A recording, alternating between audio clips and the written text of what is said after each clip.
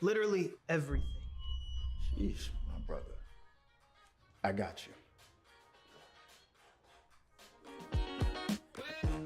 The HyperX Cloud 2 Wireless. Legendary comfort goes wireless. That is comfortable.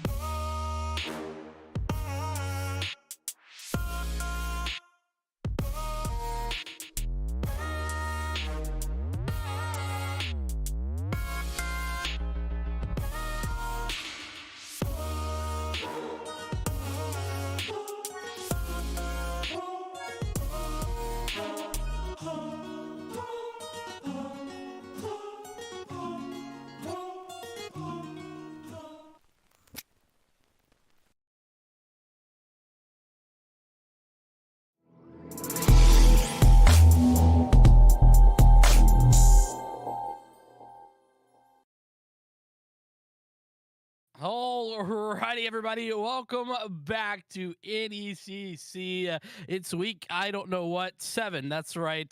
I definitely knew that. I am Vincent, and I am joined by Jim to join what is going to be an interesting matchup, UAH 1 and Midland University. Jim, first of all, how are you feeling? How are you doing today? You feeling good? I'm feeling a bit lighter than normal just to this moment, but yeah, I'm feeling pretty good today. Uh, Vincent knows why, so he's going to shake his head at me as he's going to try not to laugh. My producers try not to laugh as well. I'm feeling pretty good. I have a really good feeling about this matchup here. Should be a fairly good one. I'm hoping we see it go to 3. I haven't seen a lot of Valorant go to 3 this year. I'm hoping to see it go to 3, maybe some extra rounds. Maybe we get the full dollar value out of this one. Well, I mean, listen, if there's anybody who's going to bring it to 3, it's these two teams. We've had very few 3-map series, like you said. Both of these teams have had 2 of them. So, like I said, if there's anybody to do that, it's going to be the UAH and Midland game, that matchup. Pretty solid. UAH coming in, I would say, as favorites here, 2 and 4 right now on the season, whereas Midland are at 1 and 5 here in the Challengers division. It's been a bit of a rough one for Midland. That being said, again, like I mentioned, they've had a lot of close games, so I don't think that really tells the whole story of their season thus far. Both of these teams had a victory over Tiffin. Of course, Midland, that's their sole victory, but beyond that, it's been a bit sparse. The other victory for the UAH side of things came in the form of a win over Becker in 2-0 fashion. So for that reason, I do think UAH probably looking to be coming out victorious. When they played Becker, Midland, they lost that in a close 2-1 series. So I'm expecting some interesting stuff. Sorry, we just had something over the voice comm in game, so that was really interesting. But no, I'm right there with you. Talking about UAH, big win last night for them in Rocket League in Game 5. Let's go. So that was a fun one to watch there. If you missed it, get online, NECC_esports. Watch the VOD from last night. UAH putting a hurt in Game 5. Yeah, I believe they called that one Battle Alabama. It was UAH versus Alabama, I believe. Interesting.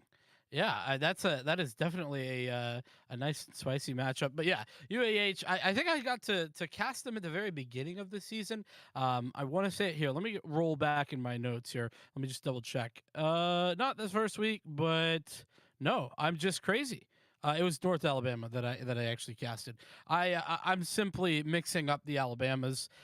As a Georgian, that's really unacceptable for me. So I do actually, as a Georgian, apologize. Isn't that expected? I don't know. I don't think so. But maybe I just have it wrong. I don't know which way I was taking that joke, and at this point, I'm afraid. I was about to say. I'm afraid to confirm. I'm afraid to confirm which way I was taking that joke. Hashtag I love all states equally. So here we go. That's a long. It looks hashtag. like a Sova, a Phoenix, a Reyna, a Sage, all 4 locked in A Yoru on that side. Scouts on Yoru, Jim. Okay. We have a Yoru play. I mean, I say that because Yoru is just literally unplayable in his current form. When it comes to like high level play, somebody does not agree with you. Well, listen, I am definitely made by the like the tier 2, tier 3 scene, because that's where I am at a lot when I'm not doing collegiate. So it would be more surprising in that area. But you know, maybe we could see it come out and have some great effect on the back of Scout, who is definitely a player I think to look out for in this matchup. But again, we'll see how it goes. Reyna's for both sides as well, and a Sage for Extreme Pyro, a little bit off of what I would consider the full meta composition here on Bind, is going to make for an interesting matchup, Jim. I think it will, and they're at the very end, Brimstone locked in. I mean, he'd been hover the entire time, so there was really no chance he wasn't going to get locked in. I do kind of like this matchup here, though. I think might have a vision advantage on the side of the attackers at the moment. I really wish we could see which team was which at the moment, because I'll be honest, I memorized all the player names, but I did not memorize which team they were on. Midland is on defense, and Midland is in UAH green at the moment. Okay, so I think Alabama Huntsville is going to have the advantage on vision, which will definitely be a lot more help on defense, but it's not a slouch on the offensive side either. Yeah, I mean, well, can you maybe elaborate a little bit? So, like vision, what are you getting at there? Oh, Sova, like having the Sova, having the ability to scout out. Sorry, we tend to in Upper Iowa we tend to try to use common terminology across all games. Gotcha. So like vision, it would be the ability to scout, which would probably just be called scouting normally in Valorant. Like anything that blocks vision, we call crowd control, just because we can, just because you're trying to control where people are going. Even though that's not crowd control in literally every other game, but it's okay. Yeah, no. I won't attack. I won't attack the coaching skills. We of course love you. Nonetheless, I mean, some people will definitely attack my coaching skills, and they have every right to do so. I won't, because I'm a friendly. You know what I mean? Oh, Sody Pop with a nice little opening frag. By the way, I love that name, Sody Pop. It's gonna be fun to say all day, or at least all series. All day is maybe a bit of a stretch. Hope we're not here all day. But now frags continuing to fly in the direction of Midland for the moment, as well, everything seems to be working out. FDEC does find one, but it's quickly traded back. And look at this, 13 HP, Jim. This is a tough spot to be in. Definitely a tough spot, but it'd be the uber clutch if they were able to pull it out. Certainly would be. That being said, I don't know. I'd go for the teleporter. I'd go for the teleporter and try for an A. Just make just go for it. Just the big one. Just go. Oh, there it is. The big one. Oh, nice shot there by Wood. What? That's going to be the one I'm going to have fun with. Really quick, in Twitch chat, we had a question. Who is UAH? Alabama Huntsville. That is who UAH is. That question came from one of our fellow casters, Infernosis. Hey, Scott, how's it going? Yeah, and if you don't know, by the way, Huntsville is a wonderful city if you've never visited. I know there's a lot of Alabama memes probably, but actually a wonderful place to visit. So pretty neat. Definitely suggest it. Had the chance to stop by there a couple times. Nonetheless, back into the video game, not sightseeing. That being said, we got a 1-0 start here for the Alabama Huntsville side of things. As well, honestly, I say that it's actually flip. That's Midland who is the 1-0 start. My bad. Alabama on the offense here. They get a couple of frags and then elect to teleport out. But look at the Sage, 34 health left. Is not an ideal position, and Sody Pop with a pretty good spot, but with that Stinger is not going to be able to connect the shots just yet, and that allows for a spike to get planted. That flashpoint going to allow for a court position on Noro, and FDC falling, and that is just a short-lived potential for the defense of that spike, as the round goes the way of Midland. Noro, had a really good placement there, and just unfortunate that both players from UAH were coming off the left. And you got to remember, if you're coming from the left, you actually can see before your gun clears the obstruction. So, you start firing, your first couple of shots might go into the wall there, or you're going to have to wait for your crosshairs to clear the wall. So Noro taking advantage that they're coming from the left to the right, so they're gun cleared and able to get their shots off first.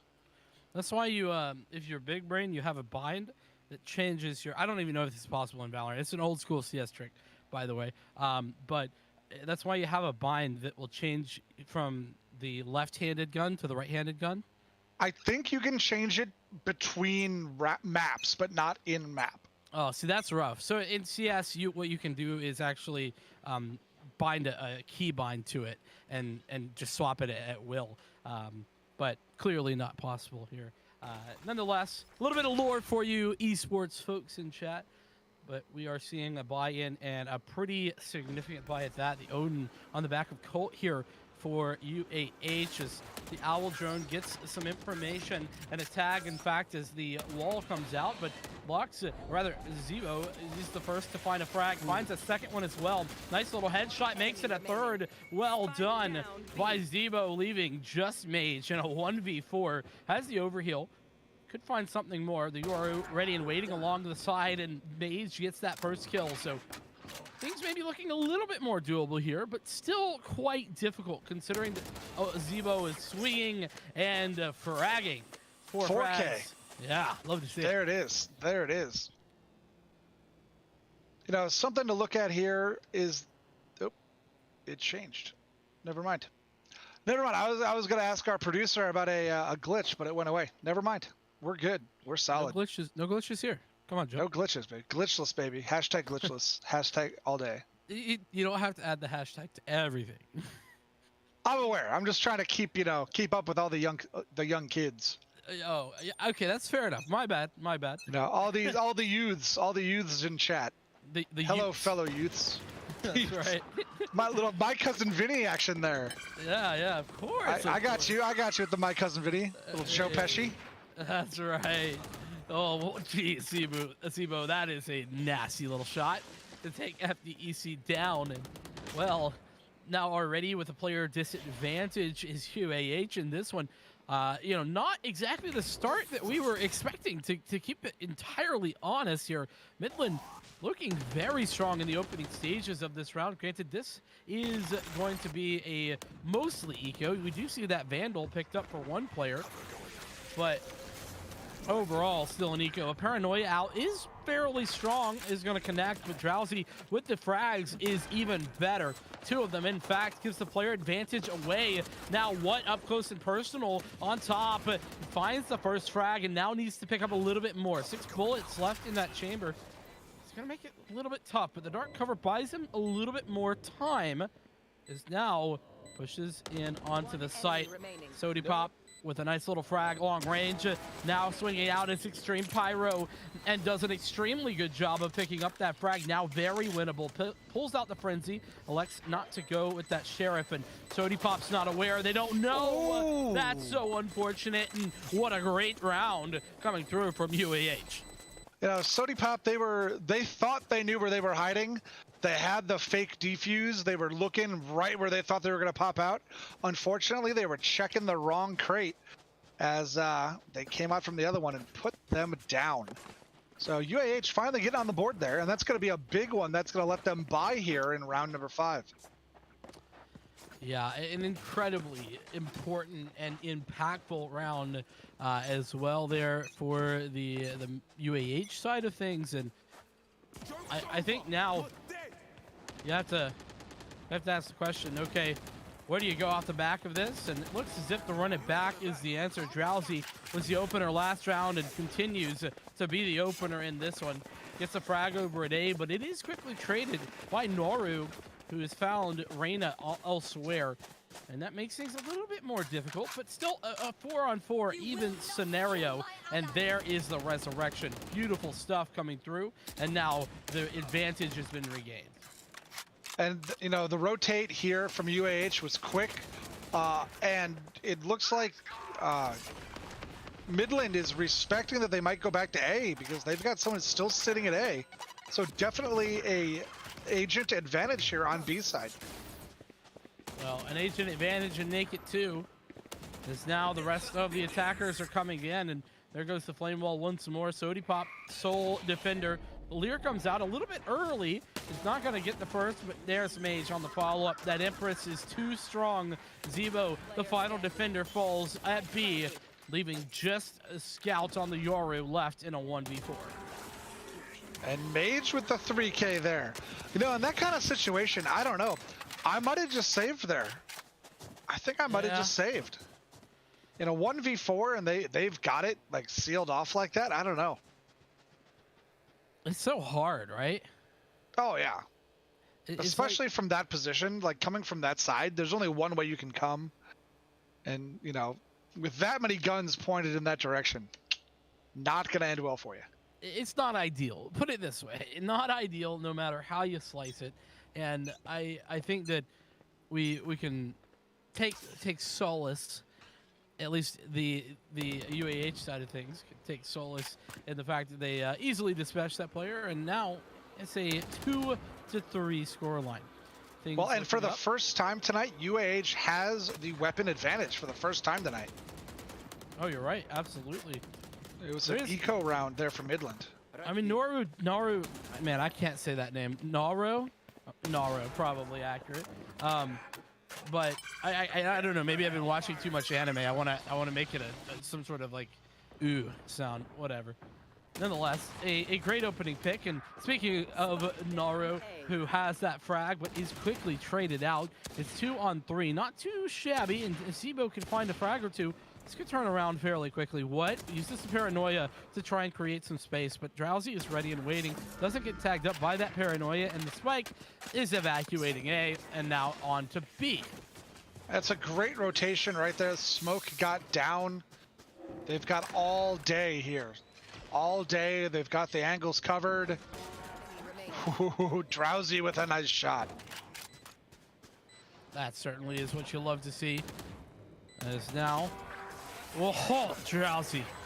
Show him how to do it here. 3K there from Drowsy. Brilliant. Moving themselves up on the leaderboard. And again, full buy here from UAH. And we're going to have to see a buy here from Midland. But this is going to be rough. If Midland loses this round, they're going to be in a rough spot economically. Yeah, I mean, absolutely is going to be in a rough spot. That said, I think that if we take a peek, right, look at the cash flow here for the UAH side of things. It's very healthy, but Zebo maybe having something to do with that. Shows Stopper out and gets a frag and scout. Able to pick up one as well. Does get traded immediately, but what is also here for support? Has to fall back off the back of that sonar dart, but looking to get another aggressive position with the boom bot. But again, falls back. So just looking for information, not really looking to fully commit there.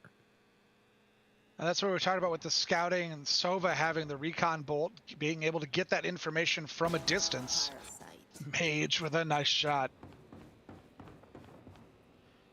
I mean, Mage has just lived back here and been a menace in this position. Basically every single round that they've gone B here. We'll see though. Oh. Mage, absolutely brilliant. And FPEC with another great job. Great frag. Leaves what in the 1-on-3. What? Not going down without a fight though. And he's got all the utility, right? Paranoia in hand. Has 2 dart covers. Now that wall is going to be a bit problematic, but we'll see how he elects to deal with it. As what? Maybe looking to get up close and personal. There's that Lear. He just had the lineup, but not quite quick enough as Mage closes out a triple. It's finally a lead here for UAH. It's Mage's second triple of the night, isn't it? I think so, yeah. I think it might be. Early candidate maybe for player of the game. Very early. I mean, we're way early here, but yeah, I mean, you know, lots of Valorant left to play. But hey, you know, I like it. You know, we'll think early candidate. Something to think about. Everybody at home, if you're thinking early candidate for player of the game, spam in a Twitch chat. I know it's a little delayed, but we'll see it. Don't worries. Well, Jim will see it. I won't. I don't have it up. Sorry. And I was trying to say we as a pair would see it. I'm trying to help you out here, Vincent. I'm trying to help you out. I mean, I got your back, man. Thank you. I've just taken your kindness and just shirked it for no reason. I do apologize.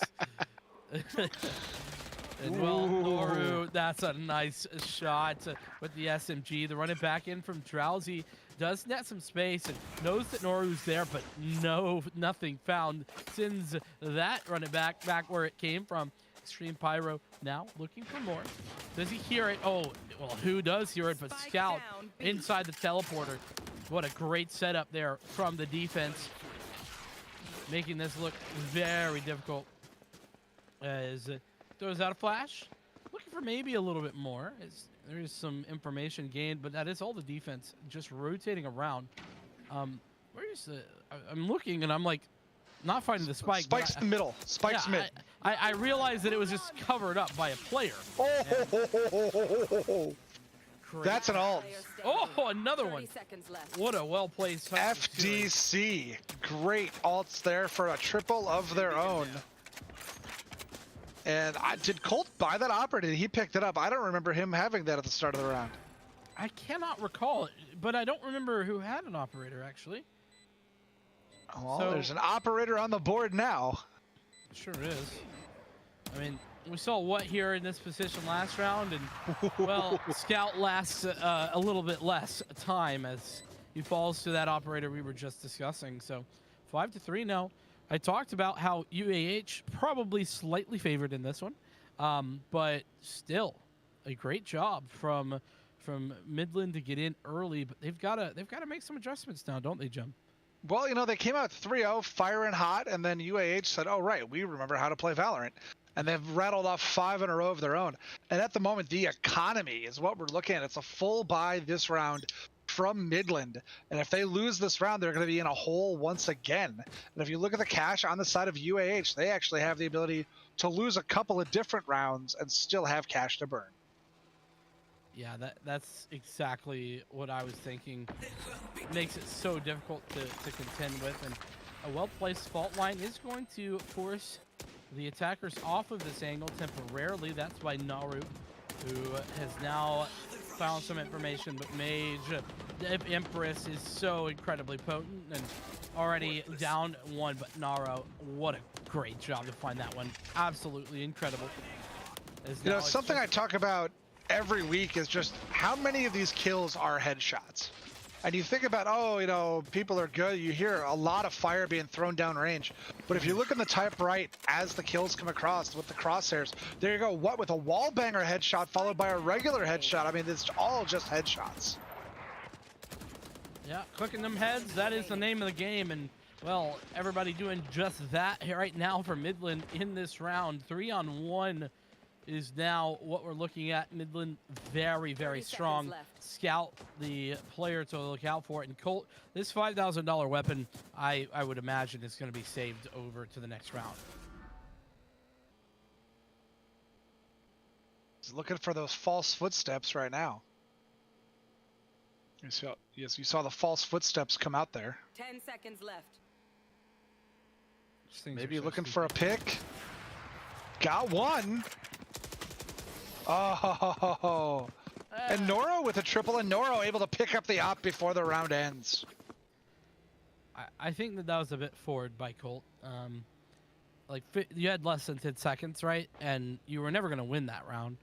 And now you've given an operator over to an economy that was hurting and probably wouldn't have been buying in one this round if they... I probably couldn't even have afforded one now that I'm looking at the money. So maybe a bit of a mistake from Colt there. What do you think? You know, if he gets the double there, then it looks super good. He got one. He went for the double. If he gets it, it looks amazing. So I think that's one of those, you know, you're doomed one way or the other. Wait, hold on. Are you doomed, though, by saving? You have an operator in the next round. What I'm saying, you're going for money. I'm saying no matter what you choose, somebody could say you made the wrong call. I see. That's what I'm saying. Is whether or not the call was good or not, somebody could say the call was bad either way.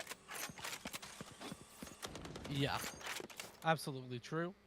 And a bit of a trade, or well, not so even trade, I should say. That one favoring Midland in the early stages of this round was the reinvestment. We talked about the cash, the economy, very strong for the UAH side of things on this attack. And it still is, even after this round, regardless of the outcome. That dark cover a little bit late, but Sody Pop is in a pretty good position. Now, ready and waiting around the corner. They don't check it or check it late, but oh no, that's brutal. FDC finds that frag and Sody Pop falls, but Naru is still ready and waiting on the site, and that flashpoint is on point to allow for the Brimstone to fall back. But operator in hand for Colt, who tried to find it once, but gets tagged again. Oh, that's brutal. Is gonna go through the teleporter and is looking for the... Oh, that's wrong. You know, had the pistol, I don't know, in that situation, I think I switched to the classic. I don't go for the one tap there with the operator. You know you're gonna be behind him, but you don't know if you're gonna be able to get this straight shot into him. And if they come with more than one, you're going to be toast. I think the play there is to go to the classic to try to get them both. Oh, yeah. I mean, it's so hard. That is really a, you know, regardless of what you choose, you're kind of wrecked. I mean, operator, it's not got the fastest of rate of fire. You know, maybe you just have to hope that they come through and you collateral them. as crappy as that is. Yeah, but I think that's the better play. Like, is it the spiciest play? No, but I think it's the better play. Yeah, definitely can make an argument for that. And, well, I think right now an argument being made here by the Midland side of things that it's not over yet. That being said, a orbital strike comes through, and FTC doesn't even allow for that orbital strike to come down before dispatching the player on the site. Scout with an operator in hand picks up a frag, huge frag at that, and gets a foothold in the site. But no, Zebo falling so quickly, and the fact that he falls without getting any frags up through the smoke, that's so brutal. And Pyro following up on the Scout, close range with the pistol is always going to be ideal against that operator. You know, and here we are. You know, we had a 3-0 run, a 5-0 run, and in the last round before the swap, it's 6-5.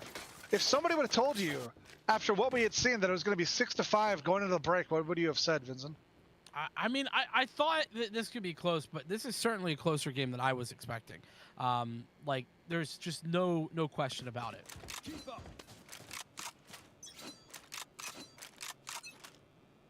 1, 2, 3, 4 ultimates here available for the Midland University side of things. And big ticket items, by the way, as well. The Resurrection available for the other side, and as well with that ult orb to run it back, but it's quickly dispatched quite easily, in fact, as Sodipop finds that and uses a dismiss to get away with it. Now the rest of the players looking to hop onto this site. Lear goes out again, and it pushes back the rest of the attackers as the players are already being found. Mage, FTC, Colt, all chiming in for frags, but oh my goodness, still an absolute massacre there for the attackers. And something to think about there. I don't believe. No, we had. I'm sorry.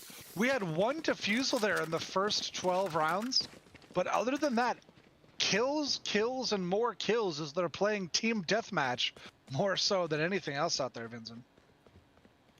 Yeah, I mean, it's hard to imagine a closer game at this point, and I'm enjoying it. I'm loving it. But Jim, what do you want to see here in half number 2?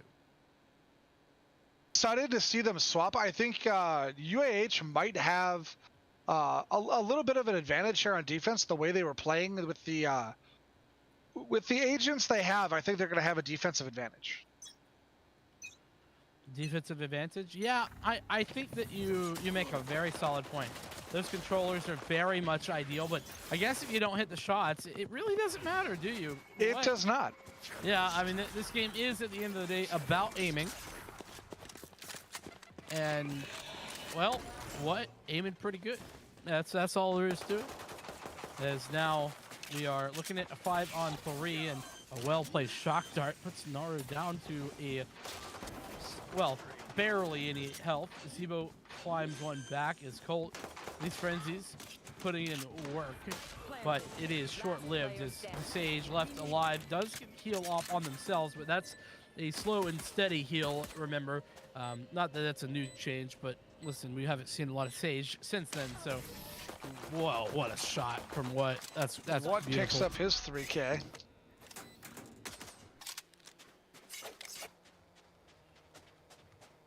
But no, so, you know, there's the caster curse. I say something nice about UAH maybe having an advantage on defense, and all of a sudden doesn't seem to matter as Midland puts them in the ground. Well done.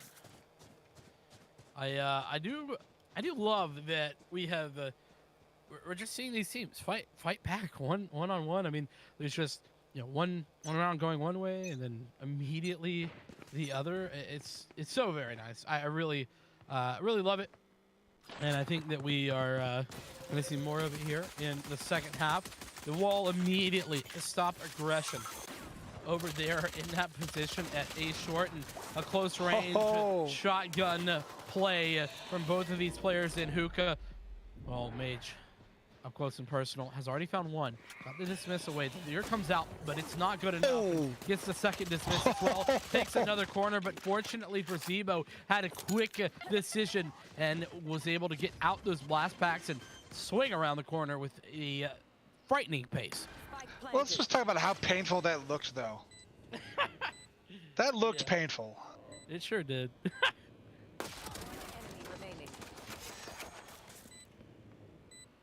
Colt with the classic. Trying to make it happen. Look at the HP on the Yoru. That's somewhat doable, but you got to be looking the right direction and not able to do that. And Zebo with a triple there. So 3Ks all over the place.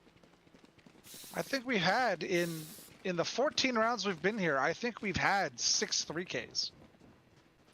Certainly a lot of individual plays happening here for both sides as well, as we are tied up. All even Steven.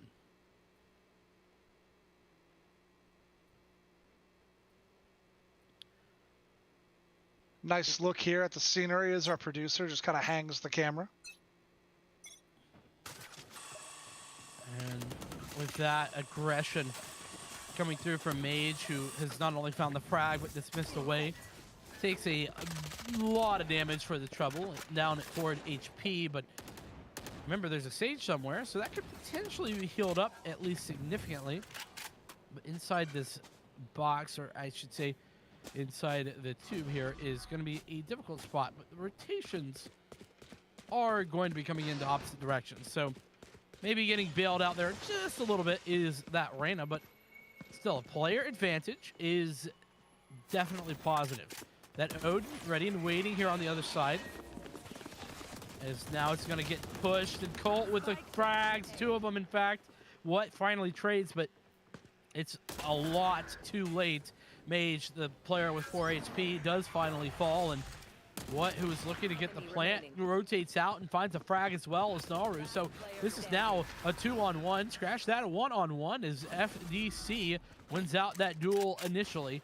And the rotation in once more towards the B side. Left. The nice thing here is that he's already holding the spike, doesn't have to go find it. I was able to rotate very quickly. Fast FDC's gotta be trouble. Gotta be careful there, FDC. Oh, no, he gets tagged. That's brutal. Now FTC has all of the information. That was the one opportunity. That one shot was what was possible. You see what I did there? No, the pun police are coming for you, Vincent. But there we go. Talking about how good vision is, how good knowledge is, how good the scouting is, and having the Sova there with the ability to recon, knowing exactly where his opponent is, was huge. Huge there at the end. Indeed, and all coming down to the 1v1 as well, but still, the victorious are UAH. Wonderful stuff here. This has been a you know, pretty long game in the first half. You know, 7-8 is the scoreline right now, and again, nothing really between these two. We were playing up the close matchups, and I'm sure you've heard us before talk about that, but this time very much the case. Vincent, this could be a rough one here for Midland. Indeed. Economy round here for Midland. I mean, somehow Scout finds that kill. I mean, that was... I mean, he just straight up mugged the stage right there. I'm not sure how he found that, but nonetheless, a kill is a kill, and Reyna is popping the Empress in order to be a little bit more effective. Goes through the teleporter, but isn't able to connect the shots. That's brutal, even with the Empress pop. But Drowsy, what is this positioning? The judge in hand says, no problem. I will see you guys later. But the rotations, we saw the ultimates available. The From the Shadows comes out, and it allows for What to plant at B. Another good rotation there from What. However, and he is the one on that team with all the hit points at the moment. Drowsy decided to go for the pistol instead of keeping the judge out. FDC might be able to get this. Oh, but he gets knocked off by it. Oh, good use of abilities there. Great use of abilities there by Noro. Yeah, the Rolling Thunder, knowing how it works, knowing that he would be knocked off of that spike. Incredible stuff. And, you know, you might argue, did you really need the Rolling Thunder? I don't think it matters. You guaranteed the round victory, and that's what matters. Well, especially in an economy round.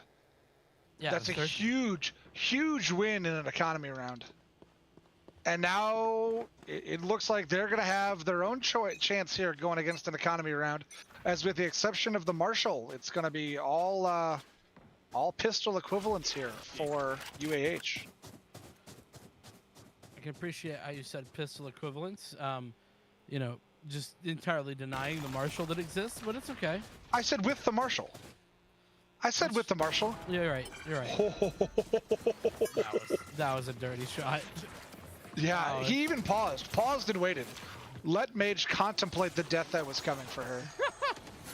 Yeah, a little rough is that one, but well, Scout continuing to pop off, has 3 frags already.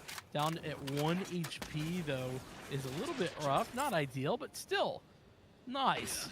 As the spike, by the way, is going to A for some reason, even though they have B. These spike rotations have been a mixed bag in my book thus far, but hey, you know what? You do you, Midland. You do you.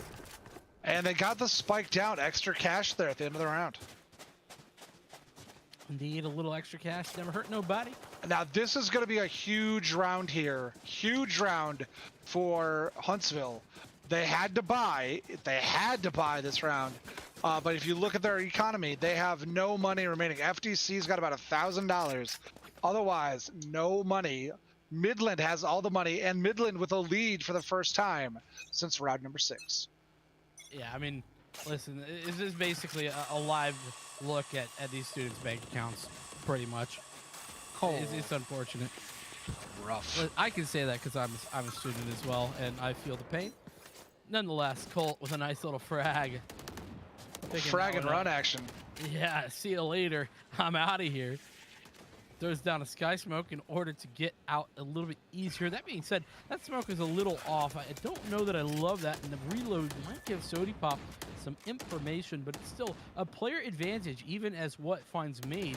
There's still 4 ultimates available here for the defense, and that is a bit of a problem, right? You talked about the economy, but the ult economy is absolutely going gangbusters at the moment. You've got everything that you could really want, and Colt looking to get a forward position. Maybe needs to hang on to this. This is a bit aggressive, I think. This is bad. This is bad. They rotated FDC away. They got 2 and 2. Oh, this could be really bad. Oh. Rez? No, you didn't.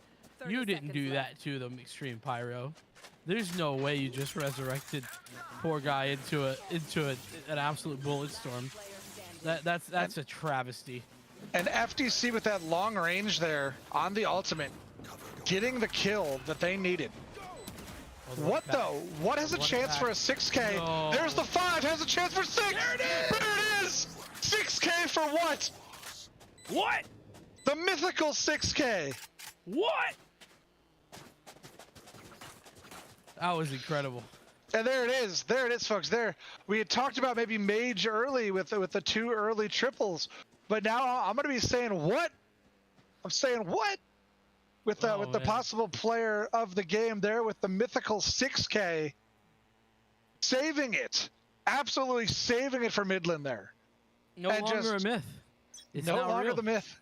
And this is a really weird buy on the side of UAH. Sheriff Marshall Bucky Classic. This is what I like to call, oh no, we need to win. Yeah. That's what I like to call this one. Up close and personal with the Marshall is not ideal. And Scout shows Drowsy exactly why that's the case. Naru with a really great frag. Naru with the second as well. And Scout has found the Mage. I mean, there's one player left alive. That's Colt. He's got a Bucky in hand. This is brutal here. Hey, let's be honest though. Brimstone just looks right holding the Bucky though, right? That's true. Yeah. It just looks right.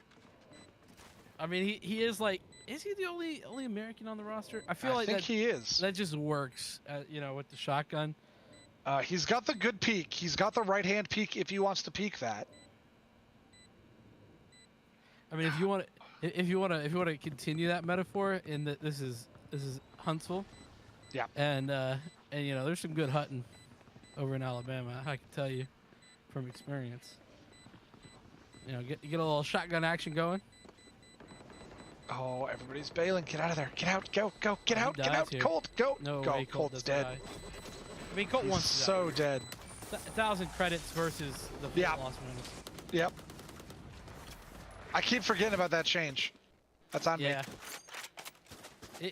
It's one of those sneaky changes that you saw and you're like, oh yeah, it totally makes sense, and then you just gets out of your mind. All right. Full buy. Big buy from UAH. Huge buy. And buys on the other side too, but 2 Odins for UAH. Gotta be going with the theory that quantity over quality here, Vincent. Quantity over quality. Listen, last time Colt had this weapon, had a double kill, so I am definitely not going to be counting them out. 3 ultimates as well. The Yoru ultimate, I don't even remember. Oh, yes, I was about to say I don't even remember what it does, but it does get you space. You go invisible, and there it is, actually, the dimensional drift. That's what it's called. It gets you information. And, well, there it is. No need for anything more than the teleport. Well done. This utility from the Yoru, impeccable as the showstopper comes out, but nearly takes out a team. Mage, is still Mage though, gets a triple before going down. Oh, that's massive, but it still ends up to be a 1v1 scenario. FDC is going to have to pick up this. When's the last time? When's the last time we saw these two going at it? Oh! FDC gets the better of it on this side, but Mage picking up yet another 3K. Says, I don't want you talking about what for player of the game. I don't want you talking about what. I don't want to hear his name. I mean, Mage fought that back when it was a really tough look, honestly, and came out swinging. You'd love to see it. Are we gonna have? Is Colt not gonna buy? What's Colt doing? Not sure. There's a thought process there. It's a bulldog. Okay, a bulldog. Here we go. Still expensive though, that last round. I mean, they went in with 2 Odins and came out with none. Oh, the Rolling Thunder comes out. The double satchel to get into position. The stun is good, and Zero finds the first frag in order to do just that. It's 2 players down. The orbital strike finally being committed, but as we can see, the spike being planted is not in that position, so no real problems there. That orbital strike ends up being wasted. There's 2 players left here for the defense, and it's looking very rough. As maybe, just maybe, Midland can close this out. Sody Pop with another one. It's the penultimate round here, Jim, and we could be going to a map point. Colt's gonna have to make a huge play. Gets one. Cool. Gonna have to do his best Andrew Luck impression. Put the back, but not to be. Scout winning that one out, and it is indeed map point for Midland, as they've rolled away with this. Not really the whole second half, but really just the last five or so rounds. The whole second half. They're 7-2 so far in the second half. You're right. That's true. It's felt very close though. In all fairness, it has. I'm just saying, I really thought UAH had the better squad here for defending, and just either I was dead wrong or Midland came to play. Well, I have to admit that I think the Sage utility has not been super well utilized in general. And I mean, look at the amount of utility that goes in just from bullets being shot. And that's both shock darts, both slow orbs, a hot hands. Like they're just bleeding utility into that choke point. And all you have to do if you're Midland is just wait a little bit. Just a little bit. And I finally did take a look, and this was a terrible round economically for UAH. So trying to pick up any weapons they could find, because it was not a great round. Well, you are going to get the kill off that from the shadows, but it is short-lived. Now Mage left on the 1-on-4. He's found the first. Gets the overheal as well, but is not able to pick up that frag. Naro wins that out, and 13-9. The scoreline here on map number 1 in the favor of Midland University. Really great stuff from them. I can't say enough how I was impressed with the way they came out. They came out swinging. They came out and they made their mark. They opened up that 3-0. It got a little bit closer, obviously, but still, that second half, really good. You know, we look at the scoreboard here. Average combat score 325 was the top for UAH on Mage, 324 the top for Midland on What. So right there. But then you see past that, Mage so far ahead of the rest of their team. Definitely the hard carry there for UAH. Midland a little bit more coalesced at the top there. But I want to talk about What, and specifically I want to talk about their mythical 6K round there. Not only was it a 6K, but that was an economy round. That was a must-win round there for Midland. And What took it in exciting fashion, and that was the turning point. That was 100% the turning point. They went 7-1 after that round. They certainly did. And I mean, I not to get onto this player or anything like that, but Sodipop on the Reyna was 4-15. Had a really rough game there for Midland, and they won. I mean that, like, the only reason I mention that is because typically your Reyna player needs to be your player playing well, especially on that Reyna, because you just don't have a lot of utility otherwise. But the fact that Sodipop wasn't having the good game and they still won gives me so much hope for when Sodipop presumably picks up the pace here in map number 2. Well, and you know, also, okay, and our producer's shouting in our ear that we need to go to an ad break. We'll be back with map number 2. Don't go anywhere. More Valorant coming up.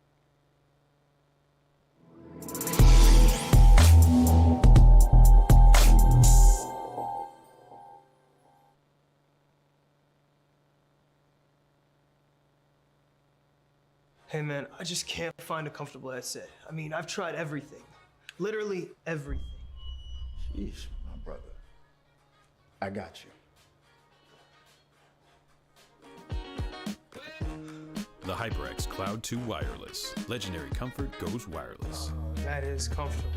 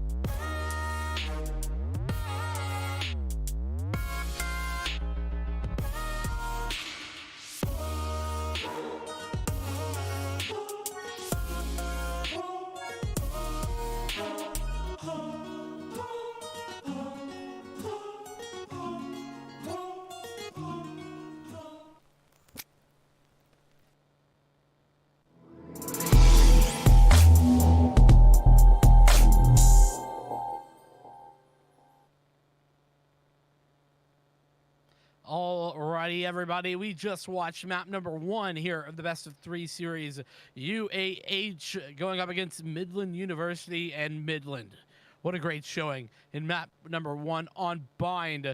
13-9 the score line as we head into map 2, Jim. Yeah, and map 1 was great. Don't get me wrong. Map 1 was absolutely a lot of fun to watch. Back and forth, back and forth. Started with a good run out of Midland, ended with a good run out of Midland. Just everything you wanted to see in a Valorant match. Absolutely the case. And I mean, yeah, it was honestly down to the wire there until the second half. I mean, the second half, it still looked pretty close. There was a lot of rounds back and forth, but in general, Midland kind of running away with it on the attacker side of things. So I'm on the lookout for that same potential here on Ascent, which is going to be our map number 2. It's the classic. What else? I mean, if you're going to come watch some Valorant, you're watching Ascent and Bind.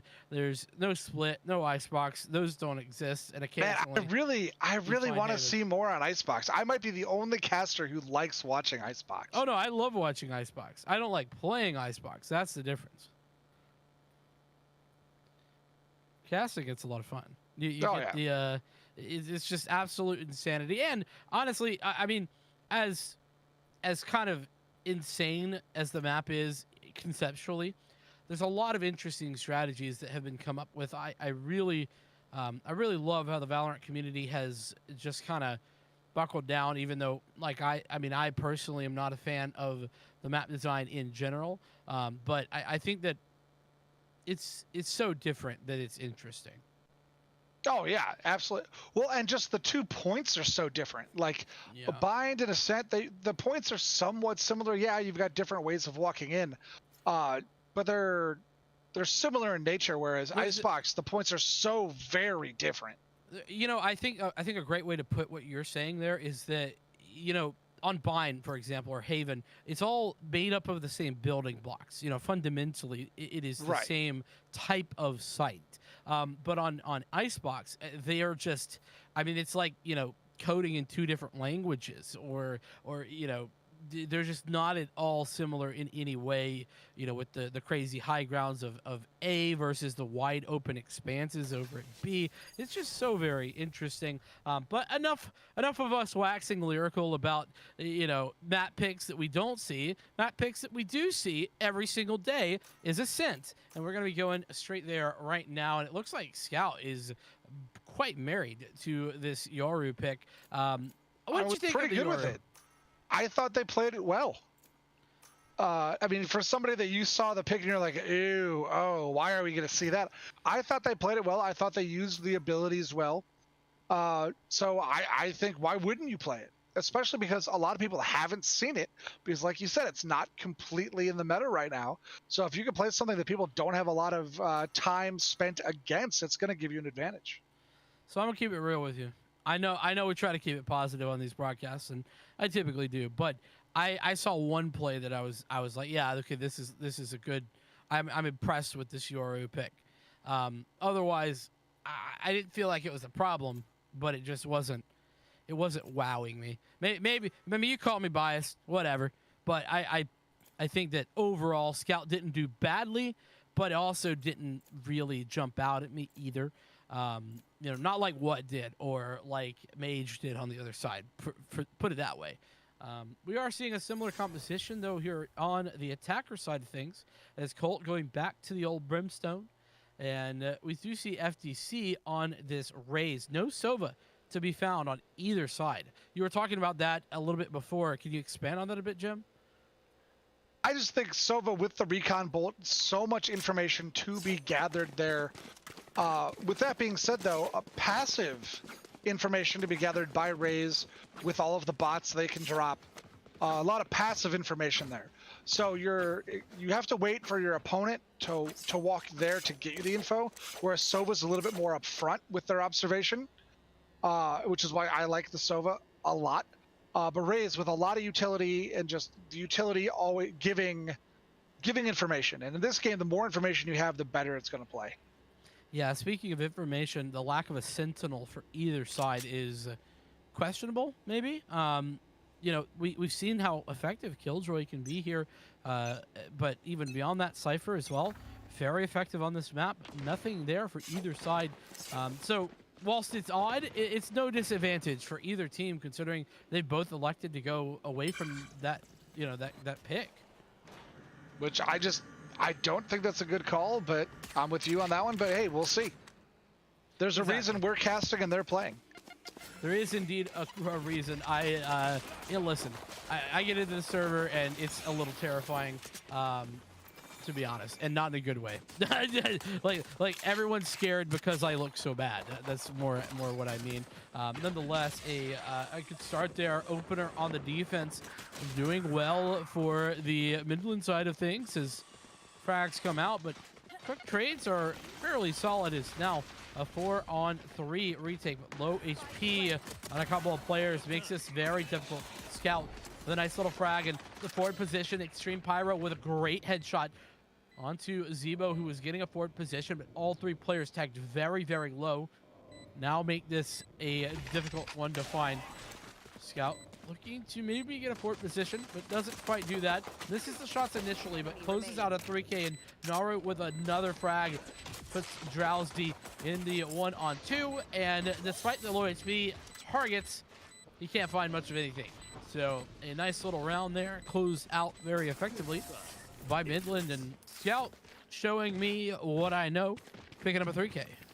And some great dancing there as he got that kill in that little pistol standoff there against the Sage. Showing some fast footwork there, moving along. I don't think they got tagged at all during that fight.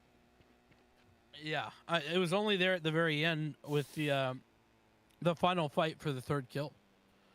It was definitely well done. Great start for Midland. Of course, they're looking to close this out in 2, but UAH on the attack want to bring us to a map number 3, but can University of Alabama Huntsville do in this round? They are here contending with the not ideal weaponry, pistols in hand. And Colt, nice frag actually, and Drowsy following it up. So it's 1-for-1s all over the place. Naro gets that frag, but in the backline, Scout has it all, and Zebo chimes in as well. And Scout, you know, just going nuts here early. 4 kills in the first 2 rounds. Noro, Yeah. not any shame either. No deaths for either of them. Let's see how long they can keep going on the deathless there. Last week we had a player go 20 rounds deathless. I mean, that's honestly impressive. 20 rounds, no deaths. Yep. I mean, that's like a speed run, honestly. Like, that's the level of impressive. I mean, you gotta consistently be hitting that level, but hey, here we are, a round where their guns are in the hands of multiple teams. FTC and Mage, though, they have something to say, and that is, we want to get into this B site. Sody Pop with a frag, but what great movement from FTC. That was incredible. There's a reason that there is a raise, and the FTC is playing it. Yeah, no, those two both playing extremely well that round. I think they're both set up for a triple. Whoever gets the final kill here might end up with a triple. And it will be FTC. FTC with a triple. FTC truly a tone setter here Yes. for UAH, and doing it perfectly in that round. I thought there was some, you know, interesting strategies going down when the Sage walled up and, you know, all that kind of shenanigans, but no, it was just FTC swinging out, getting frags, and, you know, Mage helping out as well. I do want to add in there, but a statement being made there in round number 2, such a fast pace to come through as well, really suggests, hey, listen, you guys may have picked up those first couple of rounds, Midland, but we're here to play. Economy round here from Midland.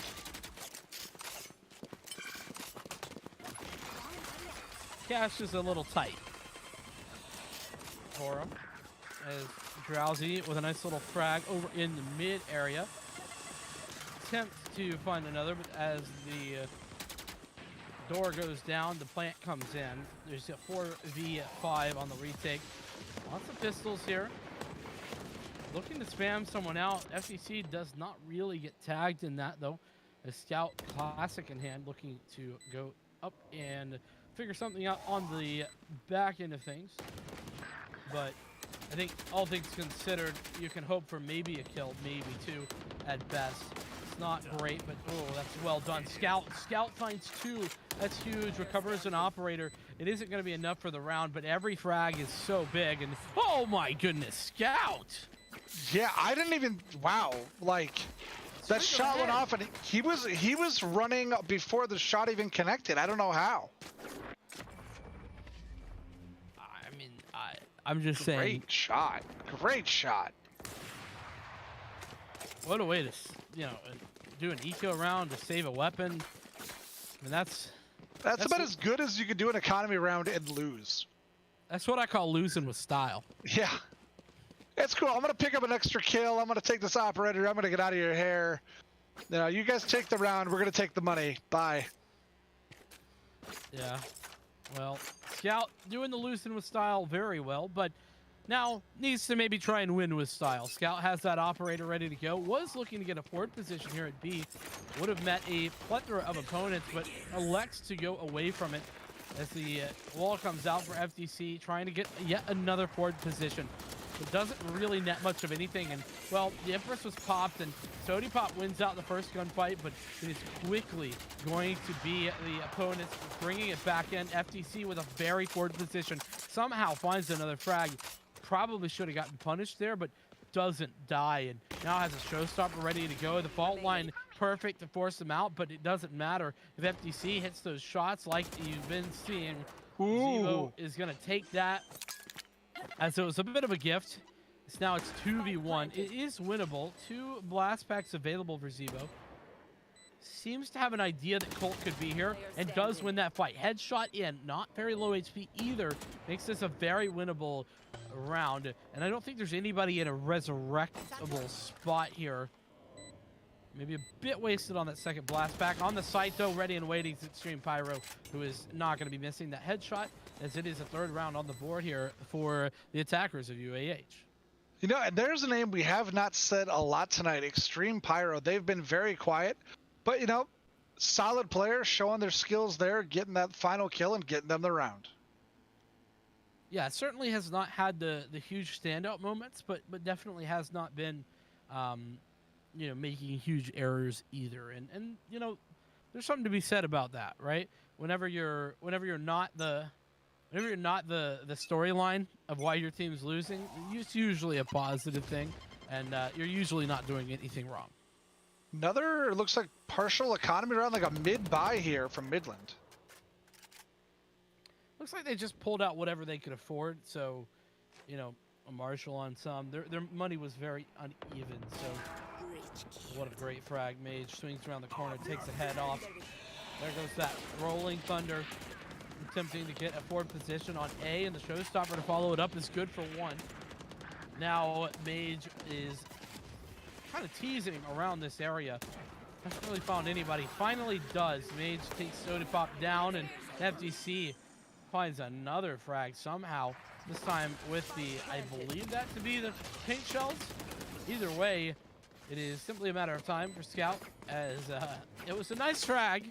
It looked pretty, and I like the utility usage, but ultimately not effective.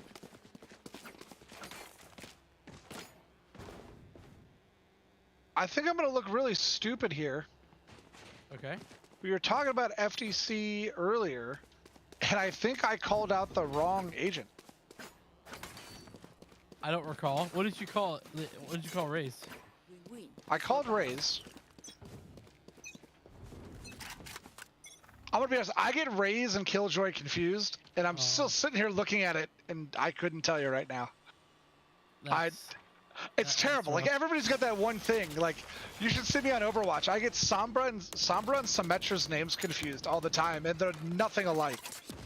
Yeah, but you got the S's. I'll give you a break on that one. This one, Killjoy Raze. It's the pictures. I get the pictures confused. I don't know why. They don't even look similar. Wait, one's from the Netherlands and one's Hispanic. How? I don't know. It's terrible. I feel awful about it.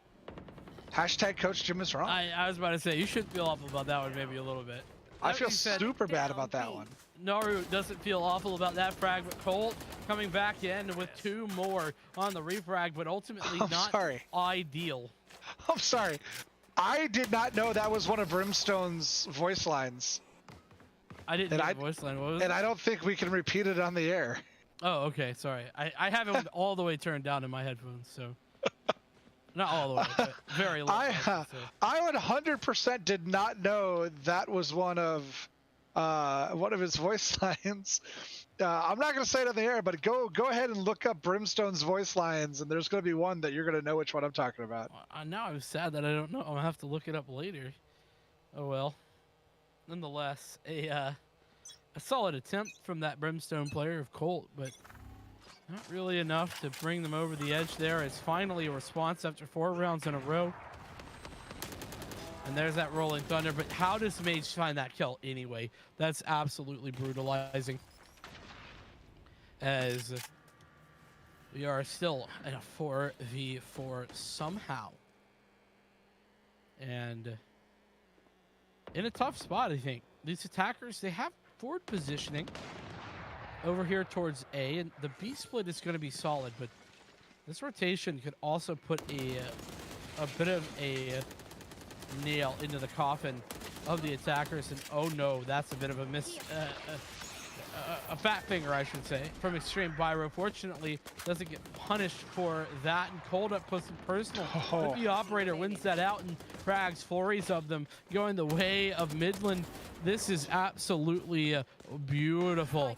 And I said Midland, and I definitely meant UAH. My apologies. Naru, the sole survivor, is going to be dispatched really quickly.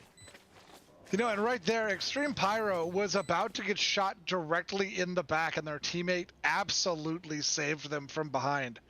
It was about to be bad. It was about to be bad, and Extreme Pyro got absolutely saved there. Indeed. Saved is right. And it looks, speaking of saves, looks like an economy round here for Midland. A little bit. That being said, we'll see what they can do with it. We've seen how effective some of these eco rounds can be. Bit of a missed shot from Colt, but I say miss. It was just a tag. My apologies, Colt. Mage looking to get up close. Maybe deny that Marshall, but what is in a great position, and that Sheriff is pretty lethal with the headshots, so still one player. Great angle. Oh, what? It was a great angle there for what? Yeah, and he's got another one too. Oh, and So the big. spike is down at a terrible location. I mean, it should be recoverable, but still not ideal. And another missed shot from Colt. This is starting to be a problem. Gets blinded, and it's all falling apart. But Drowsy trying to bring it back, trying to make this a little bit more reasonable with that spike recovered. Operator now in hand for Colt still, but I mean, there's 2 players in mid. Do you use the orbital strike to confirm this? I don't know. Looks like the smoke all that's going to be invested there as another one goes down over here to block out the catwalk. But still, 2v2. A great rotation. A solid rotation.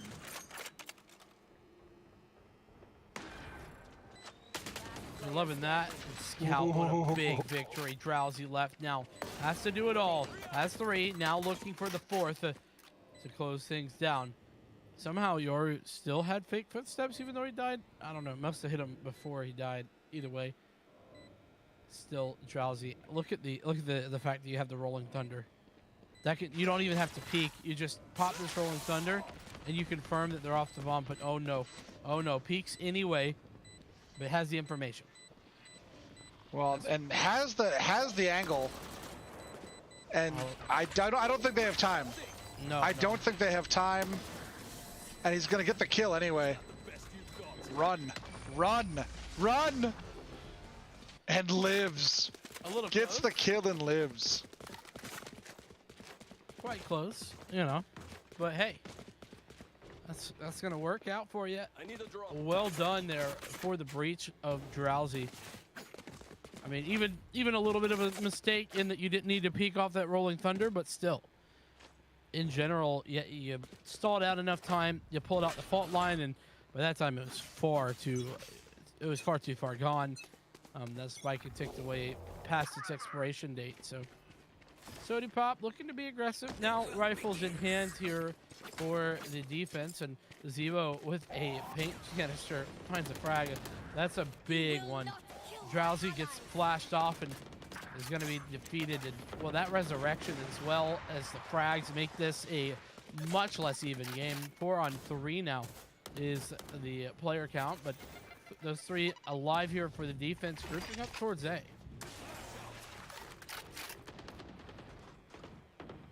Oh, big frag from what?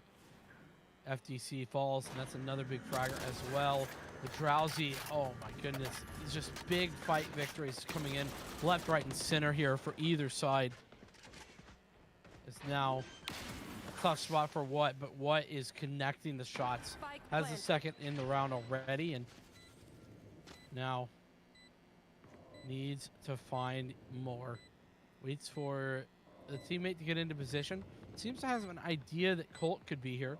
Swings around the corner, perfectly played, knows exactly where he was sitting, and now so much utility. The paranoia comes out, the dark cover goes in, playing underneath this heaven.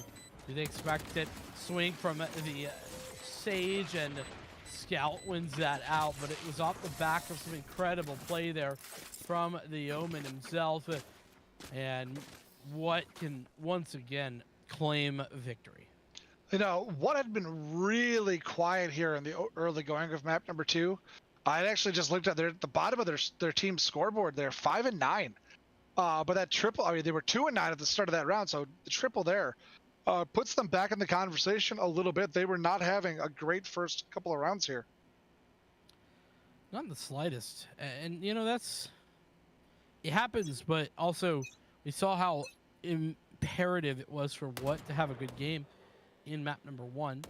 Though, you know, I will say that I mentioned the fact that Sody Pop had a bit of a slow start in game 1. Not so in this half at all. And so for that reason, I think that you would expect something a little bit different. 4 on 5. Defense is at a disadvantage. But push looking to come on to B. There's 4 players committed here.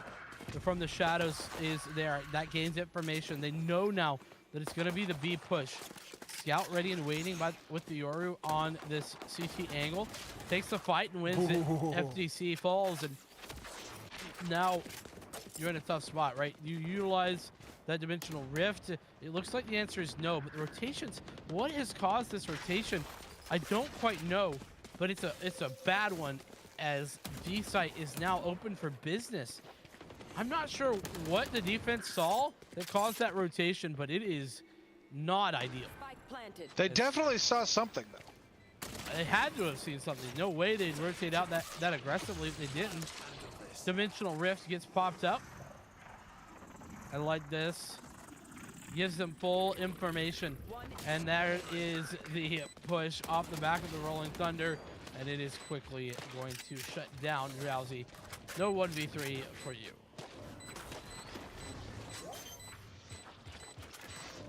And here we go. And this is going to bring it to 6-5.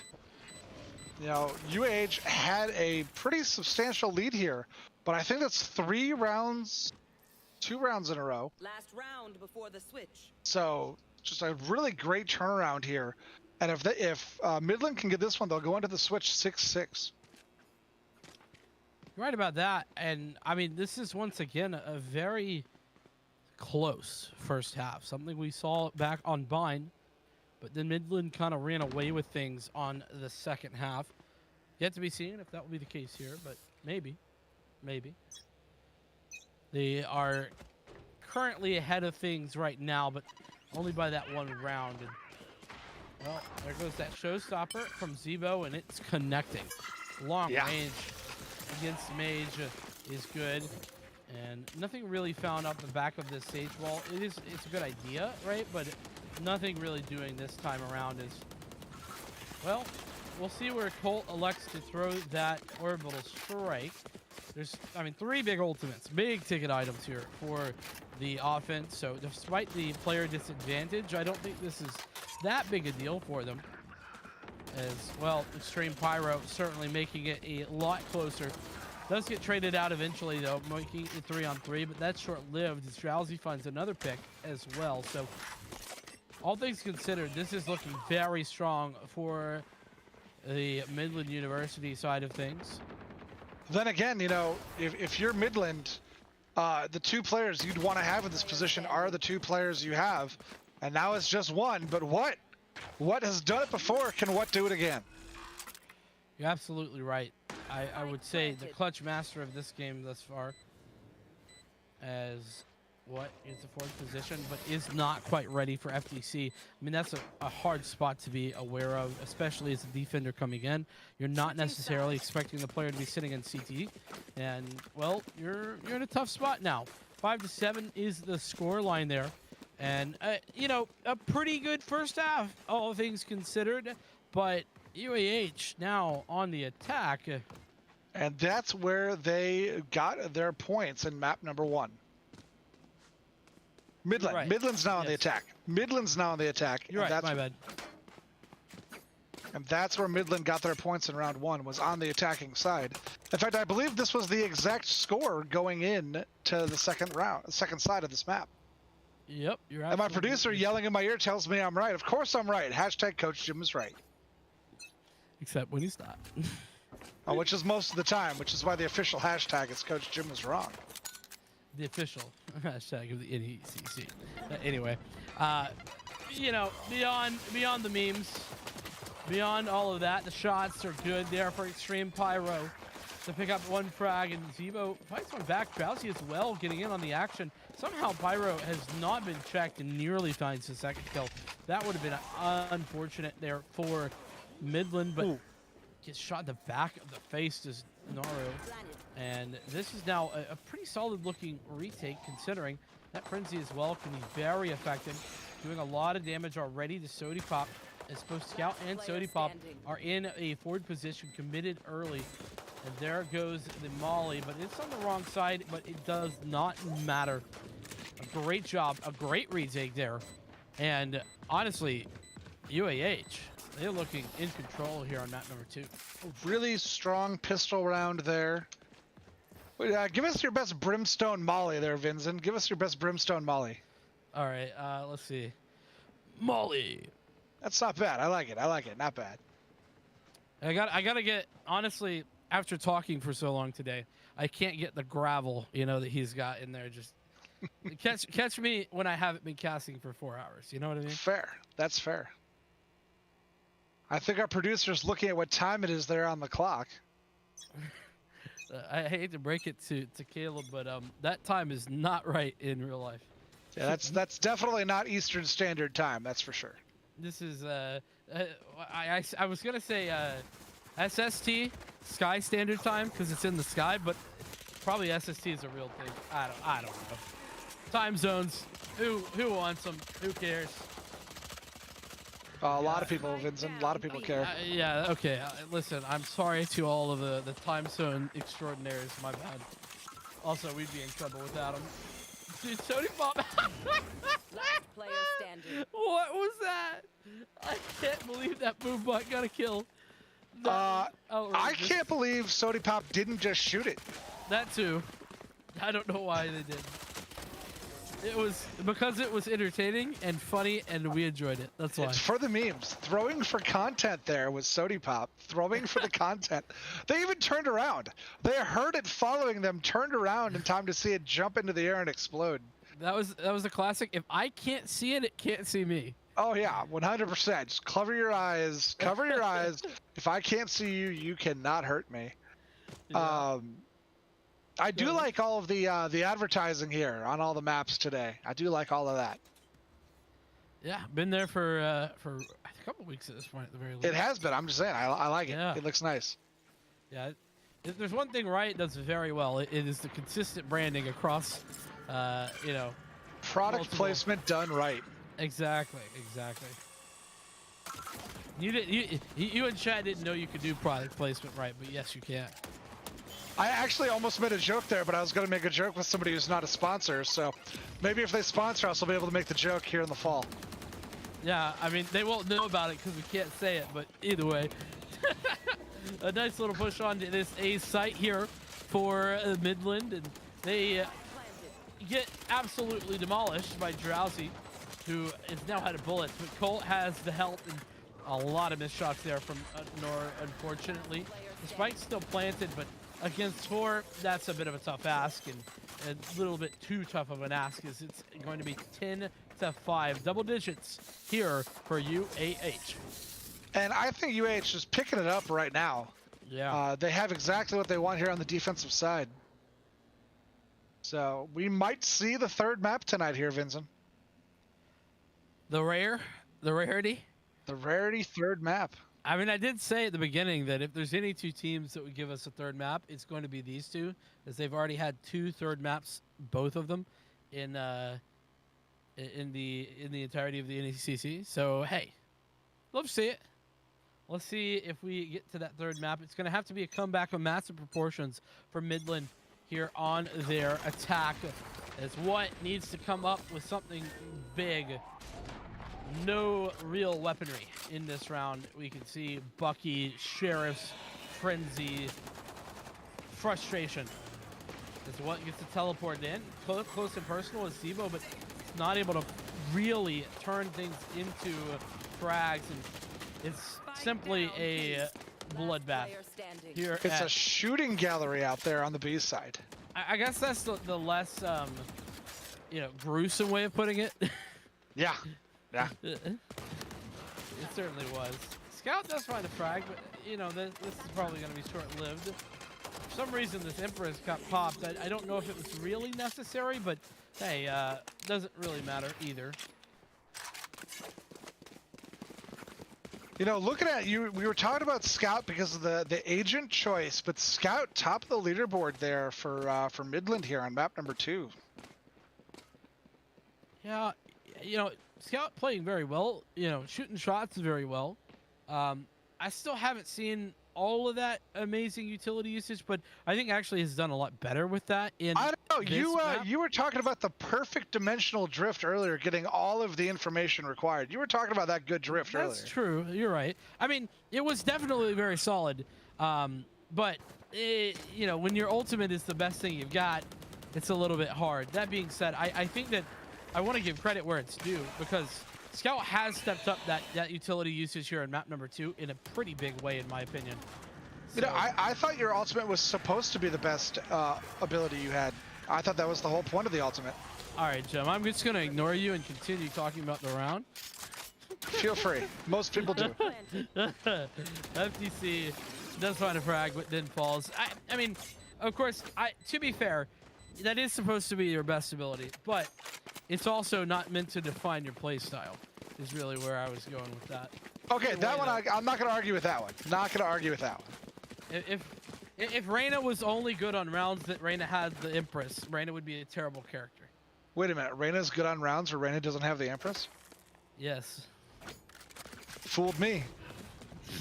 That's toxic. Toxic to both of these Reyna players, as both Mage and Sody Pop are having an okay game. All right, I'll have you know. No, we like making jokes here, but we would never go negative against anyone here at the NECC. We just like making the jokes. Tis but a meme, basically. Tis but a meme. You like that? A great opening frag there coming through for the defense, as now it's going to have to be something massive from Midland to get back in here. Penultimate round of this map, potentially, as it is 11-6 on the scoreline. What has That's a great word choice there, Vincent. Thank you. What has somehow gotten into this backline? This could be the change. This could be the adjustment. And that's a great frag as well. Mage falling with that operator. And now it's just a 2v2. What does have the From the Shadows and the Dimensional Drift is available. This is good. Utilizing that Dimensional Drift to get all of the information is certainly ideal. That being said, oh wait, you can get, I didn't know this. You can get the spike with the Dimensional Drift. I'm mind blown. Our producer also admitting he did not know that. I'm going to sit here and say, of course I knew that. I had No, no idea. yeah, I just saw No the clue. incredulous look on your face because I have your camera up. You can lie to the people, but you can't lie to me. I mean, I can, just not very well. But a Yeah, great rotation. A great rotation here from Midland. They're in great position to play defense. One enemy remaining. Oh, what? That's massive. And even that knows where the second is. And yes, absolutely brilliant. And well, yeah, we were talking about the Yori. We were discussing it there a round or two back, and that's a great thing to add to the discussion. Scout, I don't know. I mean, could they have won it? Yeah. It would have been that simple? Not at all. If Scout wasn't able to use that dimensional drift in order to get that spike out of there, absolutely brilliant stuff. Let's take another look. You know, I've been talking about what just because I really like the way they played map number 1. They have gone from 2-9 to 13-14. A great turnaround here in the last 7 rounds. Yeah, a good call as well. Yeah, what stepping up big time, but it's going to have to be another big step up as one player already falling. That is going to be your breach as well. Had the Rolling Thunder online, so a lack of flashpoints, a lack of fault lines, and a lack of Rolling Thunder is going to make this round more difficult than necessary. As we see the reinvestment of, or rather the attempt at the refrag there. Mage does win out that gunfight though, and it's now 5-on-3.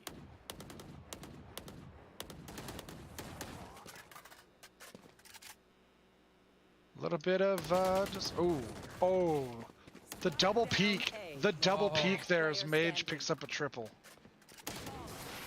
As Mage picks up a 4K. I mean, flawless victory. What can you say? Now it is map point. I think it's just a golf clap on that one. I think it just comes down to a golf clap. Fair enough, honestly, yeah. Losing out on your initiator that early as well is rough. Granted, you have the Reyna, and the Rays as well. You could argue, but still, the lack of easy flashes is certainly not ideal. And even Scout, those bouncy flashes not always the best. That being said, reinvestment is here. They've got the guns, but is it enough? It is good for a frag. Zebo with a great job to get a forward position, but the Rolling Thunder comes in to stop what was the rest of the team to come in, and Colt somehow kills Raze before that showstopper can be executed on. That Empress now popped for Sody Pop, who now needs to step up big time. Has had maybe a little bit of a slower game at the moment on this Reyna, but could certainly step up big time. Trades are going back and forth though. It's a 3-on-3 from the shadows. Gets invested in order to get the spike over towards A. Rest of the team though not there, and Scout was in a great position, but unfortunately loses the gunfight. So now it's all going to be down to the 2 left, and that is just what low HP is not enough to bring him over the line, as it's going to be a UAH victory here in map number 2. And that'll bring us to number 3. We asked for it, and we're gonna see it. Yeah, ask and it will be given is what we're seeing today. 13-7, the final score line there. I think that it was impressive showing from the from the UAH side of things, and Midland kind of just fell flat, to be completely honest. A little bit. What did not have as good of a map as they did on map 1? Scout though took over and had a much better map too. But I think the other 3 players that we didn't hear Noro's name nearly as often. We didn't hear Zebo's name nearly as often, and once again, Sodapop at the bottom of the list. And Sodapop still playing well, still making great plays, just at the bottom of the list for the 2nd straight map. So what Midland needs is to get off the bottom of the map. That's all they really need, is to get off the bottom of the map. But that's all I can really say about it. Mage again at the top, but nobody's econ rating as good as map 1. 80 being the top, we had two people in the 90s, 3 people in the 80s on map 1. So just a rough map all the way around on both sides. It was a little bit more freewheeling and just a little bit more come what may style of gameplay. So I have to say, I again have to lay some harsh reality down, and I think that Sody Pop needs to step up here. If we want to see Midland win this map number 3, you just cannot be you cannot be sitting at a 7-18 scoreline as a Reyna. That's just my personal feel. Reyna is all about feast or famine, and when it's famine, it's rough. And it's not quite famine. That's maybe a little bit of an over-exaggeration here, but in my book, you have a couple of individual plays, a couple of individual step-ups. This might be a different story. 13-7, the score line. So my eyes are going to be on Sody Pop for map number 3, as honestly I don't even know what we are going to for map number 3, but I do think, oh well, I have found out that it is split. Gonna be fun. Cool. I'm excited. I barely ever get to cast split. You know that it's a true travesty. I don't know if it's a travesty. Another good word usage though. I really did like Pen Ultimate earlier. I'd be surprised if a lot of people knew what Pen Ultimate meant. It's only the Formula One fans. That's the thing. I mean, I know it for other reasons. One of them being that I have a very large vocabulary in the English language. But yeah, Formula One fans as well. But no, if you're in Twitch chat, you knew Pen Ultimate. If you knew it without looking it up, throw some exclamation points in chat. We'll see just how many of you knew what Pen Ultimate meant. Great word of the day for your word of the day fans. Pen Ultimate. I'll give you a couple minutes to put those exclamation points in chat. And then sometime during map number 3, we will have Vincent define it for you. We got that coming up, Twitch chat. But right now, let's take a look at these agents being locked in. Well, we are seeing much the same. Very little adjustment there coming through from Midland. That being said, Noru has elected to play the Phoenix, which is certainly different. We saw, I think, him playing both the Breach. He played Breach on both. Yeah, that's what I was getting. Yeah. Cypher locked in for Zebo though, and that's new. I like this a lot. I like the Cypher a lot. I think the Cypher is almost a necessity on this map. Yeah, and once again, lack of Sova on both sides. I'm going to keep going back to it. I like Sova. Well, and in addition to that, no Sentinel as well here for the UAH side of things once more. So they're going back to this trusted composition. So like just to be clear, like I feel like there's a lot of positives and negatives for the agent composition of UAH. Like on this map in particular, Sage is really good. Those short hallways, those slow orbs can be very effective. Using the wall in mid is still a very effective strategy. And in addition to that, Raze can be very powerful for the same reason, that it's quite cramped and you can get a lot of value out of those paint shells. But in addition to that, I would say that the Reyna, a little bit rough here. And the lack of a Sentinel, a little bit rough here, even though the Breach is very good. So lots of great stuff there for UAH, and also some not as ideal things if you want to break it down agent by agent. I tell you, you know what I love about this map is the size. I love the size of this map. It doesn't look that much bigger, but it is. It is a huge map. The rotations take a little bit longer, but they feel really good when you get them done right. Yeah, I mean you are not wrong. They do feel amazing whenever you hit the easy site take. And well, easy site take is certainly what we're looking at. That being said, the retake looking to be stronger.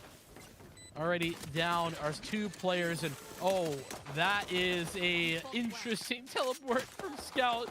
He just teleports straight into 3 players, but nearly finds one. But FTC with a nice little frag does put UAH back into the winning graces. What now has to 1v2 to clutch this out. Dark cover.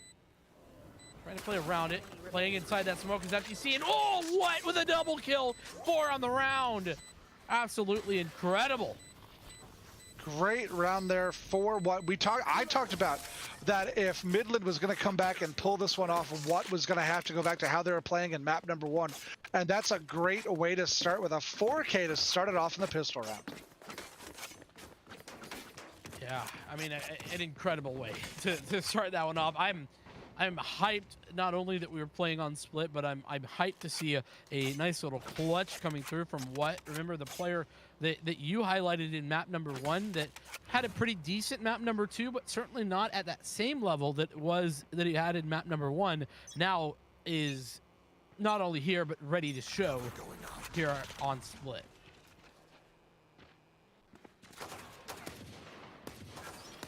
Five v 5 here in the opening stages is lots of information being gained across the map, but the attackers pushing in on to B, but it is a 1-for-1 trade, and well done to find that second one. It's Mage, who's down at 7 HP, gets a bit of a heal, but it is a short-lived one. It's what comes in, but again, 1-for-1.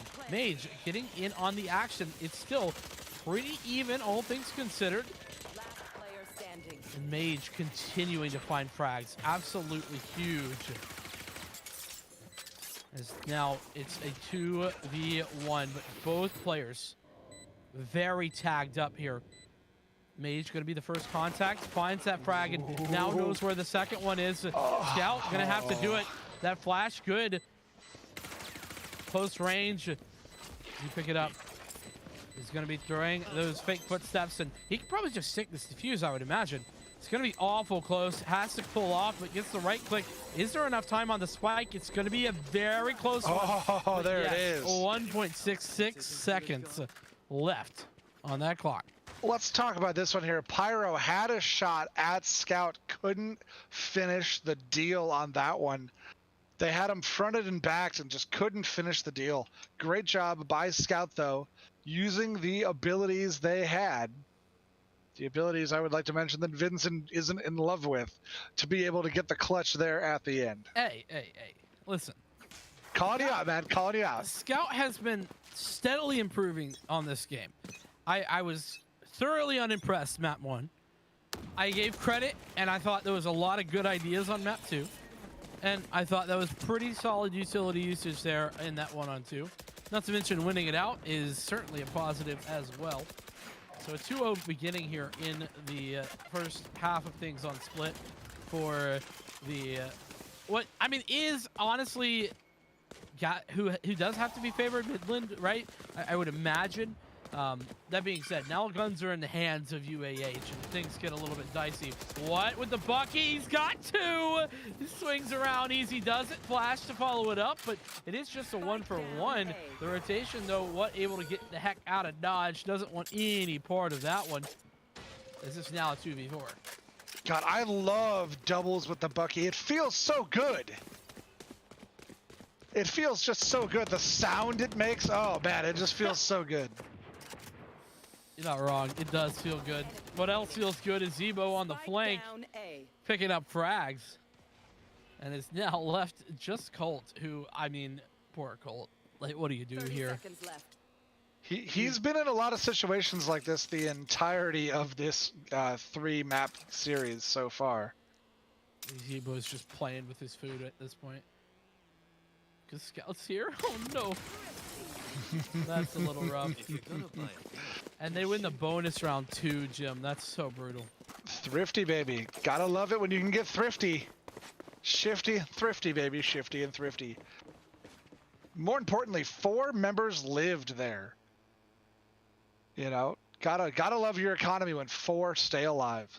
I don't know why, but that makes me want to start singing Thrift Shop. But that's definitely not something that we can sing here. So probably not something we want you to sing here either. I'm guessing that's true. I'm guessing your singing voice is probably a lot like mine in that it's non-existent. I feel like that's a really, sharp hit at me for 0 reason. I don't think I said like mine. I said like mine. I don't think I deserve that, but you are right, unfortunately. I speak the truth, my friend. I speak the truth. As awful as it is to admit, but yeah, no, my singing voice is pretty horrific. It is a rap song, though, so, like, I could probably get away with it. That's fair. Either way, beyond my poor singing abilities, or rapping abilities for that matter, Noru with a very good frag, and well, lots of very good frags this round. The Marshall swings. It does find a kill. It's just not too shabby. Sody Pop looking to get aggressive. Does he recognize this? Ducks the shot. Well done from Sody Pop. You know, I like to joke with people when you karaoke. You know, I have the perfect song for the white guy who can't sing. Okay. Devil Went Down to Georgia by Charlie Daniels Band. That's true. There's no melody in that song. Yeah. Just say the words, baby. Just say the words. Oh man, you know the worst part about that is half the people in chat have never heard that song. Well, if you haven't heard Devil Went Down to Georgia by Charlie Daniels Band, go look it up. The old timer like me will tell you it's a great song. It's a bop. I'll give you that one. Here we are, round number 5. Reinvestment here for the attackers.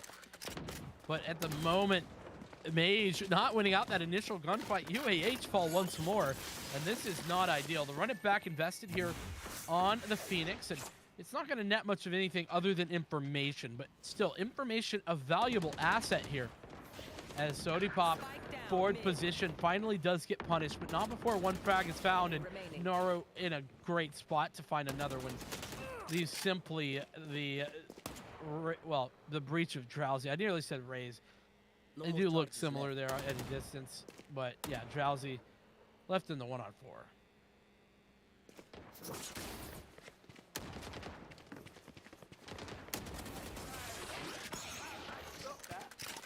Easy does it. Love to see it.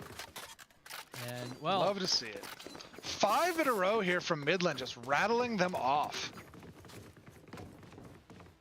I mean, you know, this is a defensive map, yes, but remember, not nearly as defensive as it used to be with the changes that came in. I mean, again, I'm saying that like they're new. The problem is I just never cast this map, so like I've probably casted this map 3 times since the changes that came out 2 months ago. Maybe you should just cast more. I mean, I'm gonna keep it real. I don't know if I can. My voice might die. Either way. Regardless, we'll see if it's effective. What inside the dark cover? What? What? The quad! With Sody Pop. How dare you? To be fair, that was in mid, but still. That's 2. That's 2 4Ks on map number 3 for what? And the boy is back for my player of the game. I think you're looking for the kid is back. I'm sorry. Is it? Is boy not politically correct? No. It was a reference. I don't even know what it's a reference to. Oh, I wasn't referencing anything. That's just how I talk. I got you. I'm an old man. I'm an old man, Vincent. I'm an old man. No. All good. Another investment. Okay, what? Just what is going on? That's how I feel. That's what I see. Paranoia out. FDC does find a frag. Showstopper invested as well here for the attackers, but it's short-lived, and Colt does finally put a stop to what, but it's at the cost of an orbital strike. It seems that's the only thing that can put a stop to him, and Sody Pop caught a little bit unaware there in heaven.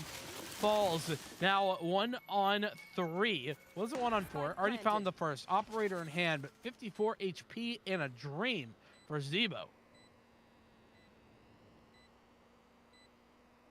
Moving up. 2 bullets in this chamber. Gonna need to either reload or pick up another weapon. Is nearly gifted a frag, but wasn't quite ready for Drowsy to swing there. So a round finally picked up by UAH, but it's already Speaking of picking up, UAH also picked up that operator. Great for a team with low economy to be able to just pick up $5,000 at the end of a round.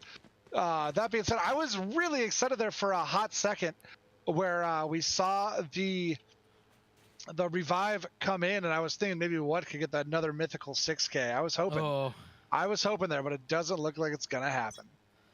Well, you know, speaking of things that are great, not so great is all 5 ultimates being utilized last round for the UAH side. I mean, literally 5. At some point, though, Vincent, you got to stop the bleeding. You have to stop the bleeding however you can. You're right, and I don't disagree with your sentiment, but what I'm saying is it was a very heavy cost. It was heavy cost, but you did it. You stopped the bleeding. Yeah. It worked. Yeah. What? How is? I literally when what comes on screen, I say what? What? How? Why is he here? Just. You know, that would actually be a really cool quinta of names. If you had who, what, where, why, and when. That would be funny. That'd be great. It would also be so annoying to cast, but Oh yeah, it would be terribly annoying. oh, what a great dimensional drip usage. Gonna find all of this information. Knows where both players are hanging out. Can give that information over to the Phoenix, and now is able to teleport out. So 2 flashes left as well for Scout here. And as the reload comes in there for Naru, who might want to try and find a rifle. There's that flash. It blinds up the player, and now it can find both of those. What a wonderful Great job play from there. Scout. Yeah, Great play. that flash was on point.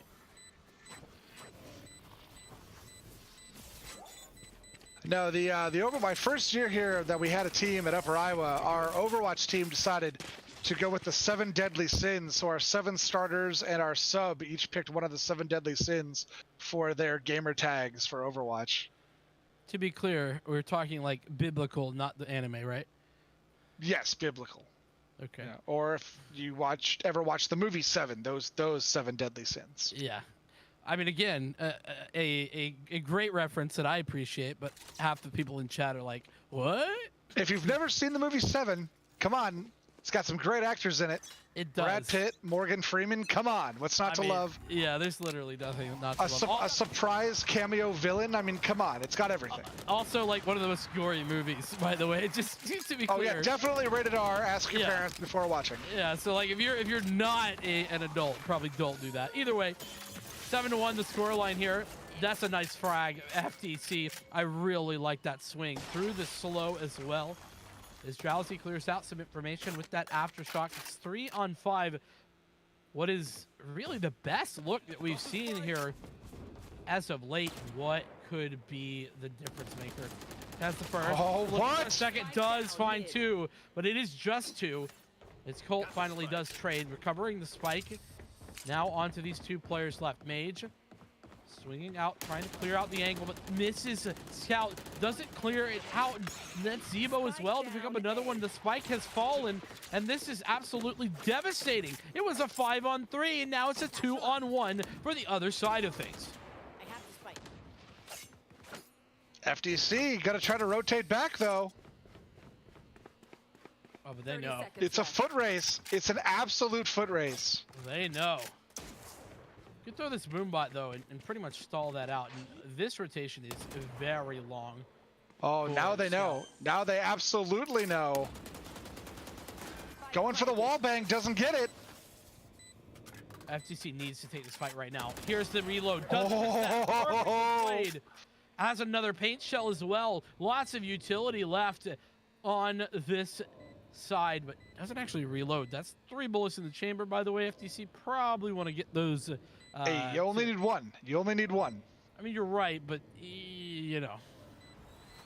FTC more confident than I. Unfortunately, all 3 bullets utilized and go straight into the wall, so a little tough. And Scout somehow knew where FTC was, took a gamble and was right. There, good stuff right there. Oh, but great play by FTC. Like, FTC trying to do everything they could there. Milkman Lauren, hashtag Jim is old. Yeah, no, that's nothing new. That is nothing new, Milkman. I mean, literally, Jim and I get on a cast, and it's just half the times I'm making jokes about hashtag Jim is old, and then the other half, Jim is making references where I can call him old. Yeah, hey, let's be honest here, Milkman. Don't go breaking rank on me here. It's Coach Jim. So Yeah, maybe come fix your on. hashtag. It's Coach Jim. Put some respect on his name, all right, dude? Oh, either way, a great opening. The run it back as well utilized, and Noro says, "See you later, Colt. You come back next round, as I'll be seeing you." What a great find, but the run it back and the curveball as well. Drowsy somehow didn't see that player, but does find a frag. So all things considered, not too bad. Sody Pop's now needing to run for their life. Does just that. Empress is popped in response, but looks as if the attackers may not be wanting to move in that direction. Zebo, though, what a great job. It's 2v2, though. Neural Theft available, as well as that Dimensional Drift. So everything available, as well Showstopper and Rolling Thunder. So, I mean, pretty much everything. But that Neural Theft goes out, and it's gained all the information for the retake. Where is the spike? Oh, the spike. They're nowhere near the spike. Okay. No more charges left. Yeah. Cage triggered. Where's Scout, though? I'm not a fan of Scout's rotation here. This is basically Zebo on an absolute mission alone. On the island over here, they're gonna have to fall back, and that's gonna be the spike being reclaimed. Oh, dude, if Zebo hit that shot, that would have been incredible. But now, look, the site is here, and Scout is ready and waiting. There's no way they expect him to be here. If he gets the timing here, could get both of these frags as the plant goes down. Doesn't find both, but does find the player. And oh no! FDC was in a perfect spot, but the Showstopper, it comes out. It's a little bit wide though, and Zebo now with no utility left has 3 seconds to the camera. Could clear out some of these harder to peak angles as well. Is he ready for FTC though? On the low ground, no, not to be found. FTC. And once again, we talk about that was the wrong side to peek. You never want to peek to the left. Just the wrong side to peek. I mean, what was he gonna peek to the right and look the wrong direction? I'm saying you gotta fight. You gotta go faster. You can't peek it like that. You gotta go fast. You can't jitter peek it. Yeah, you can't. You just gotta go. You gotta go. You gotta make your call and go. Because what's like we talked about, your gun's not gonna clear the obstacle. You're right. It's not. Oh, well. Yeah. Hey, Septilant's giving you some love there in the chat. Septilant's calling out Vincent as having a lovely voice that he could listen to forever. Oh, thank you. I appreciate it, Septilance. We were casting earlier some Rocket League. It was a lot of fun. Now, though, the Valorant action is here, and Zebo continues to make me enjoy this game. Zebo with another great double kill. And off the back of, if you didn't know, that's a one-way on that cage. You put it up on top of the rafter, and only you can see the, well, not only you, but it's very difficult if you're an attacker to see anything, but your feet can be seen. So 2 on 5 now.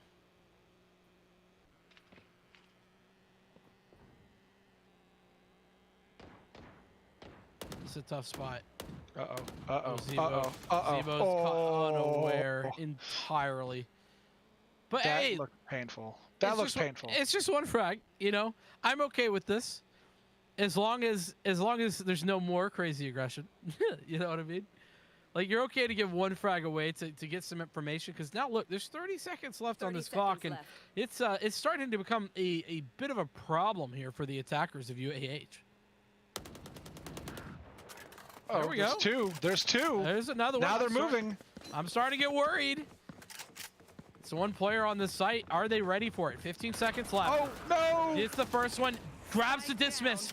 So huge, but are you ready for the second? Colt is not going to be trying to take this. He's going to run away. He's going to try to save. He's going to save. Yeah, he does get scout, though, so this should be a save, yeah. But at 9-2, do you like that call, Jen? I don't think he was getting it in there. I don't think, and we called him out earlier for trying to force something. In fact, you called him out earlier for trying to force something. And this time he doesn't try to force it, and you're calling him out again. Come on, Vincent. Come on. Hey, listen. You can't call him out both ways. All I'm going to say is situations are situational. And this situation, situationally, may have called for the trade. And I might agree with you. I'm just saying, you've called him up both ways. And I believe when you called him out earlier, I believe I specifically said that he was danged if he did and danged if he didn't. And I agreed. You're right. Yeah. A caster could call it either way. Yeah. I mean, you were definitely right on that. And a tough spot to be in. No terrible spot. Yeah. A terrible spot. Chose to save. Might have been a good call. We're going to find out if it was a good call. Well, Drowsy certainly making a good call on that weaponry. The Guardian doing wonders, despite the fact that it rarely does. I do like the Guardian. I'm one of the rare people that likes it. Okay. I mean, I don't think it's horrible. I just personally can't use it very well. Which, fair enough, right? Oh man, Mage is just having the hardest fight of their life there. That head is so small, and you've just got to try and find it. But finally does, and it's a 5-on-3, so this is looking very solid. The Empress is pop. Scout gets a forward position though, and this dimensional drift is going to give them a whole heck of a lot of information. And in fact, Zebo finds a frag off the back of that, but FTC is ready and waiting, making this look a little bit more difficult. What with the double? Oh, dude, that was so good from Scout. It just, FTC kind of saw the information. But Can now what find a triple here is the question. it's going to be tough. Does have this right. Oh, it gives away the information. There it is. So brutal for FTC. Can he clutch? Can he clutch? There's plenty of time. What didn't have the info? They didn't know that FTC was sitting close by, but that hate shell gave away the info. That's so frustrating if you're FTC. So frustrating. What the 21-5 at the moment, top of the leaderboard. How about that? 21-5. And let's talk about from the side of UAH, Mage, who had been the top of everything, sitting at 6-13 right now. I mean, in all fairness to Mage, that's just kind of where UAH are at in this game. I mean, the top is 10 with FTC, and the bottom is Extreme Pyro, who's at 5. So, I mean, 5 frags between the top and the Mage bottom. Mage had been the overall carry, the top of the scoreboard on both maps so far. So to see them that far down on the leaderboard might explain why UAH is in the position they're in. I don't know if I would agree with that. I do think that it's more a, I mean, this is maybe even worse, but more of a team diff here. Everybody playing well here for Midland in this map, but we'll see if they can turn it around here. Already the first frag going towards the defense. As maybe this is just I have retrieved the a spike. defensive sided team. Who knows? UAH, they have a player advantage. They are in solid position. And Colt, this is great. The timing is what matters though, and Colt might be giving up the timing. Now the push is already at A, or rather at B, my bad, and FTC and Mage both pick up frags, and now Colt finally is on that flank, but Scout is ready and waiting. 45 seconds left. This is technically winnable. It has to find 3 heads, and that's a little bit more easier said than done. Beats one out. Oh, turns away at the wrong time. Mage Knew where they were. He had it right, and he turned around. Yeah, Mage had the low HP as well. That's rough.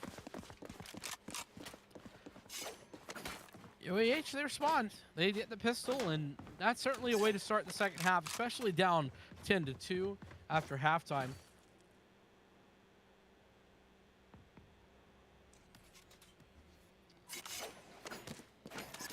Let's see what they can bring. Is here we are, a full eco round.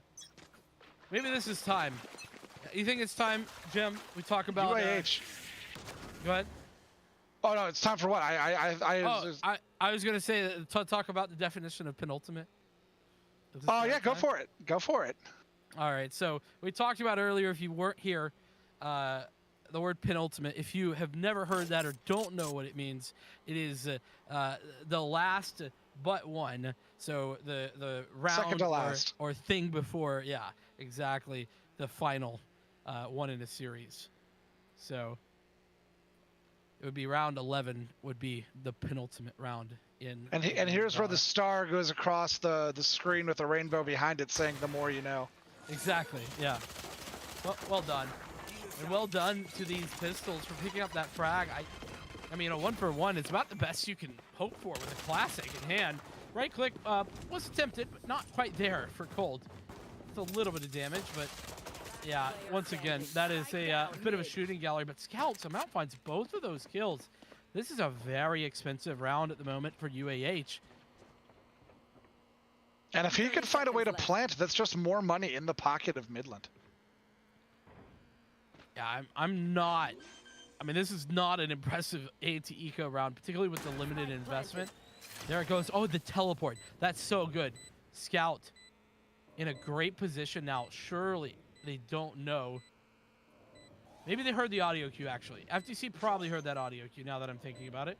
And in fact, did. But I like that a lot. I think that Scout's play right there was very intelligent. Great play. Great play.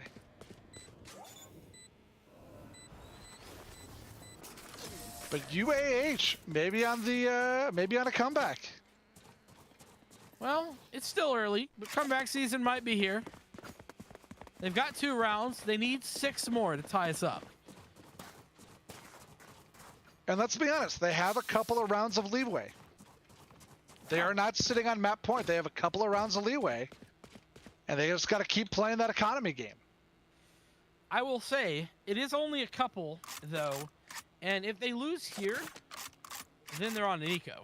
And so that's really not a couple of rounds of leeway. That's just a round plus an eco. Well, if they win this one, they'll have a huge economy advantage. Yes. That's where they can really get their economy moving fast, and they can start to, get an advantage. But Scout says no advantages for you. I take notes. Extreme Pyro falls.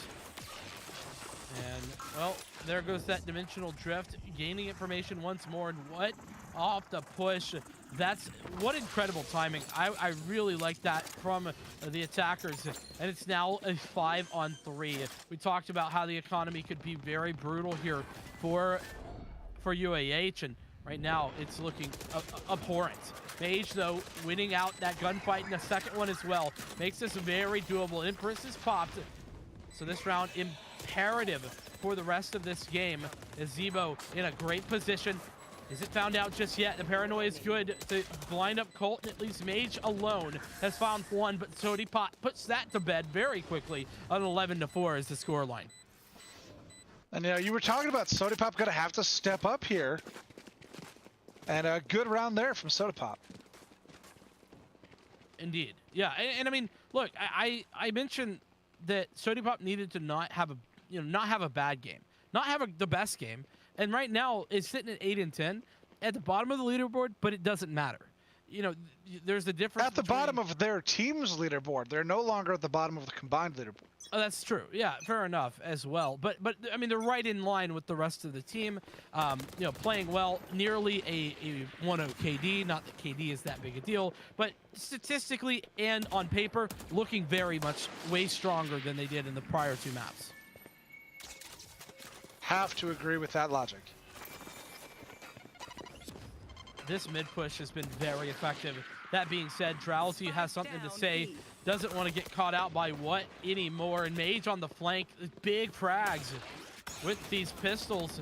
And Sodipop unfortunately just tanks the blast from Scout, but still Scout finds the frag anyway. Noru now ready and waiting for either of these players to pop out of their hidey holes. With a 3-on-3 player, no advantage either way, but the weaponry very much in the favor of Midland. And Noru with another good frag and heal off the back of that has to run it back now as well to net some more space if necessary. But look at where Scout is running all the way over at A. They have the information. They know that nobody's home. 30 seconds left. And that Phoenix is there just to hold off rotations from mid. And this is going to be big. I do not think this is a retakeable spot. I think they have to try. Oh, and now I really think they need to try, but I don't think it's retakeable. Yeah, I mean, I think at this point, it doesn't even matter what you do. Maybe you can pick it up. And that does give you a nice Phantom to work with. 27 bullets in the chamber. But you got to go quick. And, well, that sort of speed definitely allows for Sodipop to time that to your demise. 12-4. Match point. And the Empress and Run It Back both available here for Midland. Yeah. That could be huge here. This is the map point round. Well, and we talk about, the tip of the spear, right, for the attack. That Run It Back is the spear. It is. And the whole thing. Two big buys here. I mean, they have to spend it now or lose it forever, but 2 big buys on the side of UAH with Omen. Quantity over quality. Well, we'll see if they can be effective. That certainly can be an effective weapon on this map, in my opinion. It was the original, right, Odin map before Ascent came in. And Neuro using that, run it back in order to get a forward position. Great find with that, but it still doesn't net any frags. It's actually frags on the other side of things, though. With Zebu and Scout finding kills, and What chimes in for another. So this is just all falling apart for UAH. Midland, they're in a 5 versus 2, making a 5v1. It's looking all over. Colt left to 1v5 here. That's the first, but it's a difficult spot to be in. Gets blinded up, and Scout with a great find. It's had a terrific map number 3, by the way, along with What. They were just a hair's breadth apart. As there, we see UAH fall to Midland University in 2-0 fashion. Midland looks so strong there, just so strong there on map number 3. And I was talking about him on map number 1. I'm still talking about him now. What? 24-9. 24-9. And I know you said, oh, the economy rating isn't always a great indicator. The average combat score isn't always a great indicator. The KDA isn't always a great indicator. When your average combat score is 100 points over the next best person, and it's a teammate, when it's 160 points over the best person on the opposing team, and when your economy score is at a 129, you're doing something right. On map 3, 2 4Ks, a double kill with a Bucky, a 3K as well. 24, 9, and 4. And that's who I'm going to be telling the NECC is this week's player of the week for Valorant. Yeah, I mean, you make a great point. And listen, 129 econ rating. Yeah, that just kind of happens when you don't die. Yeah. Like, yeah. Died 9 times in 17 rounds. Did What? And I mean, to be fair, Scout died 8. So, like, hey, let's not get it wrong. Scout had a great map there. On map 2 and map 3, Scout had tremendously good maps. Scout clutches this. Oh, yeah. Right there. So many 1v2s, I think. And even when they attempted 1v2, I never walked away thinking Scout made a mistake in a 1vx situation in this map. And Scout getting so much information off the dimensional drifts. So much information. And I'll be honest, it was really fun on that one. He was drifting and we saw Scout, What, just absolutely execute someone. And Scout just watched it. And we got to see the kill from Scout's perspective. I'm like, wow, that was really nice. What just decimated this person? We got to watch it firsthand as Scout basically stood in front of them like, what? Over here. Come over here. They're right here. Come shoot them. So, but no, I really liked seeing what Midland had there. They had to come back. They were down 0-1, had to win 2 maps in a row, and they did. I got that right, correct? Yeah, I got that right. Midland won map 1, UAH map 2. My apologies then. Yeah, that's right, because What looks super good in map 1 and they lost. That's what it is. It's been a long night, guys. I'm old. I need to go home and take a nap. You know, I'm the old man of the NECC here. The classic excuses coming out again. Here we go. Classic, Coach Jim. Just whatever. Basically, though, I do want to say that I mean both What and Scout really I use the term carry performance very rarely.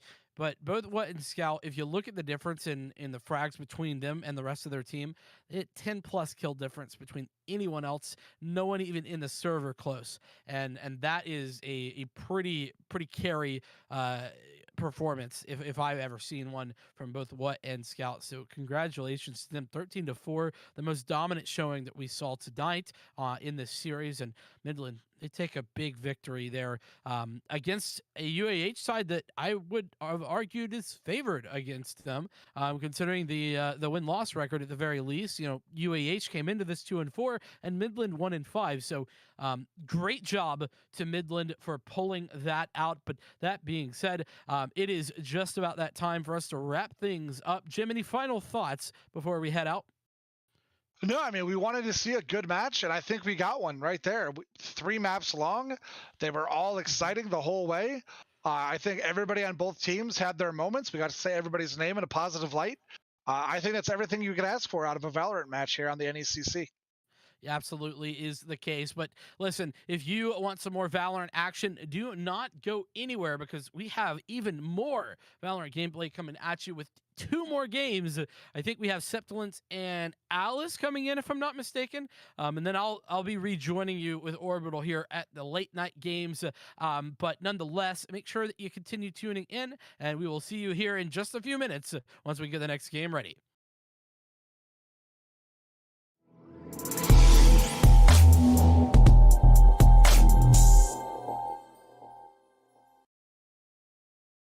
Hey man, I just can't find a comfortable headset. I mean, I've tried everything. Literally everything. Jeez, my brother. I got you. The HyperX Cloud 2 Wireless. Legendary comfort goes wireless. That is comfortable.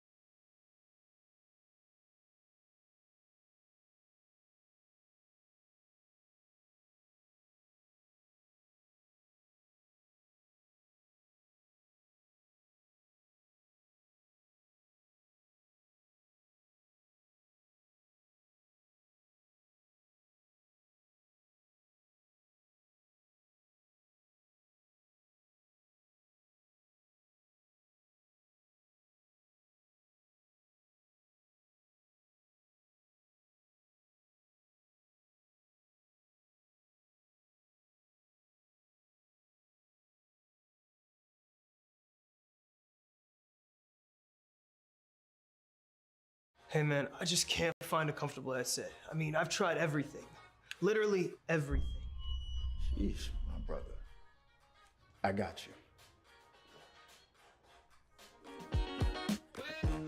The HyperX Cloud 2 Wireless. Legendary comfort goes wireless. That is comfortable.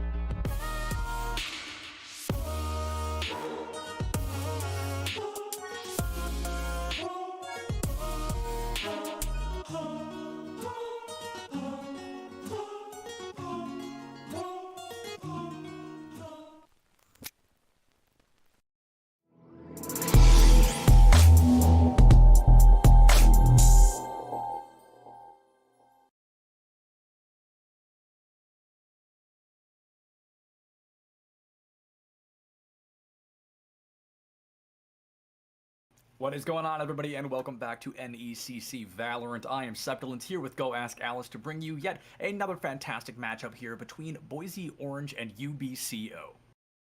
Yeah, it's gonna be a pretty interesting match. Boise Orange is actually 5-1 right now in the league, and UBCO sitting at 0-5. So this is gonna be their comeback game. I can feel it, UBCO. They're ready to get their first win, and they're gonna take it from Boise Orange. Yeah, not only is Alice full of hope here for UBCO, but she is also full of excitement because of our map pool here today, which is going to be Bind into Split into Ascent if we see a third map. But due to those game scores, may not be very likely, and she is just very excited that we are going to see Split at all. I am the biggest Split fan. We even got one last series, so tonight is the night of Split. We are going to see another Bind game, which is pretty typical for the chorus. Most teams feel pretty comfortable on that map and often choose Bind and Ascent. But getting a Split game guaranteed map 2, I am super stoked. How are you feeling about these games, Septilin? I'm personally really excited. I know that a lot of people aren't a big fan of Bind, and I personally am not stoked about it either, but I'm a big fan of Ray's gameplay, and this map kind of calls for her to show up, so I'm really excited to see Ray's come out. I love the showstopper. I think it's my favorite ability in the game, and, you know, as I say that, they're probably gonna, like, and no one's gonna go Ray's just to spite me or something, but I would love to see it. I love the map, personally. I think it's a lot of fun, and it calls for Sova a lot as well, and as much as I don't like playing against him, I think his kit is super interesting to watch, so that's something to keep an eye out on as well, and personally, just excited to see Split because we never do. Maybe not as excited as Alice is, but I'm looking forward to it nonetheless. Despite my constant criticism of how many teams tend to pick and choose Bind, I love seeing the Sova gameplay. Like you mentioned, this map is all about rotations. It's all about gathering information, and Sova is such a good agent to do so. And we also get to see a kind of different choices in which Sentinel a lot of teams choose. Some teams are pretty consistent with the Killjoy. Others tend to go for the Cypher. So always an interesting choice that the teams have to make to see which agent's going to get them the most information and be able to catch those rotations before they happen. Absolutely, and I think something to keep in mind about, Killjoy and Cypher, we talk about this every single week, is they're very similar, but Cypher just utilizes his kit a little bit more consistently on the defense, and then she can do it a little bit better, Killjoy on the offense and the defense. But I feel Bind in particular, we see Cypher a little bit more often. You definitely see Killjoy sometimes, but Cypher just gets great utilization. He can cover an entire plant point by himself, and I think that's definitely some pretty high value. Killjoy can do the same, but I feel it's a little more difficult for the player themselves to utilize it, whereas Cypher, you just put down your abilities and call it a day. Definitely. I think after the Killjoy changes that made all of her utility based on the radius around her and how close she has to be for her turrets and her bots to be activated, we've seen her a lot less on maps like Bind, where it's so important to have that utility that Cypher can bring to constantly let your team know, oh, hey, they're actually going back through mid, or they're on this B site and we're all over at A. It's super important to be able to get that information before. I'm excited to see. I know some teams have been bringing out Skye. I personally love seeing Skye on Bind. She has this combination of being able to gather a lot of information while also serving as an initiator, because we don't tend to see Breach that often on Bind, but Skye's a good pick, and I love seeing teams kind of experiment with their comps and figuring out which agents they can best utilize on different maps. Yeah, absolutely. And Skye, like you mentioned, she has all of those flashes in her kit, and then she also has healing, which is great because the only other healer in the game is not going to be picked on Bind. You do not see her very often. Sage is not, she does not go well with Bind. We might see her on Split, though, because she is kind of a mainstay pick there. Her walls get great utilization as well, and we're already going to see a couple of instant lock-ins here. We're going to see Dreammaker choosing that Sova and Lycan choosing that Cypher. So 2 of our predictions correct already. That's a good start. It looks like Silvern might opt to go for the Killjoy instead, which will highlight, I think, the Sentinel difference we were talking about before. So really helping our narrative storyline in terms of controller agents. You expect to see Omen coming out of both sides, but Kurt's hovering Viper. I'm getting a little bit excited.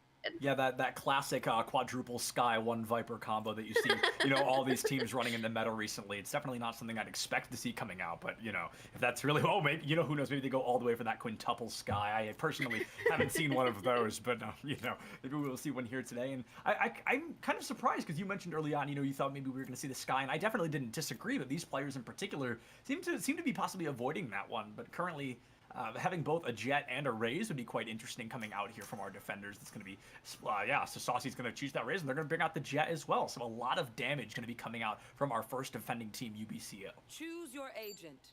Makes sense that if they're going to choose Raze and Jet, who are both duelists without flashes, that they do go for something like a Breach or a Skye, so they at least have some flash, some type of initiator for these duelists to play off of. An interesting choice not to run a Phoenix or a Reyna, but I'm excited to see what these teams have to offer. Absolutely. I'm a little less surprised to not see Arena because I mean every week since it's happened I've been talking about those nerfs, right? Absolutely broke my heart. I hated to see her nerfed into the ground like that. And yeah, I'm surprised not to see a Phoenix though. That's the one that really catches me off guard. But they're instead going to go for that Jet. They're going to go for that Raze, and hopefully they're able to make it work because UBCO, they are, like you said, they are looking down the barrel of a pretty aggressive loss rate right now, sitting at 0-5, I believe. So going up against a team that's what 5-1, this is going to be quite the hill to climb for them. Definitely going to be a tough matchup for them, but if they can get this win off of Boise, that's just going to be huge for the momentum going on later into the league. Because if you can be one of the top teams, especially going 0-5, your confidence has to be through the roof. So I hope they have some stuff up their sleeve and that this isn't the last we hear from UBCO. Yeah, no, I definitely would not want it to be. Of course, we want to see every team do their absolute best, and those who may be familiar with my casting know I love nothing more than an underdog story. So to see UBCO come out and really start to bring the heat would be absolutely phenomenal, and I would just be stoked to see that happen. But of course, realistically speaking, the odds of that happening here against a 5-1 team feel mighty low. And now we're hanging out in that pistol round, which everybody knows. Also, you probably don't know this. My least favorite round of the game. I think it's incredibly boring, and I feel like not much can get done unless somebody pulls, a crazy ace or a 4K or something. But all in all, it pretty much just establishes an early lead for one of these teams, usually the defenders. We see a lot of frenzies actually coming out on this pistol round. It's going to be super interesting to see how fast this round is going to be executed on, coming out of Boise here, who is on the offense. It looks like it's going to be a B hit there. Some shots going out, but no damage lands quite yet.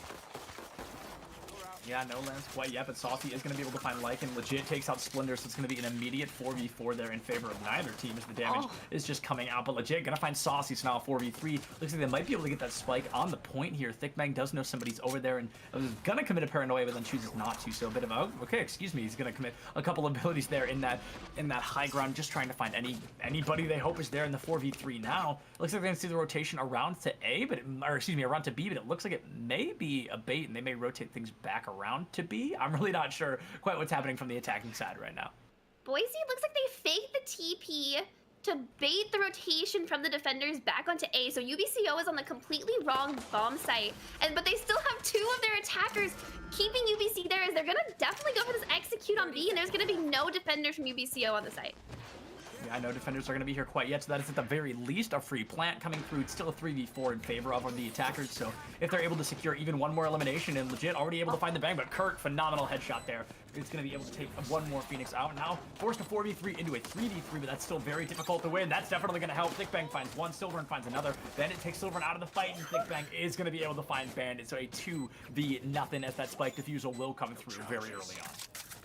Really well played from UBCO to actually execute on that retake. I thought Boise had it there. I thought it was super smart for them to bait out the rotation back onto this A site and then ended up executing B, but Boise just nailed the shots. Thickbang getting 2 kills with the classic, kind of just dominated that pistol round. That's the first round going to UBCO. Yeah, definitely going to be a good round here for UBCO. They're able to get that on point, and that's almost surprising in itself after looking at the scores of these teams. You think it's going to start hyper aggressive in favor of Boise Orange, but now UBCO, they're able to take that first round. They can flip momentum in their favor, and if they're able to take this round, which I did not catch if they commit to a full buy or not, but if they choose to really get aggressive on this round, that could be huge for them. And yeah, okay, so we're going to see a couple of buys coming through. Not really a full buy commitment. Saucy has that judge online, and even one kill makes the judge worth it, so you definitely want to try to get at least somebody. Boise looking like they're going for an A execute. A lot of damage coming out onto Splinter, but Thickbang gets the first kill onto Legit, and Your Hat does trade it out with the Frenzy, so now it's a 4v4 as they look to execute on A. Yeah, Your Hat makes me laugh because when we talk about them, it's like Your Hat just died, and that's a weird thing to say, right? But Splinter is going to be able to find Your Hat. Lycan gets the revenge kill onto Splinter, so it's going to be a 3v3, and we see the critical condition on both sides, right? We're looking at Cypher and Sova are both crit, and oh, Bandit, come on! Literally just a wall bang shot in the dark there. Kurt taken offline was already incredibly low. I didn't even get to say that he was low before he was taken out by that Sheriff, but now a 3v2. They've got the spike online, they've got the numbers, but honestly, they do not have the health pool, right? That Cypher and that Sova are both critical condition right now. They are very, very low, so they really need to be playing for Bandit here with the Sheriff and hope they can stay alive long enough to get plant down and let Bandit play post plant. Yeah, they're going to try to play post plant here, and looks like they're going to go for a pretty aggressive plant and just hope nobody's in the area, and I mean, it does work out. 2v1. Lycan does have the Spectre though, and U-Haul. If he can get at least a significant amount of damage on one of these two defenders playing retake, they might have a chance to still win this, even though their health bars are so low right now. Yeah, the health bars are very low, but as long as they can get that first shot off and just find any kind of elimination, that can be huge. But Saucy, the judge, all of a sudden it's worth it all over again, right? That's going to be a phenomenal turnaround for them there. And Dreammaker goes for a kill, has to reload there, and now, I mean, they are running out of time to defuse the spike, so this is going to have to be huge. But no, Saucy does pick up the 3K, and Silvern has plenty of time to get the defuse off. They're still going to have 7 seconds after that. I mean, that's going to be 2 rounds in a row, right? This is already much different than I had expected. Yeah, you have to give credit to UBCO. They did win. You expect them to win the anti-eco, but the last 2 rounds in a row, they were kind of getting out-rotated by Boise. Boise had drawn a rotate onto the wrong bomb site, I think, twice, and UBCO was just playing a really consistent retake. This is actually going to be the first round that Boise will have guns online, though, so they do have a chance to get back to this game, but props to UBCO for holding it down, winning the anti-eco, and not dropping too many bodies along the way. Yeah, like you said, they are not dropping too many bodies along the way at all, and they get to hold on to that judge here, so that's going to kind of be huge, because now they don't have to buy another gun for this round, and that's going to give them at least a mild advantage moving forward. Bandit going to be committing that Blade Storm early on as well, so this possibly a bit of a desperation move, trying to get any kind of elimination early on. Call drone into Hookah, not actually going to find Saucy, who is crouching under that box, so Dreammaker might walk into their crosshair if they're not super careful here. Bandit does have knives. There's going to be a lot of patience, and oh wow, a single bullet from Dreammaker finds Saucy. So the judge taken offline, that could give the attacking team just a little bit of confidence moving forward. Maybe they're willing to get a little bit more aggressive in this matchup, but instead they're still going to be playing it slow. They don't want to push in, they don't want to get overzealous, and you know, getting overzealous in this game can cost you the round, no doubt. So they definitely want to try to confirm maybe just one more elimination, push into a 3v5. It sounds so much less important, but it's so much easier than pushing into a 4v5. Oh, Thickbang has the rotation on to the Sova here, and Hookah, because he jumped the trip wire, and Dreammaker, though, gets the flick onto Thickbang, making this a 5v1 in favor of Boise, and Silvern probably going to choose to save here. Not a whole lot he can do unless he tries to get some rifles off at the hands of Boise. Yeah, Silvern maybe going to, like you said, just try to get some guns out of their pocket. They've still got the Blade Storm online. It is a 1v5. This is getting danger close to a perfect round. I mean, this could be phenomenal. This could really turn things around for Boise. They lose those first 2 rounds, and this is kind of a, not necessarily a free round, but committing that Blade Storm and getting an elimination early on is going to make that round nothing short of flawless, as Silvern is caught out in the back line by Lycan. Momentum is not swapped completely, but now everybody's got some points on board. Yeah, really good round coming out of Boise. They really needed to win that gun round. If they didn't, their economy would have been pretty rough. Luckily, if you're UBCO, you still have enough money for a gun round right now, so not too much loss by losing the bonus. But I loved what Thickbang tried to do there. Was flanking through short, TP'd across the tripwire so he wasn't spotted, but at the end of the day, he just wasn't patient enough to get close enough to actually get the kill with the judge, and Dreammaker does punish him for it, so really well played by Dreammaker, but kind of a misplay coming out of Thickbang in that round. Yeah, that was a great coordination and great reaction time coming off from Dreammaker there. Really more of a dream ender trying to get rid of that round for UBCO, excuse me. Now going into round 4, it could be tied up in just a moment if Boise Orange is able to come on top of this, but we've got to get some eliminations to make that happen first. And it looks like they're going to be committing the run it back here, coming from Legit, trying to get, you know, any kind of recon. A great flash comes through, gets the kill, and now both Jets have fallen. Going to be a 3v4. Your Hat finds one, Dreammaker finds another, and Lycan finds a final kill. It looks like it's going to be Saucy versus the world all over again. Commits those paint shells pretty early on, trying to find some damage, but the spike is being planted, and Saucy does not have a judge this time around. Saucy, 1v4, not a whole lot he can do here. Again, maybe trying to play for exit frags, trying to get some guns off. Gets the first headshot onto Legit, so now it's a 3v1. And the Showstopper is available if Saucy wants to go for a hero play here. He has time to do it. Yeah, it definitely has time to do it indeed. Got time to make this happen. Gonna commit the pack as well, just trying to get into the fight. I was gonna say probably trying to get through that clear area to not get taken out. But it's gonna be a difficult approach as there's people seemingly waiting on every single corner that you can approach from. It looks like we're gonna be seeing Lycan take a little bit of damage, but not enough to take him out. And the spike is running out of time to be defused here. Either they go for the exit frags or they go to keep their kit. But Saucy has to make a choice. I'm pretty sure the spike is, I'm pretty sure the spike is undefusable at this point. So Saucy goes for that one exit frag, is able to find it. As long as, as long as Lycan makes it out of showers there, they are not gonna get taken out by the spike either. And this is the Boise we expected to see coming into this game. Just really committed, winning their gun battles, getting these headshots in, and they had killed so many defenders that despite the, I think, pretty admirable attempt from Saucy there to flank through short to try to pressure them on this A execute. The defending side of A for UBCO just couldn't really hold long enough. They lost their gun battles, they were taking peeks, and they were losing. So now they're going to be punished by that by being forced onto a save round. So you expect this round to go the way of Boise unless UBCO has something up their sleeves and can play some really tight angles here. Absolutely, they are going to want to place, like you said, some very tight angles and just try to find an early elimination, an early flash, just anything to really give them the advantage, because UBCO has not really had the advantage since that second round. We've seen a much more dominant Boise coming out. Maybe they were just getting warmed up in those first couple of rounds, but now it looks like a bit of a short buy coming out from Saucy, in particular here, going to be committing to that Sheriff. Playing kind of an off angle, trying to catch one of Boise unaware, not checking the corners, but Boise's playing this, to their credit, very slowly, playing a default style, waiting for a member of UBCO to push out, because UBCO has been pretty active on these flanks, pushing through the sites to try to get info, maybe as a product of not having a Sova on their team, and I think Boise's looking to punish this. Yeah, Boise definitely looking to punish this here, trying to get any kind of value, but running out of time to make anything happen here. 50 seconds left online. Bandit goes for that first kill, is able to find it with the wallbang, gonna dash in, look for a second one, but no, thick bang with the Sheriff, able to take Bandit offline, an immediate 4v4. Now, only one defender, two defenders actually left on the site. Your hack gets the first kill on the thick bane, another kill from Lycan coming out, makes this a 4v2 as Splinter though gets a trade kill with a buggy, but does get taken out. Last member left alive. Poor Silver, and gonna be really late on this rotate onto B. Yeah, Silver, and like you said, a little late, and I always like to say better late than never, but this time it's probably late. It's probably better to never show up, because now you're just gonna be taken. And to be fair, you've got what? You've got a classic in your knife. It's not like you're losing anything, but you are padding somebody's KD, and it looks like legit is gonna be able to find that kill onto Silver. And yeah, Boise Orange coming in stronger than ever. They're doing a phenomenal job so far here today.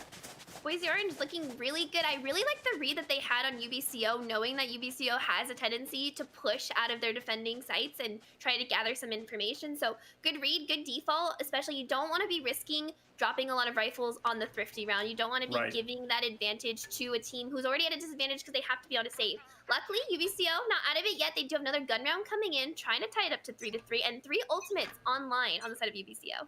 Yeah, they've got those 3 ultimates. I mean, one of them being an Omen ultimate, so in my opinion, it's more like 2 ultimates. But they've got both that Bladestorm and that Showstopper, which can get kills. I mean, the Showstopper even easier than the Bladestorm, but as long as that Jet is hitting her shots, can clean up an entire team in the blink of an eye. And we see Dreammaker getting a little bit of recon, trying to figure things out. But the defending team with 3 ultimates, as long as they don't push out of their defense like we've seen them do, they could very easily turn this in their favor. But if they get overzealous, if they get over-aggressive, that's really when Boise starts to take advantage of their choices. Playing pretty slowly on this B execute. Lycan is lurking A, trying to gather some info. All of his utility is stealth. He really doesn't want to die here on this lurk, but he does as Saucy takes him out, and so now that's one less avenue that Boise has to do. And if I'm Boise, I kind of want to do a hard execute on B right now. You already know there's someone still on A. This is at least a 4v4. Yeah, like you said, this is at least a 4v4, and they're going to be committing to run it back as well. The second one coming out from Legit. Able to get a little bit of damage, but no kills coming through. Now the Hunter's Fury coming out. Silver finds one, Splendor finds another, and Legit is able to take out Kurt there. It's going to be a 2v4, and while the Raze and Killjoy are both crazy low, four guns fire a lot faster than 2, so they have got to get these kills online before they can really push into this fight. Saucy's still lurking on this A site, trying to get some damage. Boise is legit waiting for Splendor or someone to peek out, but Yuko's playing so clean and takes out Boise in a pretty convincing hold on this B site. Yeah, pretty convincing hold indeed, and we talked about how they get a little bit overzealous, they push a little bit too far, and then they didn't, and they won the round for it. So definitely going to be a good turnaround here for UBCO, and it's all tied up with Boise, and I was so confident this was going to be a shutout. I really thought Boise was going to come in here at like back-to-back 13-0, just looking off the records alone, of course. I've never seen UBCO play before, so this is new for me, but now they're going to be committing, you know, a full buy, in quotes. Splendor isn't going to buy anything, but that 100% means the Bladestorm is coming out, so I would count that as kind of a stronger weapon, so to speak. And now, I mean, this is going to be a full round coming out from just about everybody. Bandit committing the first operator we've seen between these two teams as well. Yeah, we don't see a whole lot of operator play on this map from Jet. As I say that those Splinter and Saucy both getting a kill, it's now going to be a 5v3, and that means Boise is going to be stuck with an operator and 2 members left alive against 5 ultimates and 5 members of UBCO. Yeah, that's definitely going to be a difficult thing to come back from, right? They committed a lot of ultimates in that last round. They unfortunately weren't able to win it either, and Dreammaker trying to get recon on anybody, but just cannot find anyone quite yet. And I'm very curious to see what their strategy is going to be. Is it going to simply be run and keep moving, or is it going to be push in and just try your best? I honestly am very curious if they're going to risk giving up that operator, or if they're just going to try to hide their way through this round. Yeah, the one disadvantage I think when players commit the operator on the attacking side is if they are down a member to retake becomes suddenly so difficult for them to get onto these sites and to get these picks, and a lot of teams just opt to save the gun instead of trying to go for the win. Right, yeah, absolutely, because the gun, one of the most expensive guns in the game, so buying it to immediately lose it in a round where your teammates die would just be nothing short of unfortunate. So it looks like I would highly suspect they're going to choose to keep that one up, and, you know, maybe they're going to try to hide. Only 30 seconds, right, only 30 seconds left, right, so they're definitely got a very little amount of time to wait things out. Dreammaker taken out now. Phoenix and Jet. Bandit does find Saucy, but, I mean, unless Bandit finds 4 more, I don't think Boise's going to be able to take this one with ease. Boise probably gonna opt for the save here. Splendor probably really wants the operator out of the hands of, but he's gonna peek right into Bandit's crosshair. Now it's gonna be a 2v3. This is winnable, but there is not enough time, so this round is gonna go to UBCO. Bandit trying to see if he can get another pick, get another gun off their hands, but a really good defense round again coming out of UBCO. Absolutely, and Bandit, they're looking for a couple of exit frags, like you said. Currently sitting almost most eliminations in lobbies, sitting at 7 and 5. Saucy is sitting at 8 and 5, respectively. So they are the top fraggers on both sides for their teams. Other than that, we pretty much just see one operator and a lot of vandals going on here. Like, we're going to be seeing a lot of damage coming out pretty aggressively from these teams. I mean, it's a consistent weapon, to be fair, but it's not necessarily the most entertaining. Definitely, especially on T side on Bind, it becomes so difficult to get these picks if you're not the first to the angle. Luckily, it is on the Jet player, so Dash is available for her to peek these more aggressive angles, but he has to get there first, and trying to peek off into a bunch of Killjoy utility is always super difficult. It most certainly is, and you definitely want to try to not push face first into an operator as well, because like you talked about, the Jet, she can get in a lot further than you may expect her to, and then she can kill you and get right back out. But Lycan gonna flip things in favor of Boise for, you know, a good while. They're able to take out one, the Omen on the side of UBCO, so it's gonna be a 4v5. Worst case scenario, even if they lose the round, they get the extra credits for planting the spike. And now even gonna be committing the lockdown coming out from the Killjoy here. That is a bold choice to say the least, but it could pay off. Yeah, trying to push these attackers off of the site so they have a pretty easy retake. It is a 4v5, so this isn't impossible for UBCO. Ultimates are still available. The op is stuck in bathrooms, but gets the kill onto Saucy. The Breach ultimate comes out, doesn't quite find anyone. Bandit with another kill. It's now gonna be a 3v2, and time is ticking on the bomb. Yeah, it's going to be a 3v2 in this Jet. I was going to say Splendor is in critical condition. I was going to say that as they turn the corner, but Bandit let us know that with the classic there. So now we see a final win coming through here for Boise Orange. It's going to be 4-4. So going into halftime, I mean, this could realistically be a 6-6 going into halftime.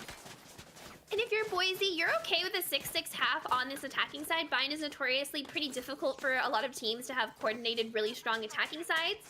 And especially if you're only running 2 duelists, it can be pretty difficult. But to Bandit's credit, I was giving him kind of not giving him a lot of slack for buying the operator, not doing a lot with it the first round, but really made up for it this round, getting 2 kills with the operator, then getting his 3rd on the classic, really opening up this round and saving the post plant for Boise.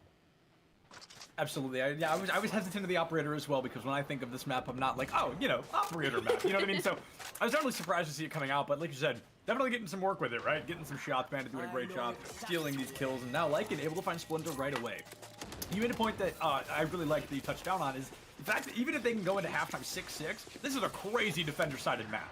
So if they can do that well on attack, we can only imagine what they're going to try to do on the defense. Bandit and Kurt are going to get some trades here. Kurt finds another. Bandit finds 2 of their own. Dreammaker picks up silver, and it is an Omen versus the world here. Thickbang hiding in the back line. I don't think they're going to be able to do much here, as it looks like this Sova is just waiting around the corner, but he is critical health. Yeah, he was 1 bullet from death. Thickbang, if you're able to get 1 more kill, you can tie things up, make it a 1-1, but Bandit not going to let you away that easy. Going to steal your life before your very eyes with a 3K. Bandit 13 and 5 on this Jet. Operator still in his hands. Bladestorm available. Bandit's really showing up in this later half of this T side, getting a lot of important frags and really holding down these post plants. And to Boise's credit, they are being very careful with where they're planting the spike and how they're playing post plant, giving a lot of room for this operator to do what operators are best at doing, which is holding the angle and getting these picks. And UBCO forced on a save on round 10, so gonna be really hard playing for match point. Gonna be a pretty hard win for the round for them to win here.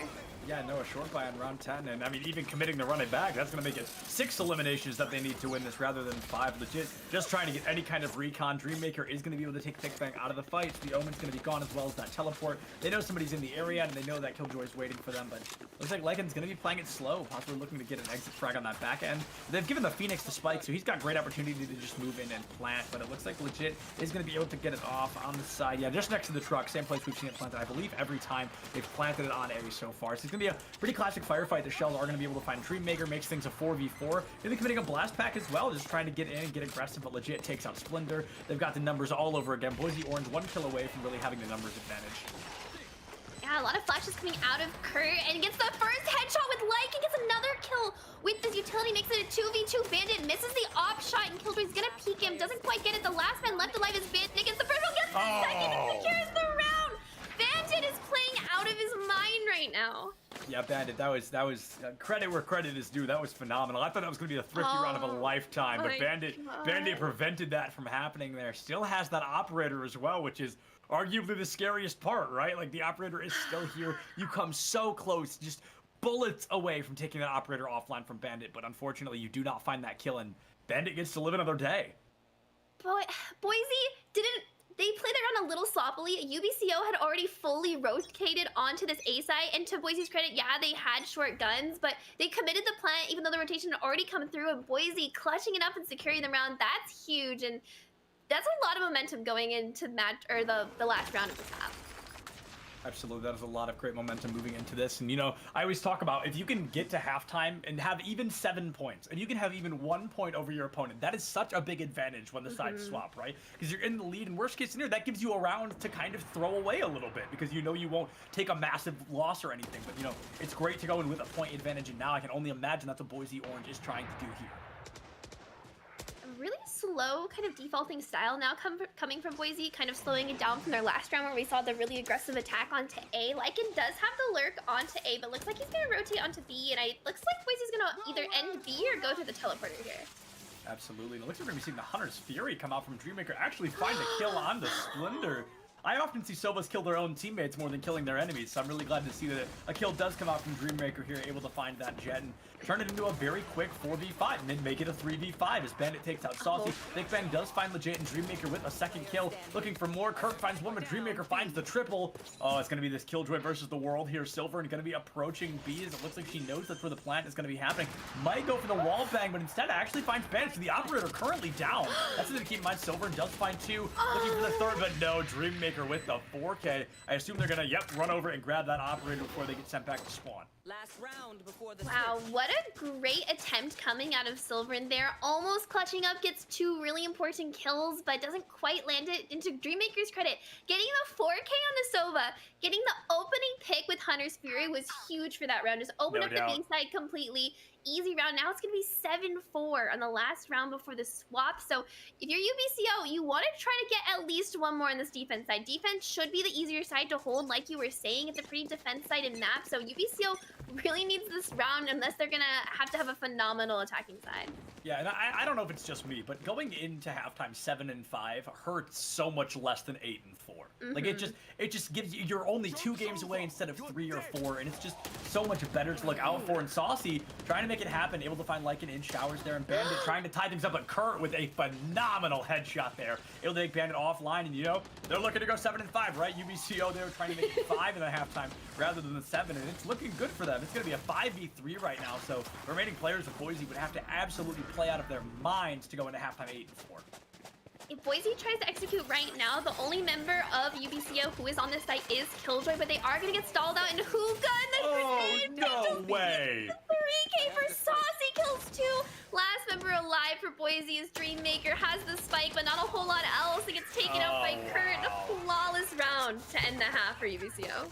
Yeah, second flawless round of the game, only the first for UBCO, so we've now seen both teams get a flawless somewhere in the mix, and I'm very curious to see, is this where Boise really starts to take this and run away with it? Is the defense where they're really going to shine, or are we going to see UBCO give us the upset of a lifetime here? This could be insane. UBCO does have the breach, and breach while Breach is obviously a very good agent on the defense, I feel like he's even more potent on the attacking side. Having 3 flashes in one agent can make it so difficult for the defenders to hold angles unless they're playing very carefully with their utility and with each other. So UBCO not out of it yet. Only down 2 rounds. Could come back here, especially if they get this pistol round. I think that'll be huge for their momentum going forward into this game. Yeah, no, I could not agree more. Not only in terms of momentum for the players themselves getting ready and getting prepared to bring it into the next fight, but they get the credits and they get a whole bunch of things moving forward. They get the satisfaction of knowing they flipped around in their favor early on, but legit finds the first shot onto Saucy and going B long here. I am personally never a fan. I avoid B long on this map like the plague. I don't like it, and every time I go there, I die. So I try to not go over there. But now we see, I mean, it's working out decently well for our defending team. They're going to be up in numbers by 1, but both this Cypher on the defending side and this Omen on the attacking side are bullets from death. UBCO is actually running the spike onto this A site, but Boise still has a defender there. Splinter does get a kill on Dreammaker, like, and trades out Kurt, so now it's going to be a 3v2, and the bomb is going to get planted by Thick Fang, but your hat already gets the kill, is going to tap the defuse. Splinter, will he find him? Gets the headshot, but not much else, and now it's going to be a 3v1 for poor Splinter. Yeah, it's going to be a 3v1, and Splinter is quite the player. Both this Cypher and Omen are very, very low, so if they're able to get this kill, but now just the pot shots into the cloud, and yeah, Splinter gonna be taken out, unfortunately. Gives it their best, but not able to stay on momentum there. We were just talking about how UBCO had the breach, which is so potent with his flashes, but then they dry peek B long. I'm not even sure if they double peeked it together or if one of their players just peeked it first and the other one tried to get the trade kill, but peeked into 3 members of Boise there, and really, because it's so much harder to attack on this map when you are down players, because the rotations are one of the biggest parts of this game. And if you are Boise, you're gonna keep at least 1 defender on the opposite bomb site. So really well played by Boise, but kind of a misplay coming out of UBCO. Yeah, absolutely. A bit of a misplay there coming out, like you said. Now it's going to be 8-5, so that's going to be much better than that 8-4 that I talked about earlier on today. And I'm very excited to see if we can have a little bit of a turnaround again, or if we're going to be seeing Boise just kind of reign supreme here on this defense as well. The full buy is coming out of the side of Boise. It's going to be pretty difficult. Bandit already getting the first kill onto Saucy as UBCO tries to make their way onto the site. Dreammaker, though, with the Aries, a lot of missed shots, but it is going to be a 3v1 in favor of Boise. So no harm, no foul as the last member left alive trying to creep through this U-Haul. Yeah, just like you said, trying to creep indeed, because they are trying to get something, but Dreammaker, the Aries, you're gone. That's a 3K again for Dreammaker, who's got to have a crazy amount of eliminations right now. Phenomenal job so far. 14 and 10 coming out of this Sova. And we talked a lot about Bandit on this attacking side, but we have to give a lot of credit also to Dreammaker, who is playing a more supportive role in the Sova. 14 kills and 9 assists. Sova is such a great agent, such a great supporting agent about getting information and having it be sent to your team so your duelist can play off it. But Dreammaker himself getting a couple of 4Ks, 3Ks, multi-kills. You love to see it from your supportive agents, and I'm proud of Dreammaker here. Absolutely. Absolutely. I could not agree more. Dreammaker isn't exactly getting the aces that you may expect, but definitely getting 3Ks, I think a 4K at one point, doing a phenomenal job all the way around so far. And I'm very excited to see if they can keep up that momentum, if they can really start to take this series and run with it. UBCO trying to play a slower default style, slowing the momentum down. They do have the gun advantage here as the bonus round is on the side of Boise. Still a couple of areas though, which you don't really want to run headfirst into, so I can't really fault UBCO for playing a little bit more slowly and trying to get a bit more information, but it is going to be difficult. They don't have a Sova. Yeah, they do not have that Sova, so they cannot get a lot of recon and not a lot of information moving in through showers. They're going to get smoked out just a little bit. At least Kurt is trying to find any kind of value early on. Think somebody's peeking that corner, and as Kurt will find out in just a moment, nobody is, so he's going to be turning his back to where the opponents actually are, and that usually ends up in an elimination. Not exactly in favor of Kurt, but maybe he's able to turn things around a little bit here, so he's not going to poke all the way on the smoke club. Bandit, however, great shot coming through that Sheriff onto Splendor, already going to be a 4v5. Boise looking prime to win. The flash does come out. The Omen is at very low HP here. Might get taken out, and he does as Kurt finally finishes a kill in your hat, making it a 4v4. The bomb should be able to get planted pretty easily here from UBCO, and at least they'll get plant gold this round. Looks like we're going to be seeing Bandit get another shot. So it's going to be a 3v3. Bandit was able to get that secondary elimination. Now it's going to be quite interesting as neither team has the same character alive on either side. So it's going to be something interesting as it really may come down to cooldowns as much as it will come down to who can aim better and who catches whom off guard. So now Kurt just playing that corner per the usual, trying not to get peeked, but going to get peeked anyway. That judge puts the bullets into Kurt there, and Silver able to get the revenge kill onto Lycan. Going to find a little bit of damage. The Ares comes through, and they've both got one. Legit and Dreammaker are just putting in the work work. It looks like Dreammaker's actually going to choose to swap onto the Vandal there, so a bit of an odd choice, but the defuse does come through, and that knocks the score up 10-5. Beautiful retake coming out of Boise there. They played together so well. That round, the gun advantage was in the favor of UBCO. They had the full gun round, and unfortunately, Boise was on their kind of bonus round, only having a couple of Aries, and Bandit with their Sheriff, who now they're gonna have a full rifle round if they choose to. Bandit might be saving for their op. No, he ends up getting the rifle. And now UBCO, they full bought last round, and now they're gonna be on a save going into this 5-10 game so far. Yeah, and this is where disaster really starts to strike. So we're going to be seeing some great value coming out. As they've got 5 Vandals online, the attacking team. Best case scenario, they've got 2 Sheriffs and a couple of Frenzies. That's going to be a bit of a disaster coming out, but this would be just the thrifty round of a lifetime. It used to be huge if UBCO at least want to get a couple of guns off of the hands of Boise. Boise's economy looking pretty good, so it wouldn't be the end of the world, but you need to start chipping away at it, even if you can't win the round. Absolutely, and now you want to try to get guns out of their hands. You want to win or lose the round. You want to try to get that offline. You want to force your opponents to spend their credits. In particular, I don't think anybody's really keeping track of who would have how many credits in game, but we can see that your hat only has 100 credits right now. So if they get taken out this round, they're really going to struggle to get a good buy in the next round. Of course, again, not that our attacking team would know that, but if they were able to maybe focus the Omen a little bit more, try to get that gun out of his hands, and you really want to start getting things on points, because when your opponents get to double digits, that's when you want to start getting a little bit worried when you're still sitting at 5 points. UBCO needs to switch up something on their attacking side this round. Kind of a wash. They are in a save. They really just want to get some frags here, but their next round is going to be so important. But this round isn't over yet. 30 seconds on the clock. They could go for a really fast execute here as the timer clicks down, but Legit already gets the kill on the Silver. It's going to be a 5v4 in favor of Boise, and the gun advantage is theirs too. Yeah, the gun advantage is going to be huge, almost more important than the numbers advantage here, because yeah, it just comes down to who can fire more bullets in a shorter time, right? And so far, that is going to be our defending team. Actually, Saucy and Kurt able to find a couple with Bandit all over again, looking for the triple kill. Not going to be able to find it yet, but there it is. Saucy taken offline. Bandit reigns supreme in terms of eliminations here in this lobby, sitting currently at 23. Next in line is going to be Saucy and Dreammaker, both at 15.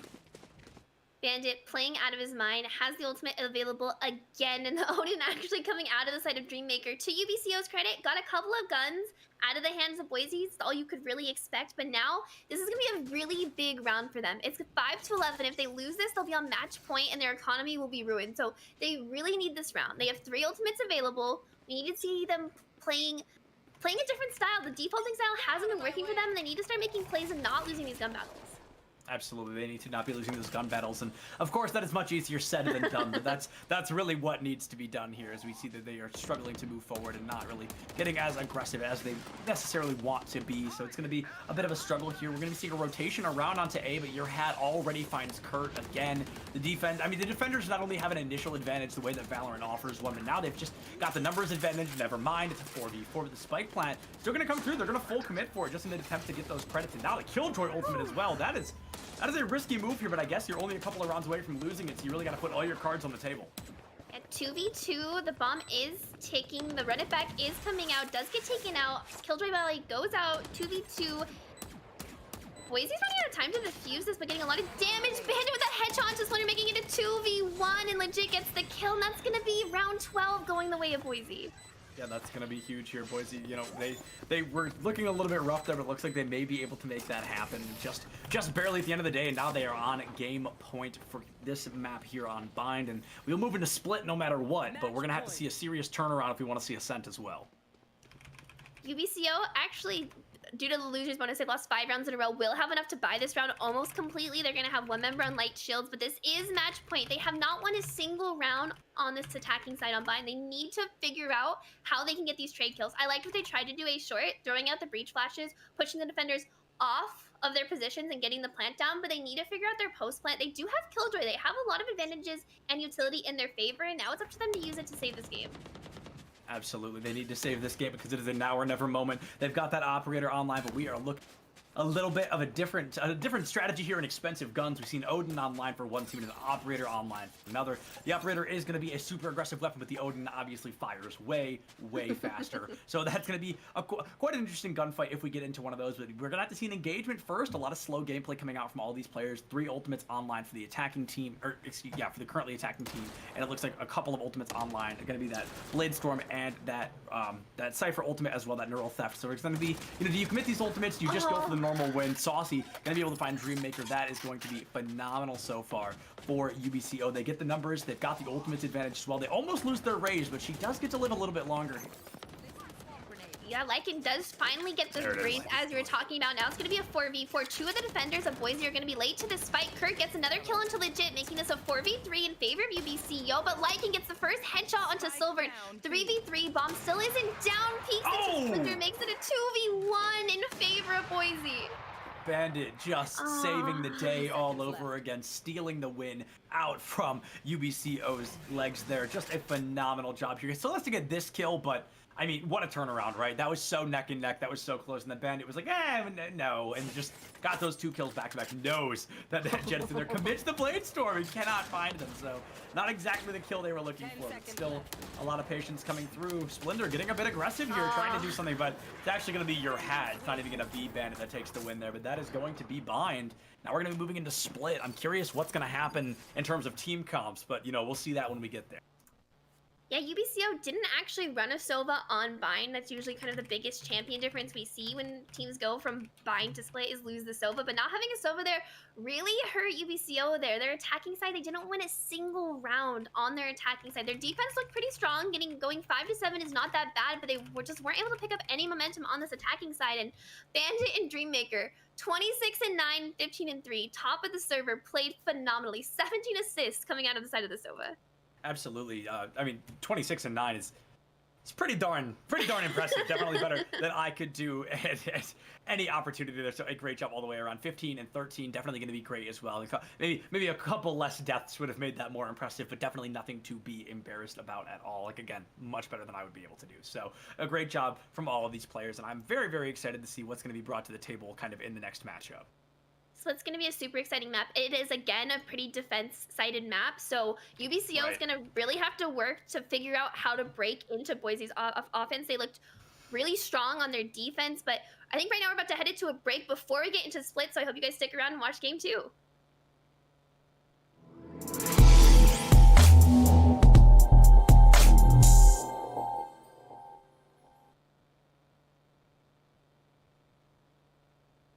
Hey man, I just can't find a comfortable headset. I mean, I've tried everything.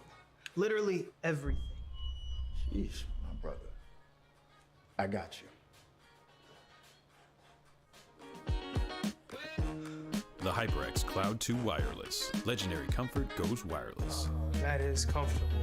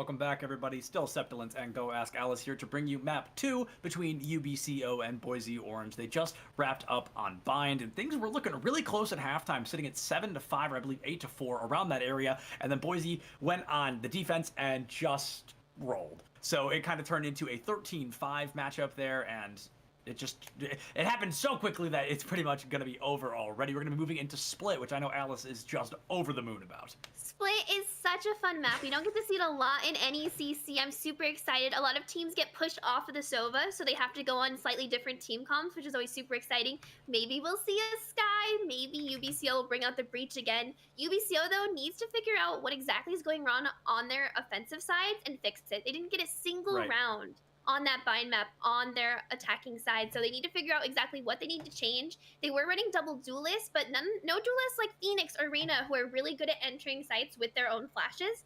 I'm not sure if they're having a difficulty playing off their initiator in the Breach, so they need to switch something up. But Boise looked really solid on their defense side, especially when you put an operator in the hands of Bandits. It's going to be a really tough match for UBCO, but hope is not lost yet.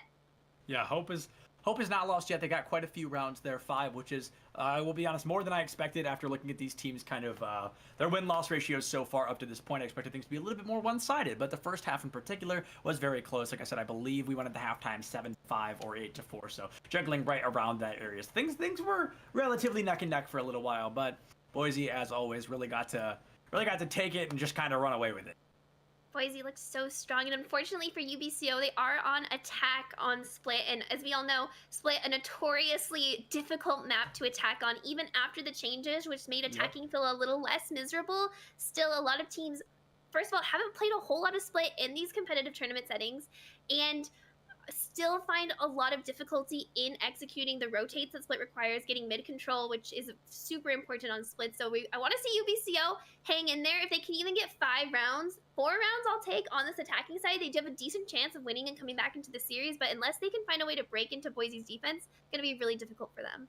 Yeah, Boise's defense good on Bind, which is the defensive sided map, but going to probably be great on Split, which is even more heavily defensive sided. So it's going to be a little bit of a mix up here and there, and it looks like time being, I'm taking a look at the lobby. It's going to be the same 5 players on both teams, so I don't think anybody's being shifted out. And of course, they may be really different agents because that's entirely up to them when we get to that agent select screen. But I'm very curious to see, like I said, I'd love to see a Sky come out. I think that would be great. I suspect we're probably going to see a Sage, which would also be great. But the question is a team going to go double healer, or are they going to choose one over the other?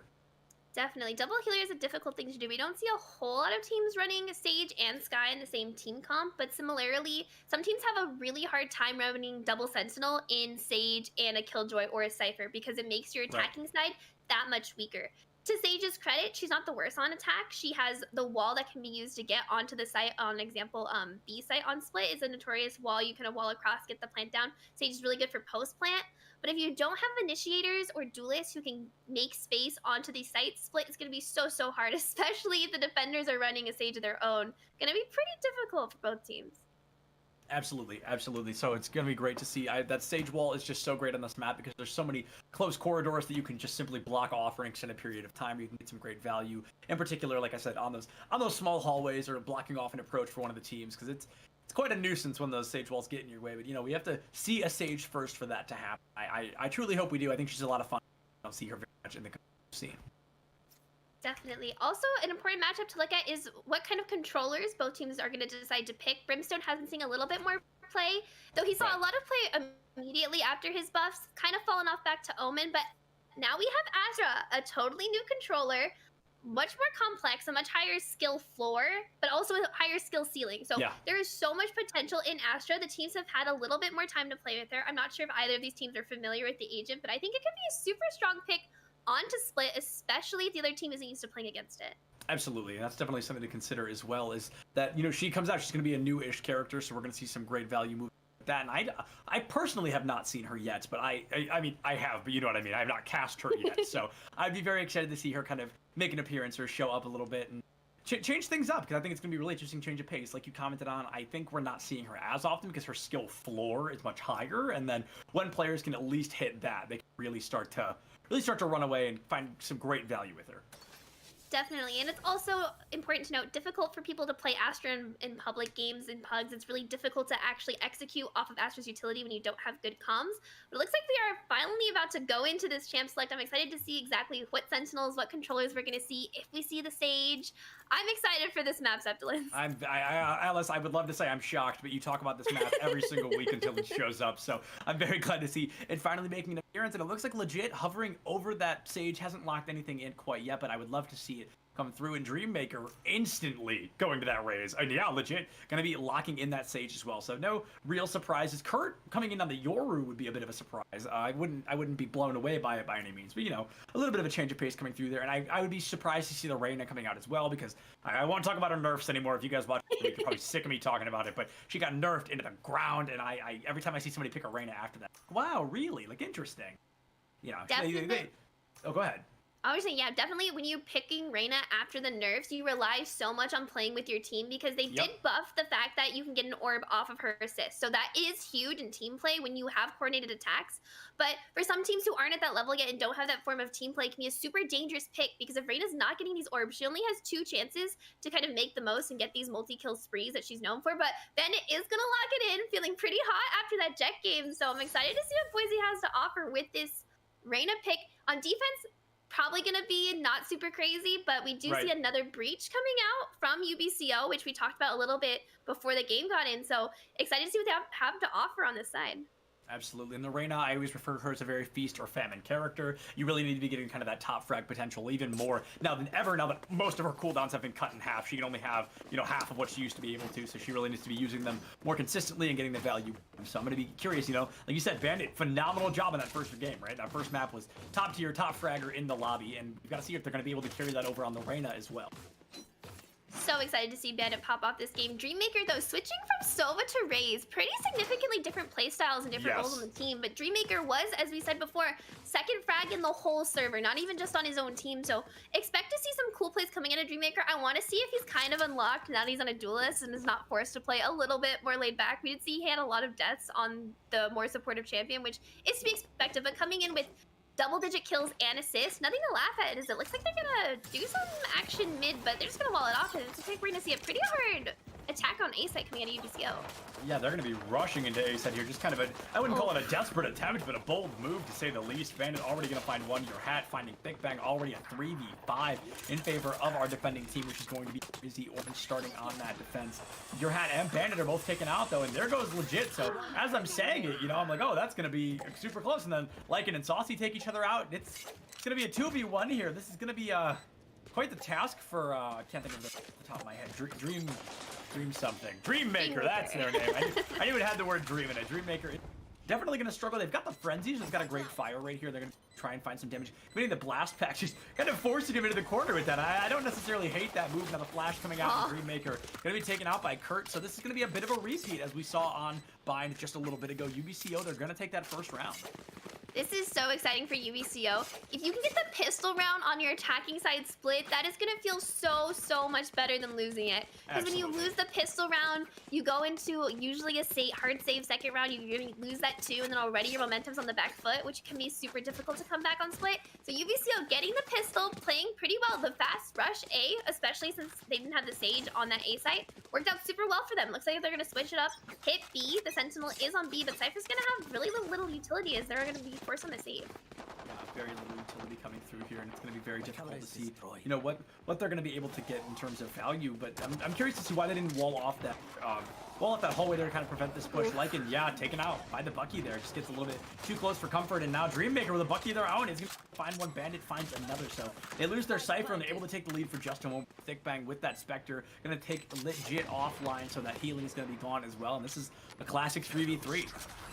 3v3 retake, pretty light buy on the side of Boise here. Going to be pretty difficult with the Sheriff in the hands of Bandit. They get the first kills. Now going to be a 2v2. 2 members of UBCO stuck. The paint shield's just so much damage though, as it's going to be a 2v2. The clock is ticking. Bandit full health and overkill, but Thick Bang takes him out, making this a 2v1 and gets taken out by Thick Bang for the 3k.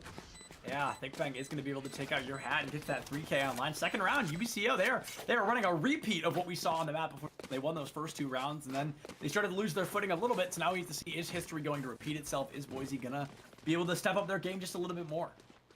Boise were a little greedy last round. They did go for a light buy, but still a light buy is going to damage your economy. So they're going to still have one member without full shields, one member with the judge. So the bonus round is going to be a little more equal. You still expect it to go the way of Boise just because of the pure rifle difference between rifles and specters, but really well played by UBCO. And if they can just do another rush with these specters, they might be pretty set for this attacking side. Yeah, they would definitely be pretty set for this attacking side indeed. They just need to get one, maybe two more kills. Starting off great with the 3 rounds in a row would be phenomenal, both for the economy and obviously for your score. Being up 3-0 is quite fantastic. And they just got to be playing it slow. Utilize these weapons, find people when they're out on their lonesome, but instead Thickfang going to be the first to fall. It looks like Lycan is going to be able to get that killer. Yeah, really good frag coming out of Lycan, getting the kill into B main. Kind of greedy for the Omen to be peeking that, assuming he doesn't use Paranoia to get all the way backside. It can be really difficult, and kind of greedy to try to go for that orb, and Lycan does punish him for it, making it a 4v5 on this attacking side. Yeah, going to be a 4v5 for the attackers, and this is exactly where we saw things get turned around for Boise on the last map. So maybe, like I said, maybe history will repeat itself here. They're going to take this one, and then they'll take like 4 rounds in a row if they run it the same way they did on Bind right before this. Looks like they're gonna take some kind of split into Heaven into B. The I get flash it. does come Split. out for Kurt. The double kills though, with 3 kills immediately coming out of the side of Boise, and Lycan makes that the 4th, and now it's a flawless round coming out of Boise and Septilence. You might have been kind of right about predicting history repeating itself this game. And don't quote me on this, but I'm pretty sure either the 3rd or 4th round of the first map was also flawless in favor of Boise. So that I know they had a flawless early on. I don't know if it was the 3rd or 4th round, but I know it was one of the beginning rounds. And I'm shocked because, like I said, this is kind of what I expected to do, right? They lose those first 2 rounds. And I think the issue is I believe UBCO committed to a bye in that 2nd round, and then they ended up losing it, so their economy is a little bit in shambles. I don't think it was a full buy, but I think they bought at least a judge. So I'm curious to see. God! And wow, Dreammaker goes in, and Dreammaker is put to sleep there. Saucy with the shot, and the blast does not work quite like Dreammaker thought it was going to. Pretty greedy double satchel there, and gets immediately taken out by 2 of the members of the attacking side. Means it's going to be a 5v4 in favor of UBCO. Guns on both sides, so weaponry isn't going to be a really huge advantage or disadvantage for either side, and they're going to kind of slow it down, and it looks like they're going to rotate towards this A site, but there's 3 members of Boise there, so it's going to be a pretty difficult site for them to take unless Boise ends up calling for the rotate back to B. Absolutely, and I'd be surprised to see if they called for that rotate back to B, as they do only have a minute left on the clock. They're probably going to want to engage with whatever point they are on, which currently looks like they're going to be approaching A, and the elimination on the Bandit, that's definitely going to help. Now that Reyna going to be taken offline, you got to go up against a Sage, a Cypher, and an Omen, who obviously all bring 3 very different kits to the table. And now Saucy with... Okay, Saucy doing the same thing Dreammaker did. It's going to be an exact repeat there, a 2v3 in favor of our attacking team all over again. Looks like things may work out for UBCO here. They may be able to break the curse, so to speak. Oh, Spike down legit. Getting that kill onto Thickfang before the plant can go down, making this a 2v1. Full health bars, though, basically on this side of UBCO. So not going to be an easy task for legit here. The bomb still hasn't been planted. Finally going down in the backside of A. Be really difficult for this Sage to get this 2v1 out. Yeah, now this 2v1 will be quite impressive if it can be brought to life, but like you said, this is going to be tough. It's going to be difficult. Now, going to be able to get a little bit of fire in there. Kind of, I don't know, I'm not a huge fan of that, because you also just gave away your location, and it's kind of a high risk there. We're going to see the shells come out, I believe. Yeah, do all that damage to the shield. Legit looking in all the wrong places. No idea they are being flanked completely behind here. This could be a disaster. Yeah, they're going to get caught up in the middle. Silver is able to catch them off guard, even if just for a moment, and that's going to make all the difference at the end of the day. I was a little worried about UBCO there not playing the crossfire, but having the turret there, spotting out Sage when she was pushing through that CT really helped out, playing off the turret, playing off their utility, and that's going to be the 3rd round going on the side of this T side for UBCO, so really turning it around from their last game where they got 0 rounds on attack side, and they're going to have a full gun round. It looks like, though, Boise is going to force here, but this is going to be a really dangerous force. If they lose this round again, or at least lose a significant amount of players, it's going to be really difficult for their economy to come back. Oh, absolutely. Their economy, I mean, the most they have on their side right now is 2,200. That is not going to be enough to buy a kit for one person, let alone all 5 of the players on your team. And also, I mean, they lose 2 rounds. That's going to put UBCO at 5 points, which is going to be a great lead early on. We're really going to have to see Boise bring it back on their offense. And we keep talking about, oh, defender-sided, defender-sided, defender-sided. And this is how Boise's performing on the defense. That's something to be worried about here. Yeah, definitely. Boise has 2 Sentinels, so this is going to be a super important round, but Splinter already gets another headshot onto Bandit, making this a 5v4, and the advantage goes to them again, but as I say that, UAH gets a beautiful headshot onto Saucy, making it a 4v4 and evening it up. Every time somebody gets a kill, somebody else just gets a kill and evens it up almost right away. We can hardly finish our sentences before that's happening. And it's like, we're going to see a lot of great value coming out from both sides. The Jet, okay, never mind, Dead. Yeah, I was just about to say, Splinter incredibly low, but UAH is going to be able to find that elimination. UAH really showing up on this Omen, holding down this A site. Looks like we're going to have a pretty slow rotate from UCO onto the B site, but there is going to be a Cypher near ropes. I'm not sure if he's going to peek it or not. He might run directly into Kurt's crosshair here. Left. Yeah, Kurt is just so patient, just waiting, and now, yep. I was going to say, he's going to get rid of that right away. Not going to... A couple of abilities of his own, trying to find anybody, getting a little bit nervous that somebody's in the area, but now in the firefight, Lycan will come out on top. It takes about half their damage, but no, Lycan with the double kill there, able to secure some great value. It is Thick Bang versus the world, 11 seconds online, and he is not the spike carrier. This one goes in favor of a Boise here. Yeah, Boise getting another round on the board. A misplay coming out of Kurt, you have to think. A little curious to why they chose to use the utility, wait a couple seconds, and then push after the utility wore out. Made it pretty easy for Lycan to get that frag without the blind. And if you're playing an agent like Breach, you have to be so specific with how you're using your utility. It can be really important to zone it out, but if you were gonna just use your utility to zone out ropes, then just go through Be Heaven, right? You don't have to push it after utility has already faded and after you don't have a flash. So kind of greedy there coming out of Kurt. Boise able to capitalize, but now it's a new round. And gun round, kind of awkward on the side of UBCO. Gonna have at least Saucy unable to buy, and a Spectre coming out of Silver, and it's gonna be pretty rough for them. Yeah, that's definitely gonna be an interesting choice to see why they chose the weapons that they did. And I'm curious to see if it's gonna pay off or if it's gonna kind of bite them in the behind before this match comes to a close. You're gonna see a lot of utility coming out very early on from Saucy, I believe. That may have been from a raise nonetheless. And now Kurt just playing this mid area, playing, just waiting for someone to poke these corners, and nobody ever does. Both times we've seen Kurt here, he's been taken out in a firefight. So I'm very curious to see, what they think is gonna go differently this time. Yeah, UBCO playing really slowly again. Haven't played super aggressively besides their rounds around the pistol round. So they're gonna finally creep into this Be Heaven. Going to run into Dreammaker, who is holding it. The stage slow orb does come out. The Sheriff in the hand of Saucy gets taken out by Dreammaker, making it a 5v4. It's going to be a 5v4 here. One raise does, in fact, take out another, but Lycan going to make it a 5v3. Looks like a 5v4 once again, or excuse me, a 4v3. Now the kills are coming out left, right, and center. It's going to be a 2v2, and everybody alive on the side of our attacking team right now is just a bullet from death. This is going to be difficult as they're going up against the 2 full health opponents. Gonna be a really difficult post plant to hold. The bomb luckily is down. The Killjoy lockdown is gonna go out, gonna buy them some time unless Lycan and UAH are gonna be able to push through, but Lycan gets the first kill onto Splinter, making it a 2v1 back sight. UAH gets the crown to Silver, and that's what happens when you get taken down so low. It becomes so easy for these defenders to retake. Yeah, absolutely, and UAH just barely able to get rid of that Killjoy ultimate online, and not that it would have really ruined much, but still would have been quite inconvenient for them, so it's a good thing they got that offline. Score going to be tied up all over again. We're going to go from, what was that? I mean, basically 2-0 to 3-3, so that's going to be quite a jump here in favor of Boise. They're really coming back to life. Yeah, UBCO choosing to go for a kind of half buy there really kind of hurt their economy. They're going to have to go for a full save now. It didn't exactly pan out for them, but we're going to get a full buy round coming out of Boise. And an interesting kind of switch in the Boise team dynamic. Last game, we saw Dreammaker and Bandit top of the leaderboard and top of the server even. And now UAH and Lycan really stepping it up on this defense side, and credit to them for holding it down. Yeah, Dreammaker and Bandit also making the choice to swap agents, and I personally, at least so far, do not think it's really working out well in their favor. They're struggling quite a bit.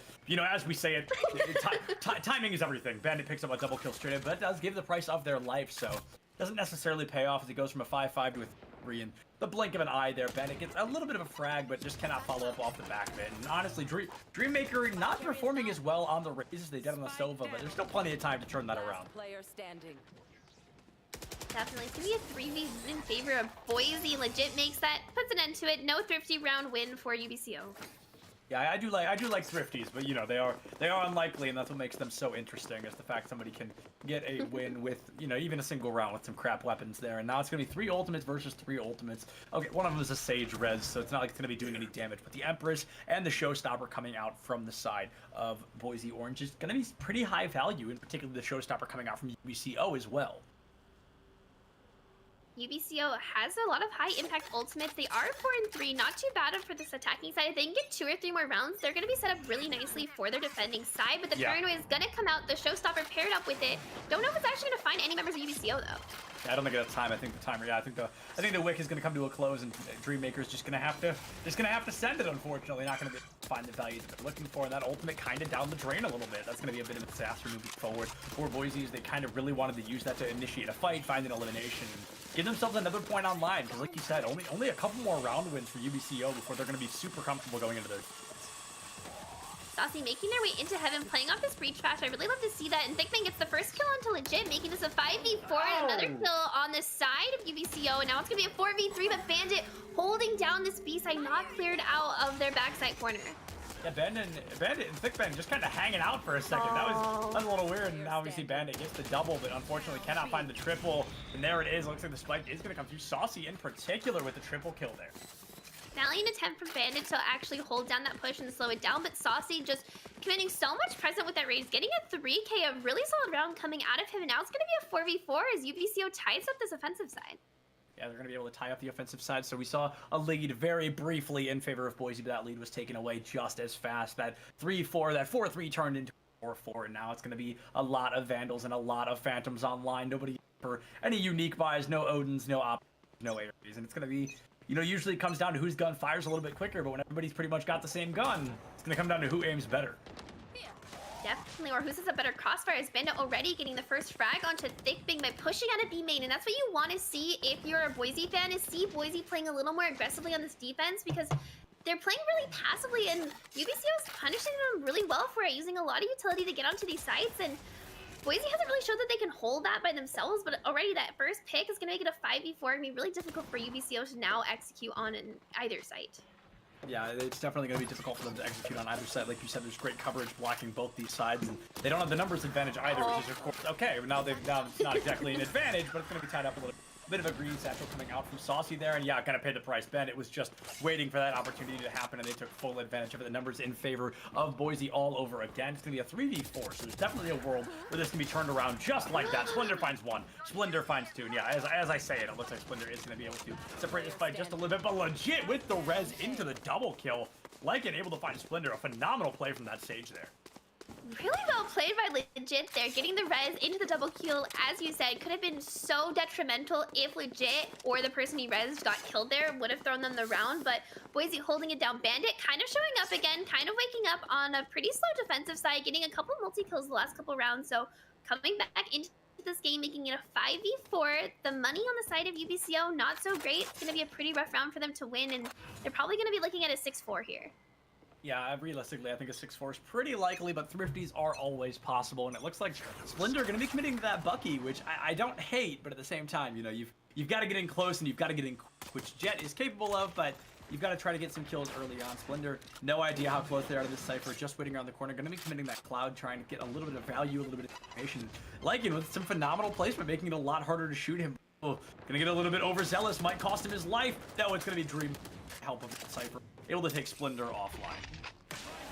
5v4 in favor of Boise. Gun advantage also going their way. Kurt throwing out some flashes, trying to make something happen as they finally push through this mid wall, break the Sage barrier. Sage gonna get chased down, and Kurt gets a kill of his own, but Lycan does trade it out, making it a 4v3 in favor of Boise. Yeah, it's going to be ending in favor of Boise.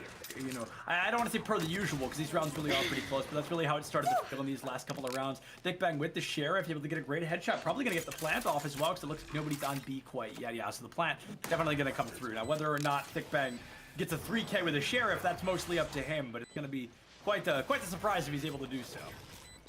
Yeah, 1v3 gonna be really tough for Thickbang here. Does have Paranoia available to him if he chooses to use it. But the Cypher doesn't check his corner. Thickbang gets the first kill onto Lycan, making it a 2v1. The Paranoia is gonna come out. He's gonna push the slow, but the slow orb make it so hard for him as Legit takes him out. Beautiful slow orb coming out of Legit there. Yeah, Legit. Just a couple of smart plays back to back there. Able to get that great frag. Last round gets the phenomenal slow there. Gives their teammate just enough time to defuse the spike, and that's all you can really ask for, right? Legit sitting smack in the middle of the team with 9 eliminations and 5 deaths, and then obviously gets a little bit better above him and a little bit worse below him. But so far, some very solid Sage game. Legit's looking really good on this stage. I get kind of worried sometimes when they have players flex onto the stage because Sage isn't played that often on other maps, like you said before, and some players aren't used to really playing that kind of more slow, more utility-focused playstyle. But Legit really proving that wrong, getting frags and fantastic utility usage so far as UBCO is going to go for a really fast execute onto the base stage. Absolutely. Just going to go a very fast execute again. Saucy committing one of those packs, just trying to get any kind of info, trying to get any kind of damage. And Silver and Your Hat and Thickbang are both able to find some kills back to back. And here comes Splinter, misses the entire Blade Storm. Close quarters, not able to find it. Going to commit that slow fall as well, try to spice things up. The smoke clouds coming out left, right, and center. The spike plant does come through, however, so that's going to be, especially as Kurt takes out Lycan. This could be a huge round for UBCO. 4v3 in favor of UBCO. A little bit of a whiff from Saucy there, but finally gets the headshot onto Legit. Gonna make it a 4v2, and it's gonna be really difficult for Boise here. Yeah, Boise's gonna struggle, but Dreammaker does find one, still sitting at full, finds 2. There's no way they find 3. But the showstopper gonna be online. Here comes a 3rd kill. Dreammaker putting on a performance. This is where dreams are made. Saucy able to find Bandit and gonna go for the bait. Defuse the showstopper of their own. Gonna overcommit as they have no idea Dreammaker is now behind them. It's gonna be huge, and there it is. The 4K comes online. A phenomenal performance, but I don't think it's gonna be close. It's gonna be really close. I think they got it. 2.31 seconds left. Phenomenal job there from Dreammaker. My goodness. Dreammaker, such a slow start on this defensive side. Takes a 2v4, gets 3 kills, gets the clutch, gets the bomb halfway before the enemy raises showstopper comes out, and gets the round. Dreammaker, that was beautiful. If you're Boise there, you have to feel so good. You know the comms are going crazy. Dreammaker going from like what, 4-8, 5-8 to 8-8. Beautiful play there. I was gonna say goes from 4-8 to 8-8 in one round. I was about to point out that very same thing. You talked about a slow burn, a slow start, and Dreammaker literally doubles the amount of kills that they had going into that round. So a phenomenal turnaround. Hopefully they're gonna come out just as hot for the rest of the series, because we could really see Boise run away with it if plays like that keep happening. Beautiful play from Boise there, and Saucy immediately gonna get headshot by Bandit, making it already a 5v4 in favor of Boise. Yeah, Saucy just gets sauced there, taken offline so fast, and the Killjoy ultimate, the lockdown coming out again, so they're going to try to protect the point, but feels a little bit early. They don't have the spike planted yet. Legit going to be taken offline, so no resurrections or healing will be coming out this round at all. Splinter, no, not going to be able to find a kill as Lycan, and Ben, oh my goodness, what is happening? All of a sudden, Boise, this exact same thing happened on Bind. Like, they just start slow, and then they're like, all right, let's start playing a little bit, and they just frag. This is insane. Yeah, winning 7 out of the last 8 rounds is what Boise just did on that defense side. A really pretty, as you said, pretty slow start, losing 3 out of the first 4, but then really coming online. Lycan and Bandit held down that B site so well, even through the Killjoy ultimate, and there wasn't a whole lot that UBCO could do there. And now they're gonna be on the defense though. Gonna be can't be harder for them than their attacking side. They have a pretty solid team comp for this. The Killjoy utility is going to be on A, and that's where it looks like Boise's looking to hit. So this pistol round is going to be really big in determining their momentum for the rest of the game. Yeah, I think they're just all about to walk face first into a firefight, because this is going to be a 5v3, I believe, actually in favor of the now attacking team, which is going to be Boise. So if they can get 1 kill here, they can make it a 5v2. That would be huge, but they can't push in too aggressively, especially as that Paranoia comes through here. There's some shells very early on. So we're going to have to back out, finds the bomb buddy, so that won't be online. Saucy, first kill onto Lycan, though. That's going to be huge. The flank already pays off. Boise calling for this huge rotate, gets the first kill, though. On this rotate, Saucy does. The blind comes out. Saucy gets another Dreammaker, though. Gets 2 of his own, makes it a 3v3, and this B site should go the way of Boise. Yeah, no, Boise, they have to play it a little bit slow, but Dreammaker is going to be able to flip things back in their favor once again. The Raze takes a lot of damage in that initial firefight. I thought she was going to go down, but she takes about half damage and lives to tell the tale. Now it's going to be a 2v3. Boise just barely the health advantage here. The bomb is down. Looks like UBCO is gonna play together as a team. They're finally dropping out of heaven, gonna hold angles together. The dark covers though are gonna make it really difficult for them to actually get onto this bomb site. Legit finds Thickbang. That's going to make things even worse. There goes Splinter. Killjoy versus the world. Silvern finds 2. It's going to be that 1v1. Dreammaker is great as well. And Silvern with the triple. I think there's enough time to defuse this spike. That is going to be huge for UBCO here. Silvern getting the first pistol round on the side of UBCO is so huge. Really well played by UBCO. The 3v3 retake was going to be pretty hard because Boise had a pretty solid post plant set up and the dark covers were out, but Silvern clutching it up and giving them another round, making an 8-5. Yeah, Silvern has one of those names that I'm just curious where it comes from. That always happens. Every game, there's somebody with a gamer tag where I'm like, how did you end up where you are? Silvern strikes me. I'm very curious. Silvern, if you ever watch this VOD, message me. I want to know why your name is what it is.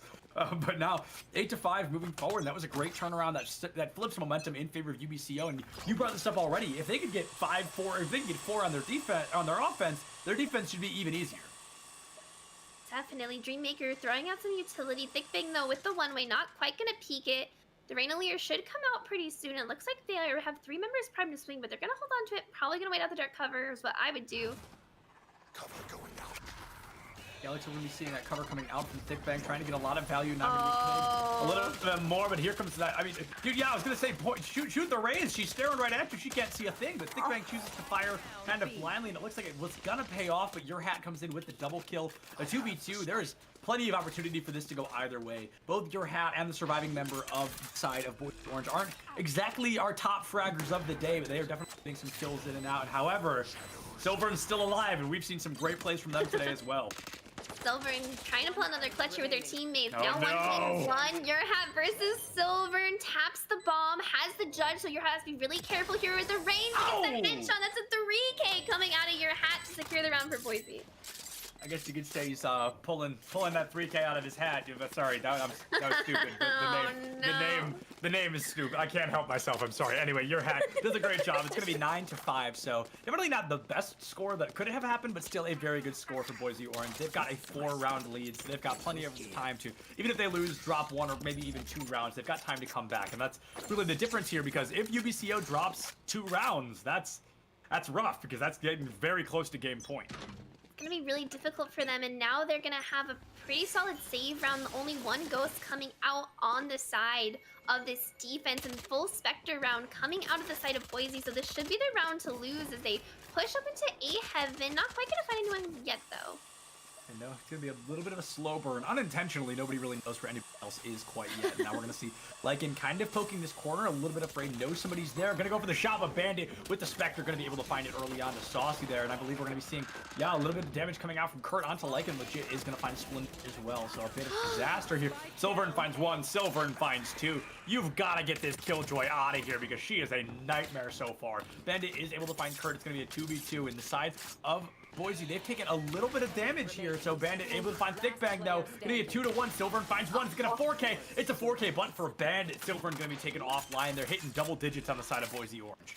Bandit getting the 4K on that round, which became super disastrous as Boise didn't actually clear the A site. I'm not sure if Silvern had utility on the site or not, so they had really no idea that Killjoy was on the site. Silvern gets 2 with a ghost there, doesn't even get traded out until the very end, and a nice clutch up from Bandit. Kind of a sloppy execute, but Bandit really saved that for Boise there. Yeah, absolutely. Bandit just running away with that round, getting some great value, and a 4K, which is obviously 1 away from it. So some great value there. Going to be 10-5, and the score, as far as I'm concerned, is looking like exactly what it was on Bind. It looks like we may be walking into a 13-5, and I'm shocked because we talked about pretty defensive side. We were expecting this to be in favor of our defenders, and then both times Boise has gotten onto the offense, they have just started outperforming. It's been kind of nuts. Yeah, Lycan, Bandit right now, the top frags on their side. Dreammaker, though, making a lot of space on this raise, not to be counted out. The nade doesn't actually hit Thickbang, so not going to draw him out of that corner. So, and actually, there's all 5 members of Boise stuck in this B main, but not really getting punished by UBCO, as no one's really pushed out of their site. UBCO playing a little scared and a little passively, not getting that much info. Yeah, they really did not get a lot of information on where anybody was, but Saucy just going to be playing that mid. Might not peak fast enough as Bandit. Yeah, Bandit's going to get through. Now you think you're in a 1v1 because Saucy did not see anybody else, but is still going to be able to back out. They're kind of assuming the team is running together. Here comes that slow from the Sage, just trying to set things up. Now the shells coming out. Those could actually be colossal, but yeah, the team is able to make it out. The shells are a terrifying ability to go up against. All 5 of them are going to be able to. It looks like we're seeing Saucy on a bit of a flank again, and this worked out pretty darn tootin' well last time. Yeah, it looks like they're gonna make their way onto Heaven. Is actually gonna clear out Thick Fang. It's now gonna be a 4v4. They say that 4v3, 3 members left alive on the side. I don't. Boys, though, trying to make something happen, but Kurt gets another kill onto Lycan. Does get traded out, makes it a 3v2. Last member left alive, gonna on the A site. Yeah, it's gonna be your hat, and the Killjoy ultimate's gonna come out, but he's gonna commit to the plant. They're not gonna be able to. Yeah, I was gonna say not gonna be able to get anything, as that Killjoy ultimate is not exactly where it needs to be. Your hat versus the world here. A 1v3 is gonna be mighty tough, especially with the low ground advantage he currently has. Maybe best case scenario, just hide on point, just hide in a cheeky spot. That's exactly what he's trying to do. But oh, this is gonna be tough. I am quite nervous here for your hat.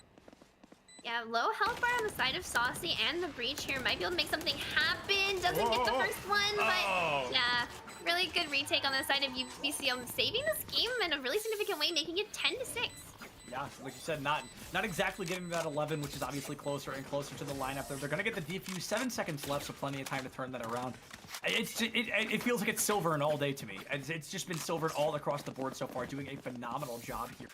Realistically, I mean, the Killjoy, I talked about her at the beginning when we saw her on Bind, or when we didn't see her on Bind, rather, kind of a smaller performance. But I was waiting, kind of seeing some expectation, and now really showing up here on Split. Currently sitting at 12 eliminations, so actually not in lobby, or not the most in lobby, but still up there for sure. Currently sitting, I believe, 5th place in terms of eliminations, but still a very consistent game nonetheless. Silver's been doing a super good job, have to agree with you, on just staying alive, playing off her utility. And to UBCO's credit, they're using their utility, I feel like, a lot more effectively in this game, especially coming out of Kurt here with the Breach. I feel like his flashes have been generally way more effective, and his teammates have been playing off of him way more confidently. So they have a lot to gain on this defensive side as Bandit slowly creeps his way. Only a rifle in hand, as Boise is on a save round. This round is expected to go to UBCO unless Boise can pull something out. Oh, that's gonna be huge. Saucy able to find one. Splendor finds another. The judge is gonna be future Thick Bang taken out. What's it gonna look for? You're gonna find another kill on the Dreammaker there. Gonna be a triple kill for Splendor, and yeah, like you said, kind of an expectation that we thought was going to happen, and it's exactly what did happen. So this is gonna be a very easy round to win for BCO. Lycan does get a rifle, probably not going to be able to keep it. If I'm UBCO here, probably down to chase Lycan for the rifle. Not going to make a huge amount of difference in terms of their economy, but you feel pretty confident in 3v1. But Lycan, 20 health, vulnerable off the bot. They know exactly where he is. It's going to be really difficult for him to get a frag here. Yeah, I'm not sure he's even going to be able to fire his weapon at this rate. He's stuck 20 health. Yeah, I was going to say stuck in the corner, and Silver is going to be able to put him out of his misery a little bit there. Lycan is going to be taken down 10-7. Just obviously so much closer than 10-5. Right, so that's going to be 2 rounds back-to-back in favor of UBCO. They're trying to take this one all the way. UBCO getting a lot of momentum going on their defensive side, which is, you have talked about it before, you do expect to see teams have a big rallying point on this defensive side. They did win the pistol. They have now 2 more wins under their belt, 7-10. Not impossible to come back from, but there are 4 ultimates on the side of Boise and a full gun round coming out. So this is going to be a really make or break moment for both teams. Absolutely a make or break moment indeed. We see the double digits finally coming out. They really get to make their way out here on the side of Boise Orange, and then they kind of get halted in their tracks 2 rounds in a row. They end up losing them to UBCO, and pressure is on. Lycan is going to be able to find that first kill onto Saucy, so that's going to be great. Trying to find that 11th round win. That's exactly what they needed to do to get that first elimination. Lycan on this lurk, sometimes his lurks didn't pay off on the last map, but right now getting that first frag is going to be so huge. The neural theft coming out, realizing where most of the defenders of UBCO are, going to call for the rotate onto B. There is an Omen in this. Heaven, though, takes out Lycan, making it a 4v4, evening it out, but now it's going to be a pretty aggressive attack onto this B site. Absolutely, they're going to be rushing into B side, trying to get the kills that they want. Silver and able to take out your hat, so a round that started so strong is onto a little bit of a close. Dreammaker actually almost finding a kill there, getting some damage. Able to find Kurt with Splendor, able to find Dreammaker right after. We're going to have the wall come out there. They may have been the slow, but the inability coming out there from the stage. Bandit is going to be able to find Thick Bang now, so that's going to be huge, but taken out by Splendor right away. It is legit versus the world here, and I am mighty nervous as Silver, and again, still alive. You've got to get rid of this Killjoy. 1v2 gets the first headshot onto Splendor, making it a 1v1. Killjoy is really low. He clutches it out, making it 11-7, and legit. So impressive on this stage, and has res available for the next 2 rounds. Yeah, their Sage is looking pretty legit indeed. That was a phenomenal performance, and the 2K saved the day. The clutch comes through, now only 2 rounds away from victory. And they've got the economy advantage as well, but just barely. just barely indeed. We see a judge coming out, a Spectre on the side of Boise, so a pretty rough buy. Still one ultimate in the Sage Reg, which could prove pretty influential, but if you look at UBCO's econ, they're not going to have a full buy either. Only 4 rifles coming out, but they do have 4 ultimates, and one of those is going to be Splender's Knives, so a pretty solid buy coming out of them. This is their round to win. Absolutely, and we see a big issue, at least I know that I do, Alice, maybe you can disagree with this, but we see an issue where Sages are very afraid. Okay, wow, Splender's not afraid of anything, apparently, because they are just going to turn that corner and get ripped apart. And I was gonna say, oh, I gotta wait. They're just not gonna stop. So Bandit gonna be able to find the wall bang onto Kurt. Saucy finds Dreammaker, but it already may be too late. It's gonna be a 3v4. Legit is still alive, and honestly, I was gonna say you might as well commit that res. You are so close to the end of this. Bandit already with a 3K. This could be an ace. We're gonna see some damage coming out very early on. Bandit looking for another kill, but nobody's gonna be on A. They're waiting patiently, trying to find what they want. And Dreammaker gonna find Saucy. It is a 1v5 here. This is gonna be a rough one. Like it takes out Thick Bang, and that was a round that Boise wasn't posed to win. Bandit getting that opening one tap with the Sheriff, opening up that A heaven, getting another kill, making it into 3. Bandit, we gave him a little bit of slack for having a pretty sluggish start, but really showing up into the server. 21 and 15 on the Reyna. Absolutely, and I'm going to speed up my point a little bit because these players clearly don't realize that I'm trying to analyze between these rounds. But I was going to say that Sages hold on to their ultimates a lot because they're afraid they're going to use them poorly and then they're going to lose the round. And it's like, you might as well use it early because if you don't, you're not going to use it at all. We did see legit use it, to be fair, but in what was possibly the penultimate round. So it's like, you held on to it for quite a while, but better late than never. Yeah, definitely 14, 12, and 14 from Legit on this stage. Phenomenal gameplay so far. Kind of a misuse of the ultimate, have to agree. Not super impactful, but did secure them the round. And now Lycan getting the opening frag onto Thick Bang, but gets traded out. So hope is not lost for UBCO. It's now going to be a 4v4. Yeah, Lycan not only got the kill onto that Omen, but also did a lot of damage onto that Raze as well, which is going to be huge. If they were able to confirm the elimination, then we're going to see some great value. You know, a 2-for-1 trade is obviously going to be worth it 100% of the time, but now it's going to be that 1-for-1 trade, kind of 1.5. That Raze can't be healed, which is a huge bonus, but we've seen some players frag with incredibly low health bars, so I would not be surprised to see this happen. Bandit just knows somebody's around the corner, and no, it's going to be Splendor who finds one, but Legit finds the kill off the back of it. A 4v4 turns into a 3v3, and Legit, I mean, as long as Legit is alive and as long as Silvern is alive, this can go either way. But there goes Silvern! Saucy going to fall as well, and Kurt, you have to make the magic happen for this team to stay alive. It is going to fall on this Breach's shoulders. 2v1, it's the first kill Timur had, making that a 1v1. He gets one. This is possible. It's gonna be a Breach versus a Sage, and the Sage has 40 health advantage. To be fair, only a couple of bullets here, but she could. Oh, I think Kurt could time out this Sage as well. I think Legit may struggle to get onto point, and they're both gonna rotate away from A in simultaneous. But now, here comes Legit back onto A. I think is gonna get a free plant here unless Kurt is able to find them, but as long as, yeah, okay, you've got 10 seconds. You've got to go for the plant, but no, looking for the frag instead. Okay, gonna go for the plant. 5 seconds left. It looks like they're gonna be able to find it. Gonna be very difficult to get the wall bang there, and the timer not exactly reset, but more time added to the clock here for Legit. Yeah, Kurt does still have utility with a headshot from Legit, secures the round, and that's gonna be the series going the way of Boise from a beautiful play from Legit there. Yeah, a beautiful play from Legit indeed. Able to carry the team in that final round. A phenomenal job.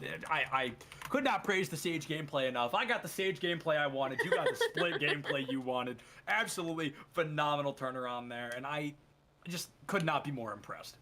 Yeah, UBCO came back a little bit in this game in comparison to their buying game. They looked a lot stronger on their attacking side, like we noticed, but a lot of the members of Boise really stepping up. The last game, it was really the Bandit and Dreammaker show. This game, Lycan and Legit, both on Sentinels, playing exceptional gameplay. 19 and 13, 17, 12, and 14. You love to see that coming out of your Sentinel players and really supporting your duelists.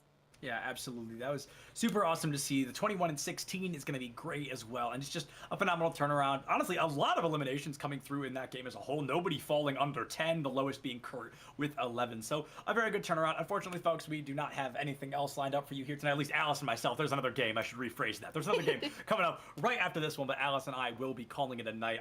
I will. It's like 8 p.m. for Alice, but it is 11 p.m. for me, so I will be calling it a night. Thank you, everybody, so much for having me. Huge shout out to everybody for watching. A huge shout out to these teams for watching, and a huge shout out to NECC for putting on this whole show. Caleb, our producer, thanks for everything you do, man. We could not do what we do without you. And with that, folks, we are going to be calling it a night. And you guys will be replaced. I'm not exactly sure who by, but I'm sure you'll see them in just a couple of minutes. Everybody, check your posture, drink some water, and don't forget to love each other. We'll see you guys next week.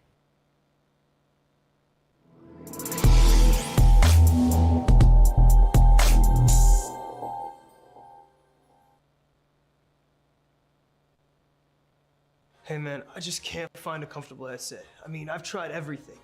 Literally everything. Jeez, my brother. I got you. The HyperX Cloud 2 Wireless. Legendary comfort goes wireless. That is comfortable.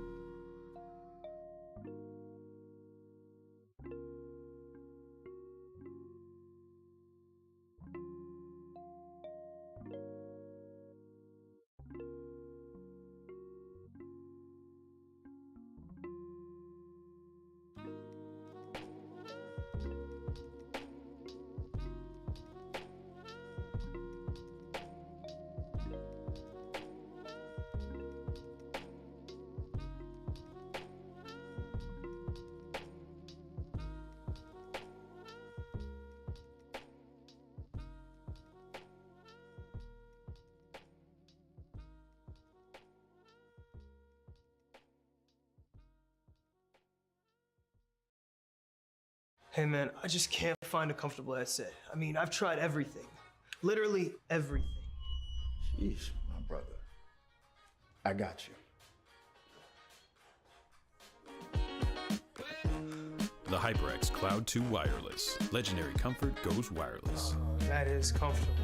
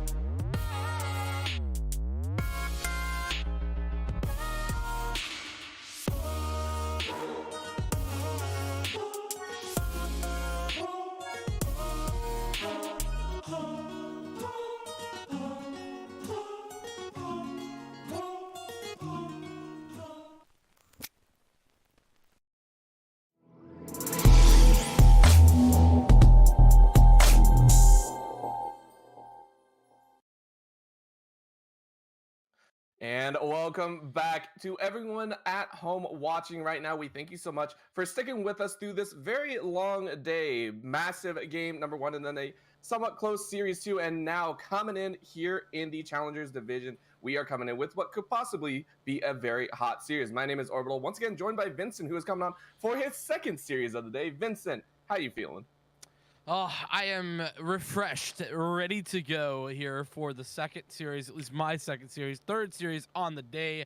And well, it's going to be an interesting one in that we have UC Davis Blue coming up against Sac State Gold.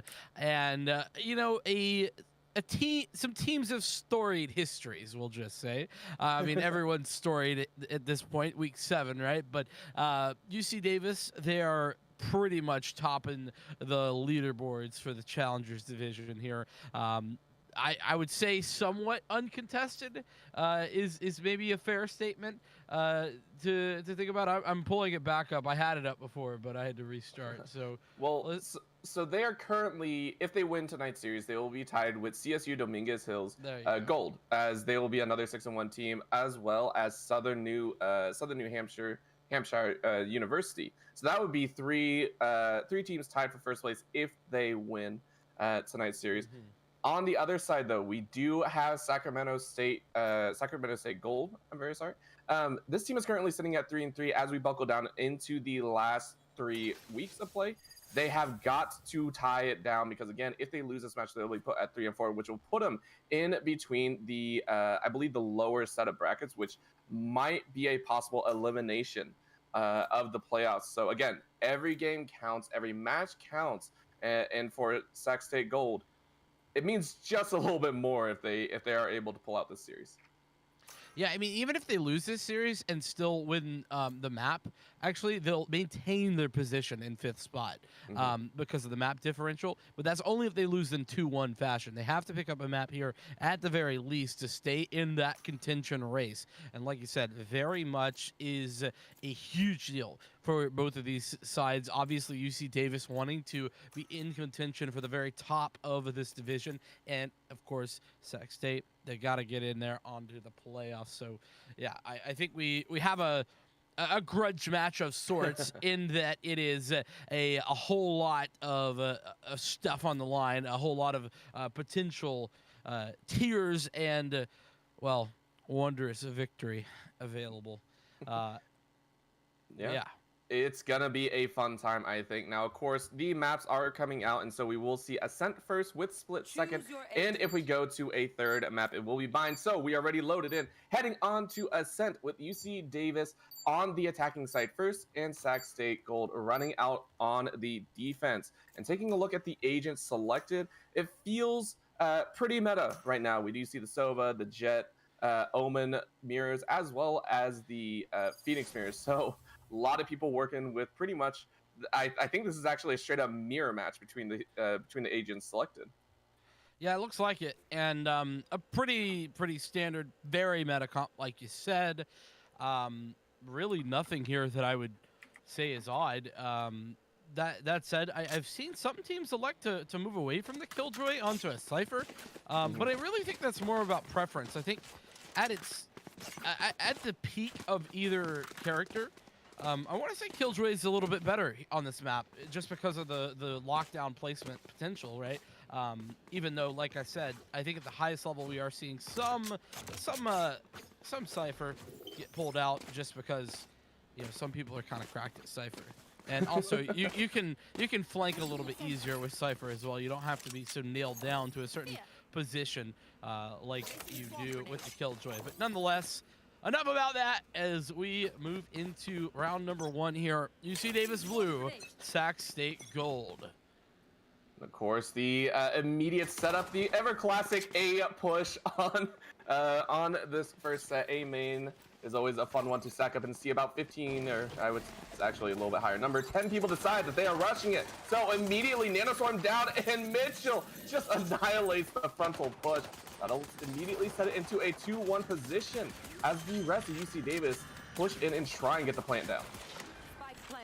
Yeah, a decent take, but unfortunately left with a player disadvantage, and Astro picking up one more, making things very difficult. Astro doing a great job, has found 3 massive frags coming through from Astro, and I really love that hot hands straight onto the bottom. You jump into the hot hands, you know, it takes an extra second to realize that's a possibility, right? Because you're thinking, oh, it's a molly. Well, no, not if it's his own. Obviously, heals. You know what I mean? It's just it's a cool little added bonus in my book there, Orbital. Oh, of course it is, and you gotta feel good coming out with a 3K to start stuff off. On the side of Sac State Gold, Mitchell has been known to really tear up in a lot of these games, known as one of the primary carries, and to see other players start to step up in the later stages of these games, of these matches, bodes well for the potential playoff run, to be able to see these players really kick it into high gear when it matters. Couple share shots going through in mid, deciding that, hey, we want to get that free kill if you step up just a little too far. That is going to be the Omen saying no, though. Free haircuts. Yeah, free haircuts indeed. And the shotty says full body massage by Mantic. I mean, that's not the kind of massage I'm looking for, and I think that honestly, Sac State Gold would have preferred not to have that one, but nonetheless, they are stuck with it. A minute left on this clock as the spike is recovered by Aliak. And it looks as if the push should be coming over towards A. OMI does find that frag on the B side of the map. So now Sora, ready and waiting on the site, has lots of utility available. There goes the swarm grenades. That's going to be shut down, though, very quickly, as I-Only Vayne is going to be able to pick up that frag. So 3-on-3 now. The retake is in. Oni makes it 2-on-3 and having to break through the door. He's going to play the lurker side as everyone is still on there. And Astro trades 1 for 1. Going to come down to a 2-on-1, as that is going to be Joe hoping to clutch it out here. Find a couple frags. Is he going to get one? Can't find it. Lands 2 bodies, but Omi finishes off. That is going to be the round once again, going to Sac State Gold as they go up 2-0. Is that Omi or is it OMI? It's Omi. We got Omi and Oni, so that's going to be fun. I was really hoping it was Omi or OMI so that I would not get Omi and Oni confused, but nope, they just want to mess with you. Yeah, they clearly just don't want me to, have a good time. Nonetheless, I will prevail. I will have a good time anyway. Haha! Indeed, as we are now getting the third round underway, and already I-Only Vayne has that running back available, is going to be prepped and waiting to decide who gets caught by this pseudo life that he is allowed to utilize. Going to be a little bit of a hold and B lobby, as everyone just wants to find that singular kill to start things off. And this purchase is pretty shoddy, to be honest, from the defense. Like, yeah, it's the bonus round, but you have 2 Buckies. That's a little bit rough. And there goes that run it back that you were talking about, and it is going to open things up fairly simply. Oni now all around the smoke. Is there enough time? No, not quite enough. But run it back is going to get the information, and with the player advantage, should be a plant. That being said, Omi has something to say about it. Finds a 2-for-1 trade, so that's pretty darn solid. As now we see one more frag brought the other direction, giving us a 2-on-2. The problem is that Mitchell just has a Bucky, so needs to recover some sort of other weaponry here. I mean, you can say that, or you can just try and run face first into them and hope that you make the kill. But granted, yes, try and find that rifle, try and get that down as quickly as possible. Ali decides that it is going to be them that gets that kill. Now in a 2-on-1 situation, only Oni is going to be the survivor. Has a full shield up, only sitting on that Spectre. Somehow Oni picks up that frag, does recover the Phantom, so this is looking somewhat doable. Doesn't, I was about to say, doesn't quite have the utility, though, against Aliak, who was looking good on that site, able to pick up that triple kill as well. Feels good, man, to close out that round and push themselves back into this game, get the first round win. And of course, you always enjoy seeing that, right? And granted, Sac State Gold, they did run very low econ, like you said, running with that shotties plus Spectres in there. And now they also have a full buy for themselves. So we'll see what they can do, if they can retain their round lead, or if it's going to be tied up here by UC Davis, who are deciding to split the map in a 3-1-1. I believe that is, or 2-2-1, I'm very sorry, as they were double stacked on top of each other in the mid. Yeah, I mean, that weaponry is not ideal here, to say the least. Yeah. Even though they won the round, it's still very, very rough. I have to admit that I would have preferred to see the full buy-in from everyone, even though like we have 3 players not really fully invested. In fact, Joe Honey with just a classic. Despite that Blade Storm, I understand that, but still difficult. Oh, very nice swap out. Sora goes ahead and drops the first kill of this round. That's gonna be an attempt here onto A as Willie picks one up with the Sheriff. They're gonna get a quick play in as 3 of the UC Davis squad are going to get into the smoke. Gonna be rounded up by Astro, but he gets taken out of his run it back. Mitchell, though, trying to clean it up. Can't find the repeat kills. Gets taken out 1 for 1. 3 for 2 here as the wall goes up. Only Vayne can't get the spike down just yet as Astro making it difficult here on the planting side. They finally get it down. The health bars running a little bit rough, and this is the mirrored Soma versus Phoenix. Which side is just that much stronger? And the sonar arrow is now online here for the defense. That goes out. Doesn't necessarily net any information. Now info gained. Astro knows where at least one player is, and that shock dart goes a bit wide. A frag already there for Omi, and a second picked up.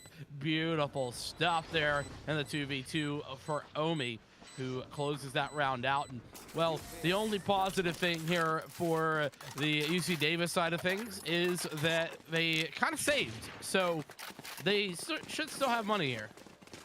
Should still have money, but remember, a couple of them did full buy in that setup, so that's why you do only see the Marshall, not the Operator, but Mantic coming out as the top fragger thus far in the game. Is going to be running that one-shot potential kill if you pop that head. Hoping to find some opening frags here and to really clean it up. On the flip side, though, Sac State running pretty low. I think they're still deciding on what they might want to run here. This is a little bit questionable. What is this? Is there a new meta that I'm unaware of, Orbital, where you just save after you win? I have no idea what's going on. I don't know either, but they will be coming up against the 4 Vandals and a Marshall. And Only Vayne shows why you should probably get a couple guns here. Picks one off straight through B. Oh, Ali is going to find one on the backside, making it a 3 on 5. And that's going to be the Blade Storm coming out. That's what we were wondering about. So Mitchell trying to throw it down and finds the first straight to the head. You get turned into a pincushion real fast with that swipe. Easy right click, easy does it. Getting aggressive there was Mitchell, but missing the blades makes it all the more difficult. 26 HP, trying to hide in these cloud bursts, but it's simply a matter of time before they're found out. Well, Mitchell there does fall, leaving Astro in the 1-on-4. Does have a Vandal in hand, but a tough task ahead. As look at how split up these players are. Has heard the sound cue of Aliak there on the side of Generator. Should swat out the head of this Phoenix. Does indeed do that. Might get spray down. Another. There's a third. Absolutely incredible. But it's there not enough time. Yeah, this is fully ticked away. But Astro doing huge damage. And I mean, we might even see another save come out from the attackers for some reason, because they won, but they only had 1 player survive. Yeah, and I mean, Astro being able to pull that off in the final moments, that is what we call trigger control. Not taking that first snapshot, making sure to wait, get a good lineup, and knocks out a bit of the eco. So very well played to pick off as much as he could. Now we do see the full buy. I believe that is going to be 4 Vandals. No, 4 Vandals on the side of UC Davis with a couple Guardians sprinkled in. That's going to be the question of how they're going to play it. Joe decides that he does not want to live as Mitchell picks up a straight headshot in that cloud. A great job getting a forward position and taking advantage of it there for Sac State. Is now a player advantage for them. Love to see it. And if we take a look at the attackers, right, they're playing very grouped up, and they're grouped up towards B for the moment. Looks like that might just be where they end up. But they took that early duel and didn't win out. That time, though, Only Vayne does win out on the opposing Phoenix. That shock dart does a little bit of damage, but this running back is looking for more, and just barely finds OMI right before the door closes. And now 1 player up, this time in the favor of UC Davis. And UC Davis finally finding their stride here as Spike is going to be planted. The rest of Sac State are hoping to get a little bit of a flank, but up against 4, they have to play this very carefully. Vayne playing the lurker. Oni does not see it. That's going to be a 3K in Vayne's pocket. The Phoenix, after rising back, cleaning up this round. Sora picks one off before getting headshot by Ali, and that is going to make it a tied game here on Ascent for map number 1. What a great play there on the attacker side of things. Sac State, they just kind of collapsed over at B, and it was mostly off the back of that run it back. But in addition to that, we saw the double swings over and over and over again to defend the retake. Really solid stuff. Nobody really was able to get a 1v1 in any way for the Sac State side of things. They tried, but they certainly were unable. And so now you look at that cash. It is very, very low. A Marshall out, a Bucky out, a Stinger as well for Oni, but it's simply a not ideal purchase. And, well, that's not an ideal pick for the side of Sac State as they go down 1 already at the beginning of this round. Seems the Huntress has made her way over here to Valorant from League of Legends as Only Vayne is sitting at the top of the scoreboard for UC Davis, so really leading the charge here in this map number 1, again showing off why they are 5-1, why they deserve to be tied at first place if they can win this series. It's gonna be a quick plant coming out here. Very nice setup with all 5 members still alive, but they are facing a potential 4 ultis coming out by Sac State Gold. If they wish to utilize some of those, they might be able to tip the scales in their favor, but Mantic says no, you ain't teleporting anywhere. I don't love this orbital. I have to be honest. I think this is a bit of a mistake. You have barely any weaponry, and you see that the Sova, the Hunter's Fury is available. That's just an automatic counter to your lockdown. Oh! And you're just running into, this. Joe Honey with 2 frags. I don't know. I'm just... That was ridiculous, Sora. With 2 HP, decide to take a classic spray straight into the enemy's chest and is able to pick it off. That is a kill that you gotta be a little bit chuckling about, as grabbing that one, even though you lose the round, you got a little bit of a nice highlight reel for yourself. I was gonna put UC Davis at 4-3, moving into the next couple rounds. But so what I was saying is that I don't love the investment of the lockdown there. I think it would have been better utilized in a gun round. Maybe if you're just saying, well, let's just trade the Hunter's Fury, sure. But I don't know. It just seems like you never were going to win that. You didn't have the weaponry. So why even like pretend? That's kind of where I'm at. Nonetheless, still 3 ultimates available for them in this round, and some pretty big ones too. I'd say the run it back, key one to take a look at. And Oni doesn't need an ultimate to get a frag. Has already opened this up onto the opponent's Killjoy. It's gonna be the molly being tossed out, but Mitchell able to spray it through the smoke, knew exactly where that molly went, and just gets an easy frag. Sac State with 5 members strong is ready and waiting for Ali and Johanny. Great start to this round, and I say start. It's a minute left. Johanny has somehow picked up a frag. What I think was through a dart cover, if I'm not mistaken. But either way, you like to see that. And Mitchell, what a peak that was. Talk about confidence. Just swings out, takes the man's head off with no problem whatsoever. As now it's Johanny in a 1v4, trying to contend with everything. Left. A Vandal in hand and 30 seconds to play with, but no one's giving anything away here. This is well done from Sac State to not give any free frags. Yeah, this is a huge thing. Chasing for the kills is always somewhat damaging, but Mitchell says no chasing today. We just hunt the fish in the barrel that we have locked it down, and that is gonna even it up once again. Both these teams playing fairly well here. Slight question though, as UC Davis is not known as a, I want to say, overly confident defensive team, so hopefully they can pick up a few more wins here on the attacking side to secure a safety net moving into the next half. Be a nice set of weapons though. Most Vandals and Guardians once again with, I believe, a Phantom sprinkled in. So everyone should be getting off a full clip here and there.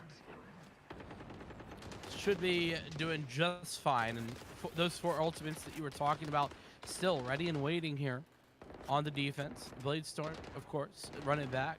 Hunter's Fury from the shadows. All of those a possibility. So I'd like to see those utilized here. They've kind of been sitting on them for a little bit of time at this point. And you know, it would be good to see those put to good use. That being said, Mitchell, I guess if you don't need your ultimate, you know, fair enough, right? Just shoot him in the face, forehead. Yeah, at the end of the day, this is still a shooter, and where your bullets are aimed does count quite a bit. Willie goes ahead and picks off Oni. That's going to even it up at a 4-4 pace. The slight hold through mid, bottom, and Cubby is going to mean that UC Davis are still kind of deciding where they want to push the tempo. Nice little swing out from the Sova in mid as Sac State Gold trying to sniff out where these guys might be. This is a nice, slow, methodical approach there from Mantic, who finally does find that frag, and that's going to cause rotations. Look, there's nobody here, Orbital. They have absolutely just entirely wrecked this defense. There's just, they don't have any clue. They have to pull the Hunter's Fury in order to try and deny that spike plant, but it is eventually going to go down with plenty of time left on the clock as well. So, I mean, well done to the UC Davis side of things, and now they have to look for the retake. Run it back was utilized, and it does net a kill, but not much more. There's 2 versus 3. Ali looking to be ready in the back of the site. Mantic, a big frag. Omi, now the sole survivor, has been tagged down as well. Has got to contend with 2, and Mantic cleans up the quad kill. I love how I Only Vane knew exactly that Mantic was running up and didn't spare that chance of losing his life, right? That is a well thought out play. Hey, I'm getting shot. Cool, give me a second. I'll be right behind you. Mantic cleans it up. 4K here for this player, this Killjoy, who so far we've seen, you were talking about, you know, some people do prefer the ciphers in these situations, but a little bit of pushback here by Mantic saying, hey, look, you know, Killjoy is still one of the optimal compositions to run. Yeah, I mean, I would agree with him. I agree. I think that Killjoy is better here, and well, better is maybe I Only Vane. That being said, the curveball is good, but followed up by the paranoia makes it very difficult for that to really find much of anything. Ooh. Well played, shock dart, and the second as well, but that one does a little bit less damage. Run it back engaged for I Only Vane, as that lockdown is not going to catch anyone at all, but the B site open for business here as that come through. Oh, I Only Vane gets one. That's incredible. Yeah, and this is a 3 ulti push. They're bringing out most of the utility that they had in their hands. So Omi decides to turn it back on. Ali is going to hold, but the operator sounds and that immediately stifles any potential peak once again. It's going to be a hold by the side of UC Davis, who are deciding if they want to keep chasing Sora, though. Can't find I Only Vane, picks up a 3K. Might be one more if they find the operator, but Johani with the classic says, hey, the pistol's a little bit better than your sniper at close range. Yeah, you missed that shot. It's all over real quick. And, well, a nice little job here in the last couple of rounds to solidify their position. You know, you talked about how UC Davis on their defense are not necessarily all that strong, and that they needed to kind of solidify themselves here on the attack, and they've done just that in the last 2 rounds. Very much taking advantage of their ultimates, of making space, of winning out gunfights as well on those on the defense of those retakes. So everything coming up wonderfully. And Sora, oh, does that not reach? Oh, that doesn't reach. That's horrific. I Only Vane's gonna think that that wine is clear, and it is absolutely not. Uh-oh. I think there might have been a tag, though, down onto Sora's head, and Ali, yeah, reads it like a book. Again, this, I believe, was an eco round for Sac State. As you can see, only has a Bucky, really, for any major guns. The rest are sitting on Frenzy Classics with Sheriffs.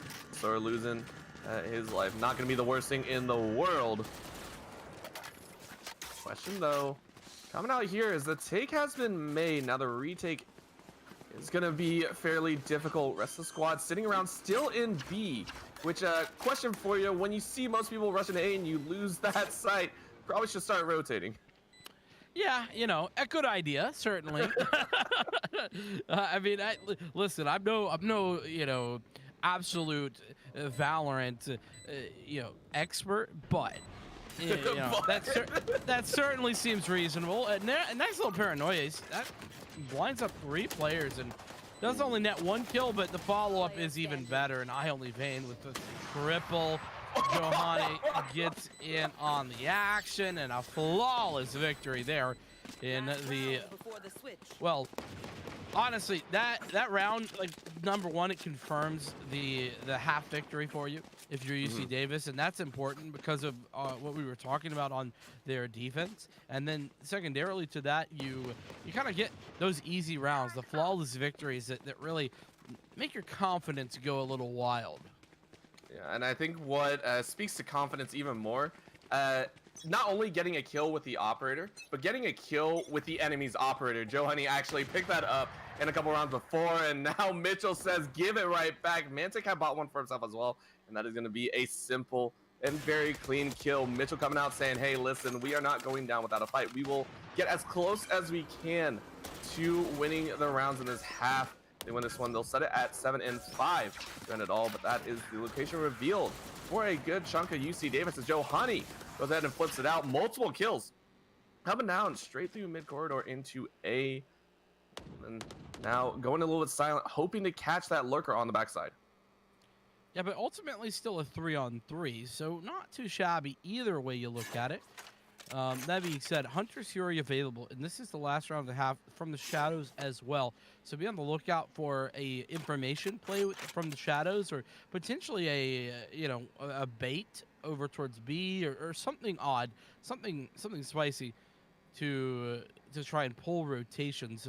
Right now, the only rotation here at A is the operator player. That's Mitchell, who should have some information. There goes that from the Shadows. Ooh. It's committed over towards A, and now do you just plant that spike immediately? It looks like not quite. You wait for the shock darts, but now that that's over, you can get that spike planted. But again, close by, up close and personal, operator of Mitchell, and is just waiting for the rest of the team to get in for the retake. Yep, good call over. Mitchell still scanning, can't find anyone. Doesn't realize 2 have snuck under this rafter setup. That's gonna be a jump out from the Jet, and Vayne finds the first pick. That is the operator, very close to out of play. But Phoenix on Phoenix action means Mitchell finds a snapshot with that op. Willie, though, closes it out. Might find one more, but Omi is gonna be there. That's gonna be a clear to Fury finally used, and Willie puts it to good use. 3K for him with the final shot of the Fury. Switching sides. Well done, UC Davis. It looked awful close. It was 4-4 at one point, if you recall. And it was 4 rounds in a row at the very end of the half to pick up this 8-4 scoreline. And they certainly have done exactly what you were talking about, solidify their attack to just make sure that they have plenty of rounds to work with defensively. And, well, we'll see if they even need them all here, as UC Davis now going onto the defense. Pistol round should be coming in very shortly. And I think that I was really impressed with what they did there on the rotations. They were very intelligent and never really seemed to make any clear errors. You know, there's always things you can do better, but it was, generally speaking, very solid there from the UC Davis side of things on their attack. Yep, and now Sac State Gold deciding that they're going to try this A push. One finds its way on as Mitchell is able to boost underneath. Couple shots going out straight through a link, trying to find a couple. But Ione Vayne had something to say, picking off the head of Sora. They'll drop it into a 5-on-4 situation as Sac State get the plant down. Now running back to position, a 4-point setup, holding against Raptors and Link. This double commitment down below, I'm a little bit questioning, but hey, if you get the frags, you get the frags. It's 1 for 1 though, ultimately, and it's really 1 for 2. Somehow Omi finds that frag through the smoke. Beautiful stuff. Willie gets aggressive though and dispatches him very, very quickly.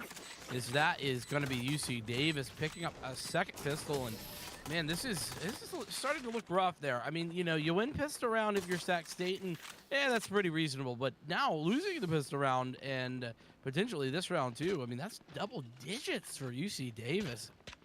Yeah, and they're slowly pushing and showing why they are deservedly in the top of this Challengers division. We get to see the fun of fun. Couple Spectres, 3 plus a Marshall and Judge. Ooh, let's go. Good commitment by UC Davis to have a blast to possibly put themselves up at 10 rounds.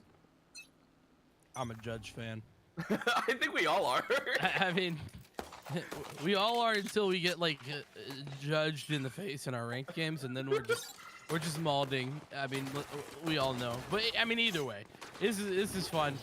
Joe Honey looking to get aggressive. Actually finds out that after the commitment there, nobody really wanting to get a forward position at B. They were like, oh, a Judge. Let's not go that way. And I don't blame them. Not one bit. So the push actually looking to go towards A here as 4 players group up with the spike in A main. Little quiet walks. As Sac State Gold are hoping to hear some footsteps, at least get a read on where this UC Davis has set up positioning here on A site. Because if they round that corner and immediately get picked off, that is going to be a rough time. But praying that they can at least turn it into a 4-on-4. Time taken down, 40 seconds left. Here. Plenty of time if they do decide to rotate. Look at the read. There's 3 players here. Dude, it's crazy. Yep, and there it is. You hear lots of footsteps moving through. Very nice smoke out, though. Does secure the vision off of Raptors, so that's a full blind on 4, and Willie gets the collateral. That's going to be 3 for him as Johanny completes the full house of the flawless victory. UC Davis up 10 rounds to 4. Well done. Double digits already picked up here for UC Davis. You know, I was looking 4-4, and I'm like, man, Sac State coming to play. Let's get it. And then UC Davis has simply looked better and better throughout this game as it has continued. And yeah, it's going to be a bit of a bonus round here. Full Spectre purchase, with the exception of Johanny, who has that Judge saved over against the full Vandals and Phantoms available to come close and personal. 2 shots, 2 frags. Don't do them dirty like that. Come now. That's absolutely ludicrous. And Mantic as well does find a frag elsewhere. That being said, Omi now on the mid position. Does get a very nice shot onto the aggressing Jet, but that is the only real issue in this round. Oh, that's, I was gonna say, Mantic, that is great job. That shot, it aim punched the player who was on target, by the way, but got aim punched and it entirely threw that off. So that headshot at the beginning, so key. Yep, very nasty pickup here, as that is going to pressure into a 2-round win scenario. Sac State still ecoing. That is the most horrendous feeling in the world. You know you're getting close to match point, and you are forced to eco. Only real weapon coming out is that Minor Spectre on Omi, and the rest of them, some of them not even running shields, so they are all in on a holding on a possible 4-12 positioning. I Only Vayne finds the first, finds the second, as well as Omi clears it out, but I Only Vayne is able to pick up 3, and that is going to be UC Davis pushing to match point. I mean, and there might as well have been air quotes around like the real guns with a Stinger and a Spectre against full rifles. Like, I mean, come on, that's just not ideal in any scenario. A couple of ultimates online here for the offense, but I mean, I have to imagine, right, that you're looking into the Blade Storm, and you're one away from the lockdown as well if you want to pull that out for Sora. So this could be a very interesting play. It looks like there's 5 players at B, and there's that Blade Storm already popped, and that is a oh no, he misses it. He just needed 1. Can't get the reset either. Now you know you're facing against an Operator and Odin, which is just pain in the making. You hear 4 shots, I think, just going off, and a straight up punch straight in. Mantic takes out Mitchell, who was trying to get that reset. Can't find it. Defender Killjoy and attacker Killjoy both used, so no one will be moving inside of this B site. Vayne finds the third kill against Sac State. Is hoping to find a few more. One player detained by the attacker's Killjoy, 0 detained by the defender, because the rest of Sac State Gold have decided to full on rotate over to A site. So I definitely love the play. I mean, I mentioned it right there before the round that I thought that the play would be the lockdown play, but I mean, why not just throw your Hunter's Fury in there if you're Omi? I'm not quite sure what the reasoning behind that is. But the timing from Mantic, what a great job from Omi to find that first frag. But I mean, that's all you can find. That's a brutal map number 1 for the Sac State Gold side of things. Yeah, and they put up a valiant fight. I will say there is a reason UC Davis is, right now one of the top teams, sitting at 3rd. But if they win this, they will be tied once again. I said it so many times, but it shows here. Right, 20 frag for Vayne. Mantic coming out with 19 of his own. Mitchell this time, one of the primary carries for Sac State Gold, just couldn't pull out the victory. So little rough time here. And I mean, so far UC Davis looking like they're on their A game.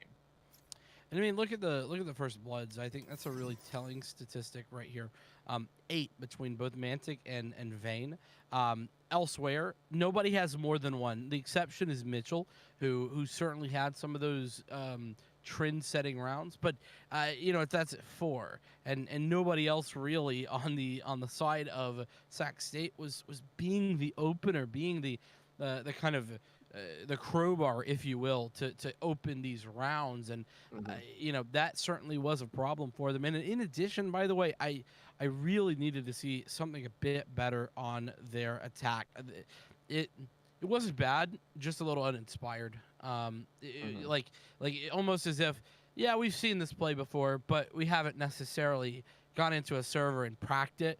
We haven't necessarily done a dry run of it or anything like that. And those parts of the practice are very important. So, the scrim time important, but those parts important as well. I am, just making assumptions based on what I saw, of course, but that's just my read from it. Orbital, anything that you think needs to change here for Sac State on the strategic side as we move into split before we go to a little break? I'm hoping for them to be able to step up. You see Sora and Oni sitting at the bottom, 2 of the players that have quite a bit of utility between the 2 of them, right? A lot of information being gathered, and you saw how Ali was also able to contribute and be able to make some of those plays. So hoping that they can start rotating through and being able to find some of those key frags on key targets. But with that, we will go ahead and go to a very short intermission. Don't go anywhere. We'll be right back with map number 2 between Sac State Gold and UC Davis Blue.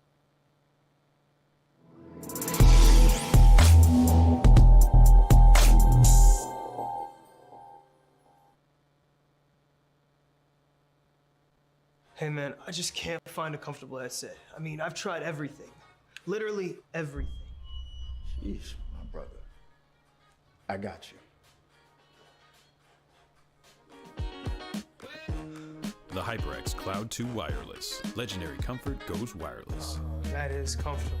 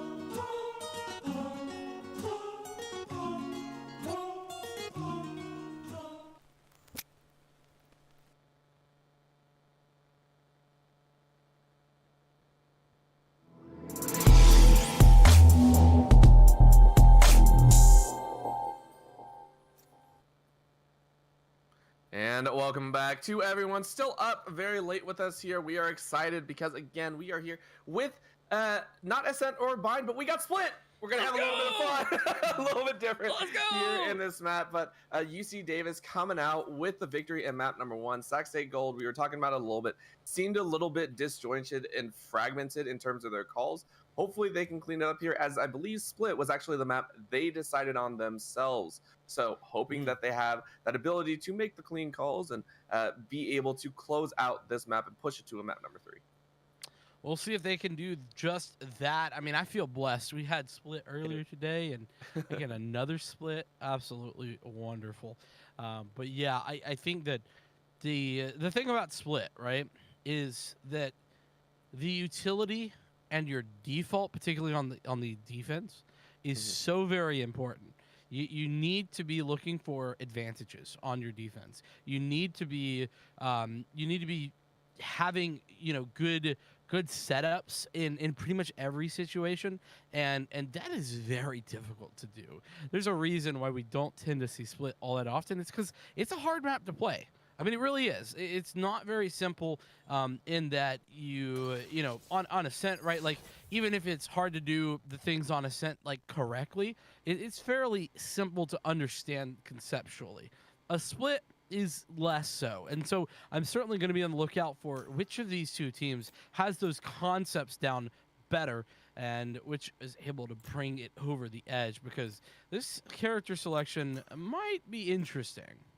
Yeah, we already see a couple swap ups here. We see I Only Vayne locking in that Raze, and a Cypher on the flip side. Jet and Phoenix the next to follow, but Mantic, interestingly, is hovering that Astro, which I think could bring a whole new element here to this map. I have a feeling that's a bit of a meme, but one can dream, right? Come on. Hey, I agree with you. I saw an Astra. I forget what I was casting, but I saw an Astra the other day for the first time. It was actually really interesting. It was okay. They lost, but it wasn't really the Astra's fault. I mean, I think we did see a Yoru win earlier today, so I mean, there is some possibility to see some fun coming out here, but that will be the rain well. Yeah. So hey, I mean, fair enough.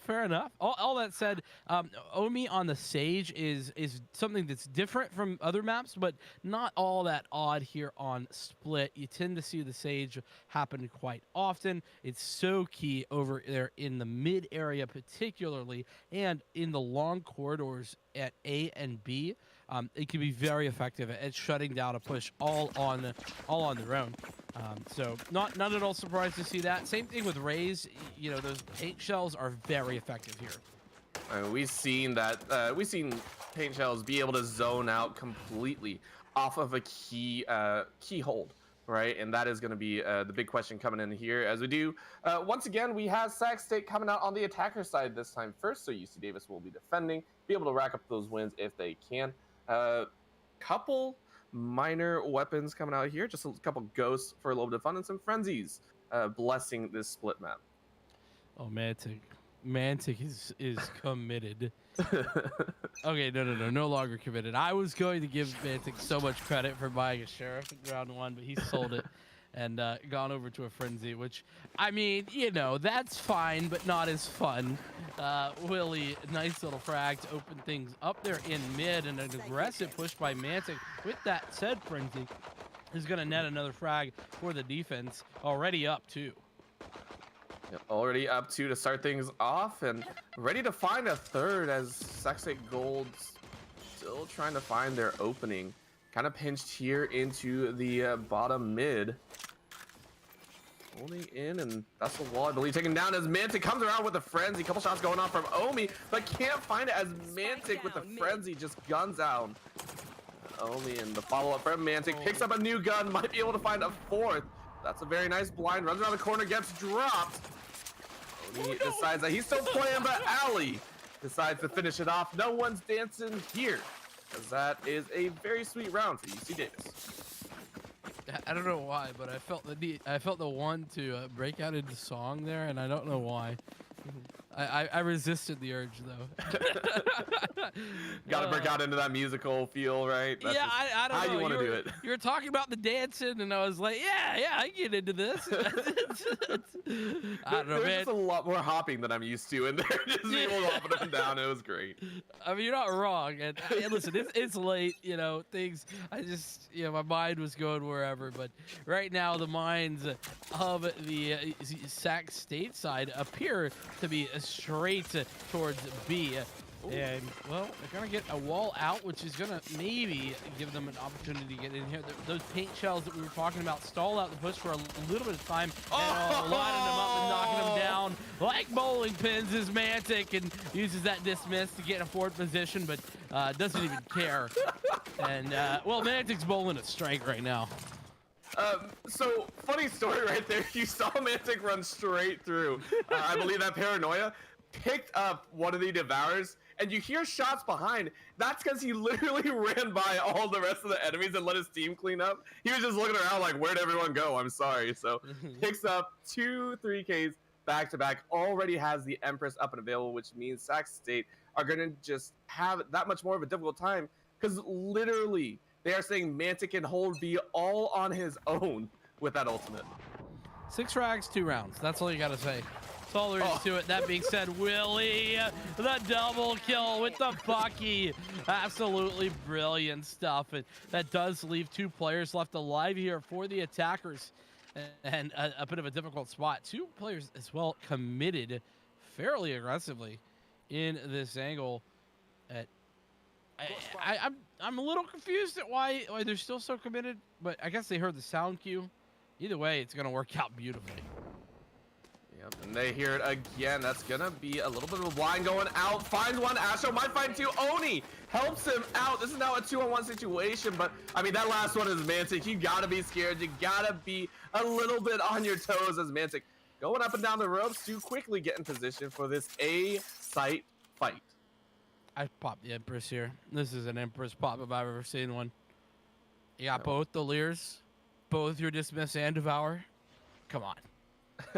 Everything's prepped. It is willing and waiting. That has happened. Finds one with a beautiful spray on the Spectre. Gonna throw down, and Mantic just literally said, nah, bro, I don't listen to Vincent. Might find finds 2 for himself. Oh, the teabag. No! No! Yes! Do it. Yes! Oh, no. I mean, listen, if you just don't need the Empress, then sure, ignore me. I'm fine with that. Just clutch on your own, man. Go off, son. Let's go, baby. 3 rounds in a row. 3 rounds in a row. Mantic has proved that he is a force to be reckoned with here. Went ahead, dropped the Spectre in favor of the Vandals. So 3 Vandals. An Operator coming out, Willie. 4th round Operator just shows how confident he is in this situation. And the rest of Sac State are actually sitting on a pity buy here. 2 SMGs, a Sheriff, and a Frenzy rounding out their utility. Indeed. By the way, I don't know if I mentioned it. I noticed it and then forgot to say it. But Hayes has come in for Sora on the Sac State side of things. So just an FYI if you were unaware of why Hayes is down in the game. But yeah, we'll actually see. Swapping out, I think, for can't tell. I believe that was for Sora. So Sora out, Hayes in. Here. Welcome to the game. That's what I just said. Yeah, pretty much. I'm a little bit slow. Here too. So that's a little bit fun. We do see a hold here, though. Everyone on Sac State's side gonna be prepped and waiting, hoping to find the lurker. Because remember, Mantic did run a pretty quick lurk route. He does get found. That is a major power point being taken down. But once again, the judge having a bit of fun for Willie. Let's see if it can be effective. To be fair, Mantic has just been very effective as a player. That's a very nice headshot. Mitchell taking off the head of the breach and looking for more, but Haliek, they've got it covered. It is a 1-for-1, so not too shabby here. The take on A, pretty solid. Yeah, now Willie just says, nah, the judge is here to bang the gavel of defeat. Gonna put it into a 3-on-2 situation with Blade, Stormveil, and Empress, and up goes the smoke, down goes Willie with a 3K to round it out. I Only Vane picks up the last, and that is 4 straight rounds UC Davis had collected for themselves here in map number 2. I hate that worked for Willie. I really hate that worked. A boost straight into someone's face and then straight up in the air. Like, and they even got bailed out by the fact that the teammate came in, and like that was the plan clearly, but also, come on, just no, please. Oh, it's the style. It's the style. I mean, yeah, it's just Jet. I mean, that is what it is, but also great job from Willie to pick up those frags. 3K, easy does it. Now another rifle round here coming in for Sac State. They've got to start picking something up here. You know, the attacker side can definitely be a struggle here on split, but we talked about it, or I talked about it in the last split game that we watched earlier today. That you know, this ain't old split. This split, you know, you should be able to pick up some attacker rounds here. Should be able to, but Mantic is saying otherwise. Another opening frag for him, sitting at 9-1-2 so far. That is averaging more than 2 kills a round. I see shots going out. Hayes trying to find one for himself and actually drops the top fragger, and Mitchell follows it up cleanly with a shot through a couple walls. Spike grabbed by Omi as B looks to be the plant site. Yeah, those rotations coming in very quickly, and Willie. Oh! That's a unfortunate miss, and that's a second unfortunate miss. I mean, just a series of unfortunate events going through for Willie right there. As now the retake's gonna have to be strong with just 2 players alive. Drops down, does Joe Honey, but it's quickly been dispatched. As now it's Aliek who's left in the 1-on-2. Wasn't 1-on-3, already found that first, but now has it all to do. And both these players playing very separated the attack, but let's see how Ali decides to play it. Tap the spike, looking for more. Doesn't quite stick it out, but Omi is ready and waiting on the defense. Actually played it really well around that dark cover, but unfortunately loses out that gun battle to Hayes. Bomb doesn't go off, spike doesn't go off, so that does mean that'll be a round win for Sac State Gold. They cut off that round streak at 4, and this time they have 4 ultis to show for it as well, so hopefully they can collect and get 2 for themselves in a row.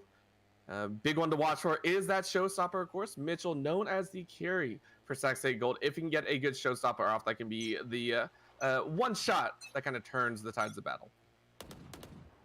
Known as the carry. I wish at some point, I hope at some point that I can be known as the carry in something. There's a reason we're casters. Yeah, listen, stop making, you know, hurting my dreams, okay, Orbital? This is not okay.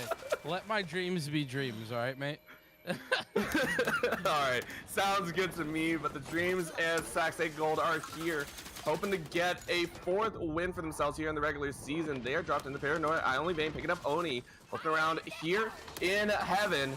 Might not be able to find much as Mantic follows up with a Devour and drops Omi where he stands. That's going to put it into a 5-on-1 situation. They see the gun, and unfortunately the blind was on, so Asher doesn't even know that Mantic picks up the flawless 3K to put it at a 5-on-1 situation.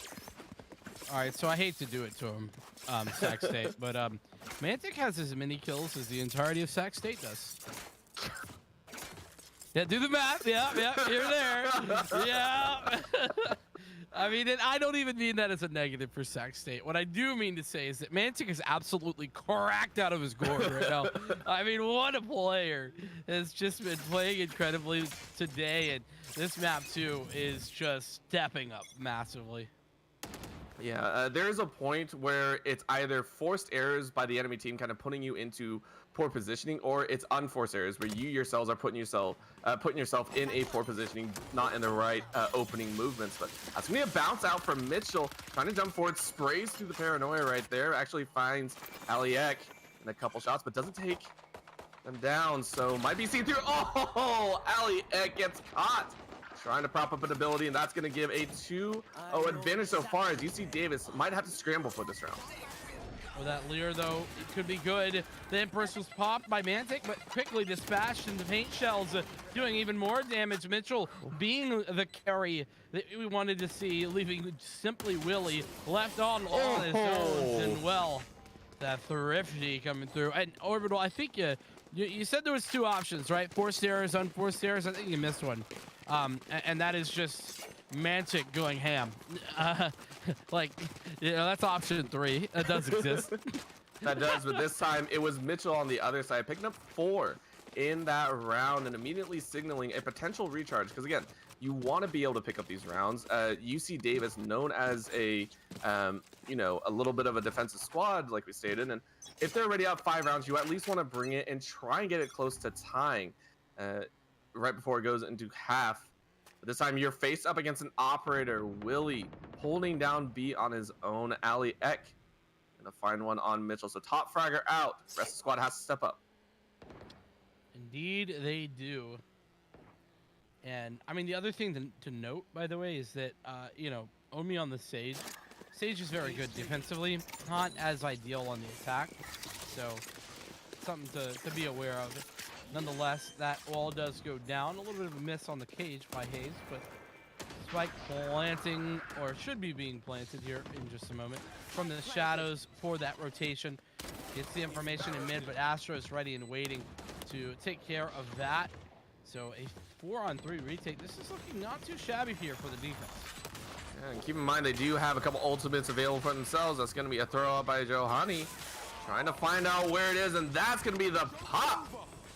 Complete rolling thunder moving through on this B's side. Ready to go. Showstopper used 5 kill on Oni. Only Vane picks up a headshot before getting killed himself. That's going to be Astro trying to play defense, only with the Spectre in hand. Gets another flashbang off. Can't find the marks, though. Might get destroyed and is as the defuse comes through. Astro trying to find a couple frags free. Mantic. Oh, that's rough. Right as the turns. Yeah, that is very rough indeed. I don't know. I kind of feel like you just commit to the save right there, but whatever.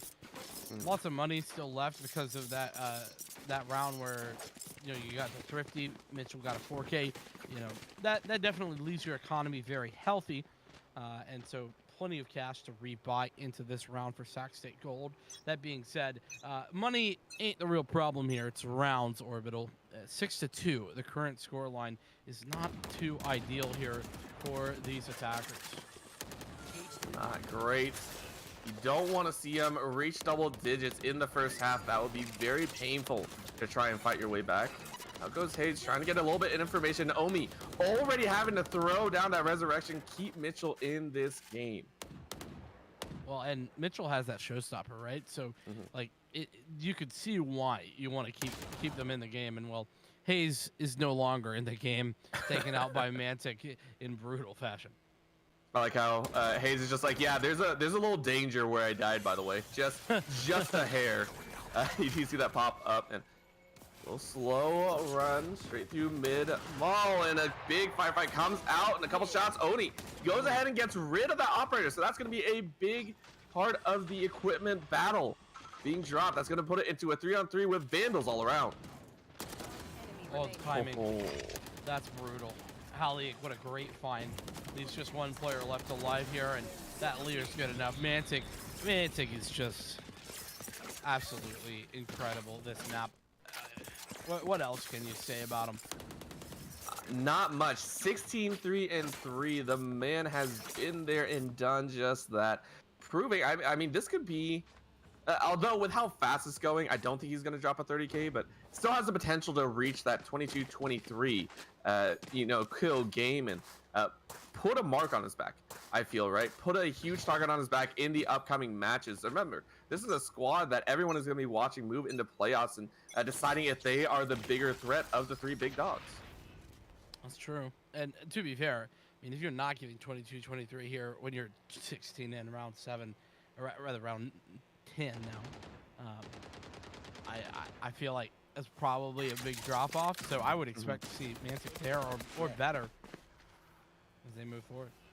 Yep, A site here, A main, huge paint can though, push him back a little bit. Joe Honey say nope. That's going to be a couple of drops here coming into this frame. That's going to be the operator being popped, and Omi finds two. Yeah, surprise indeed. Met with a not so friendly barrel to the face. He's sitting inside of a little bit of a smoke. Omi going for that plant early, but Mantic has something to say. 3-on-2 here after the plant. Possibly hold it farther. That's going to be 2. Can he find the third? Omi finds 3 for himself, and the follow-up is clear. 2-on-1 means that Sova might have to sprint away, walking, keep himself quiet. Smooth defuse as Omi follows through, and Mantic picks up the final third as Aliek goes to the defuse. Man, Mantic is just on a different planet in the moment. I feel like that, honestly, the fact that Omi has to ace right there, by the way, to win that round. I was already gotten a triple kill, but just the Mantic is alive, and you're like, oh well, you know. Yeah. We know how this is going. It's just that's the kind of game Mantic is having. You know where, and I say kind of game. What I mean by that, Orbital, is like the game where you hit tab and like, oh, Mantic's alive. Well, this isn't over. It doesn't matter if it's a 1v5. At this point, the rest of the group is just there to watch. That's the worst part. Joe Honey goes ahead and finds Astro, gets dropped himself, and that's going to quickly turn into a 3-on-2. Mitchell trying to find a few with that Sheriff, but can't find Purchase. Has to reload and can't find the time. A very quick eco round means Oni is only sitting on that Spectre to try and turn things around. Gets a very nice paranoia, gets blind, and Alarm Bot running into a couple walls before finally finding a couple bullets to the face. Well, I mean, talk about a quick little eco round there. Sac State, they collapsed. And, well, in all fairness, UC Davis was absolutely W-keying onto them. So, 9-2 right now. And, you know, when you said something earlier, you were like, hey, you don't want to have double-digit rounds against you in the first half. And it was like, I think at that point, like 6-2. And I'm like, okay, Orbital, like that's a little bit of an early call. Like, okay, come on. Like, that's what I said in my mind. And now it's 9-2. And I'm like, well, I guess you were right. Sometimes I'm a fortune teller. Sometimes I just look like someone that got lost in a mall. There are only 2 options for myself when it comes to that. That's gonna be a jet straight through. Mitchell just gets a shot straight onto the brimstone. Gotta feel a little bit of pain as a showstopper eats up a life. Mitchell finds a second here onto Willie with a headshot. Hayes finds one, and that's gonna immediately put UC Davis into a pinch position. So Sac State might be able to end this half with a happy note. However soft that note might be, as they end it on a flawless, little bit of a confidence booster going into the second half. Maybe a bit of a caster curse too, of course. The classic. But yeah, great job to pick up that third round for Sac State. But I mean, listen, I think that to say this is consistently a 9-3 defensive sided map at this point is just not true. You know, there was a time at which that was the case, but now I would say more along the lines of a, you know, 7-5, you know, maybe on a bad day an 8-4, that kind of score line. At least that's the read I get. You know what I mean? That being said, you know, we could see the run back here from Sac State on their offense, and we'll be on the lookout, or rather on their defense, my apologies. We'll be on the lookout for just that, as there is some investment, some frenzy, some extra upgraded pistols, but push onto A is here, and Willie falls already. Yeah, Oni and Asher holding it down as the rest of the team tries to rotate. Only Vayne is going to find one. That's a quick plant. They are able to make it in. The question is can they find the picks on the retake attempt? Sac State Gold do have a decent position up in A rafters in heaven. Also behind screens as they decide to start pushing into A. Mitchell and Hayes just cleaning it right there. And now it's down to UC Davis. Just one Omen stands against the world and can't find it. Sac State Gold come out with the opening round. Sounds like an anime or something. One omen against the world has to defeat the powers of evil as they come in to the A site. And that's where the cold open happens. Oh, nope, it's over. Sorry. Yeah, exactly. That's Shut what down where it stands. Yeah. No copyrighted music here. Smile. Oh, that's so true. But that still, like we said, has to feel good. Sac State coming out with the opening pistol round means that they have a higher chance of being able to close out this second round as well, be able to put themselves up 5-9. Then they will have to face the wrath of UC Davis. But a Marshall early on for Mantic saying he's not playing around. He wants to be able to end it here in the next 4 rounds. Willie with the shorty is just outrageous. Look at this.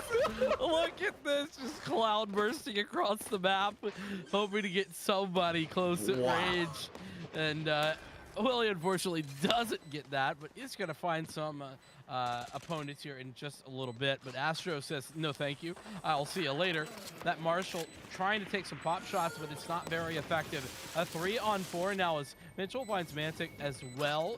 This is not ideal at the moment for UC Davis. A nice little paranoia to deny anything else, and Mitchell a 3K. So Sac State, you know, round number 1 goes their way. Followed it up. The anti-eco is good as well with 4 players surviving. It's still going to be a bit of a long road, Orbital, but that's certainly a great start. And again, like we said, UC Davis have a tendency to kind of falter on the attacking side.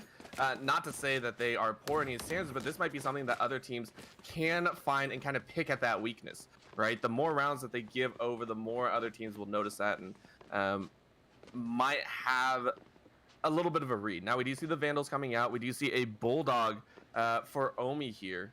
That's also going to be a Bucky. So still working with some of those lower econ weapons. If they can find the picks, that might be a good another round, as the Cypher cameras are going to be systematically removed from the map. You got to get rid of them things. They're a menace to society. It's a big brother watching over you, you know what I'm saying? Absolutely, but Willie is looking over Omi as Mantic finds Mitchell. Top fragger versus top fragger. Mantic will win that. A quick snap onto Hayes' head. And he goes, yeah, B's clear, guys. Cool, I'm going to go hunting for kills real quick. Give me about half a second. Just misses Oni's tail. And Willie says, no, don't worry, I got it. Mantic picks up the 3. That is a very quick attacking round as UC Davis say, cool, we're right back in the driver's seat. So I'm gonna keep it real. Normally I'd be like, you know, my analysis there would be, well, you know, that was a bonus round and, you know, fair enough, right? But the thing is, that looked so very dominant that I don't know if it mattered. I mean, UC Davis just simply hit all the headshots. They had the read, they got into the positions, and of course Mantic got a 3K, which, you know, how that goes. Like, it's just incredible stuff. So now I mean the onus very much on Sac State to respond here on this gun round, because I mean, look at the cash. It's just not ideal.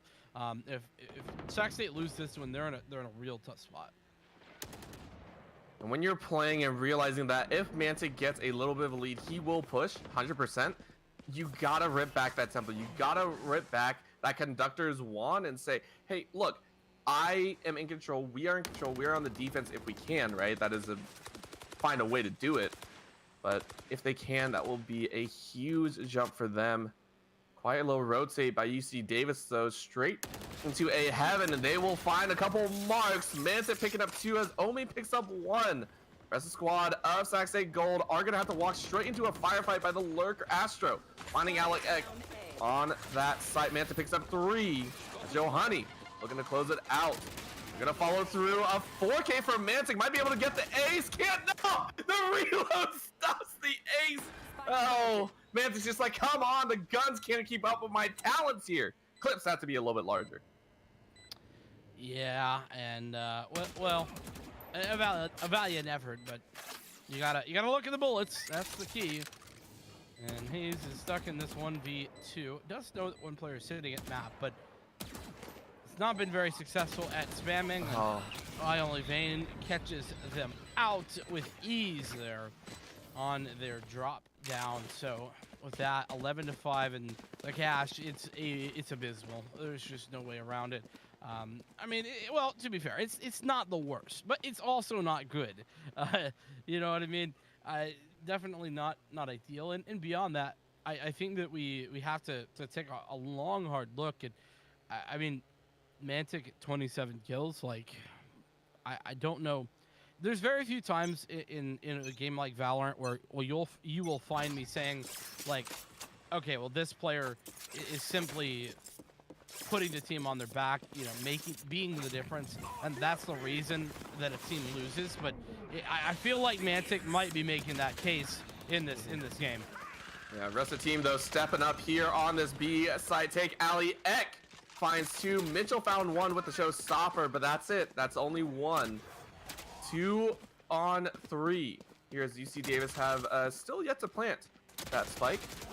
Mantic says, yeah, cool, don't worry about it. I'll go ahead and get that devoured down. 28 is the magic number, hoping for 2 more within the next couple rounds, and might only have 1 round to do it. Astro playing up in that top of elbow, in top of screen, sorry. Not screens. I am looking at the wrong thing. Well, Astro is trying to do something. Spectre in hand and unable to even find the one. Ali at this time, they're the ones to pick up the triple kill, but regardless, a great round there from the UC Davis side of things. And, well, Sac State is currently 12-5, and they've been in a tough spot the entire game. Realistically, yeah. They've not really looked in this game at all. I mean, there was, you know, over back on Ascent, you recall that, you know, it was 4-4 at one point. It was looking very, very close. This has not been that. This has been a great showing from UC Davis and continues to be. Yep, all they need is a rifle in their pocket. That's going to be a quick drop in, as it looks like UC Davis are ready to end it right here, right now, as Mantic leads with an opening frag once again. This man cannot be stopped. He literally runs up and sprays and prays, empties the full clip, goes back to reload, and ready to fall off. Joe Honey picks up a couple for himself, and Omi meets Mantic in the top on B. That's going to be the alley leading to murder as Omi revives Mitchell. Now a 2-on-2. UC Davis have to figure out how to defend this retake attempt. Joe Honey still a little bit healthy, but can't find the swap to a gun. So Ali Eck, last one standing, full health, but might decide to give this round if it means dropping his weapon. Outload finds one, can't find the second, as Omi, the Sova of the game, one with that resurrection, is able to close out with the defuse. They survive one more round at the very least here. And, well, a nice defuse, a nice retake. I will give credit where it's due, and a nice job getting that resurrection. But I have to admit, I am still not super convinced here. And I thought we were going to see a judge on Willie, but Willie has actually purchased up a rifle, which is probably a little bit better in this, and the money is not ideal. Look, one player surviving for the defense. You have to pull out a Bucky on the back of Hayes. You got to pull out a Spectre there for Oni. It's not great, but better than nothing. You have a little bit of information gathering if you want, as Vayne just rolls in with that raised showstopper. Can't find a kill, but at least lays down the suppression, as the rest of the squad is going to drop in behind. Willie deciding that he needs to play in the smoke, but here's a shotgun. Hayes able to pick it. Vayne says stop that retake attempt. Mantic picks up the 30K, hoping to grab one more. Finds a couple shots. No, he says, nope, not today. You will not get my butt. Immediately gets come down with the Spectre, as Vayne picks up a triple frag for himself. As UC Davis blue, I believe, will be able to come out with the 2-0 victory. Yeah, a 2-0 victory, 13-4, 13-6. Those are the two score lines, believe it or not. The second map more dominant than the first, despite that score line difference. And Mantic, 30, 10, and 10. That's a score line that you don't see all that often. They call that a triple double, I think. Is that what it's called? I think so. I think so. I'm just trying to be like the cool kids, but I'm not. So, either way, 30, 10, and 10, absolutely incredible showing there from Mantic. 423 combat score, by the way. Not the highest I've seen today, believe it or not. I saw it in the 500s today, but still absolutely incredible. Had so many high impact rounds. I has to be MVP of this match, surely. I would agree with that. Massive numbers for them as UC Davis go on to move to 6-1 with 2 series left to play. Sac State Gold, though, will have to try and battle it out in the lower rounds as they're sitting at 3-4. Another loss, I believe, would put them in elimination contention, but they will have to face us. So we'll see how they do at the end of the season. However, that is going to be it for us here for the day's Valorant matches, but there will be more NECC action tomorrow or today, depending on where you are, as tomorrow will be Overwatch, so make sure to tune in if you are ready to see maybe some Junkrat, maybe some Reinhardt, and even maybe a Winston. Thank you so much for tuning in. My name, once again, is Orbital, joined here with Vincent. Thank you so much for tuning in, and have a fantastic evening.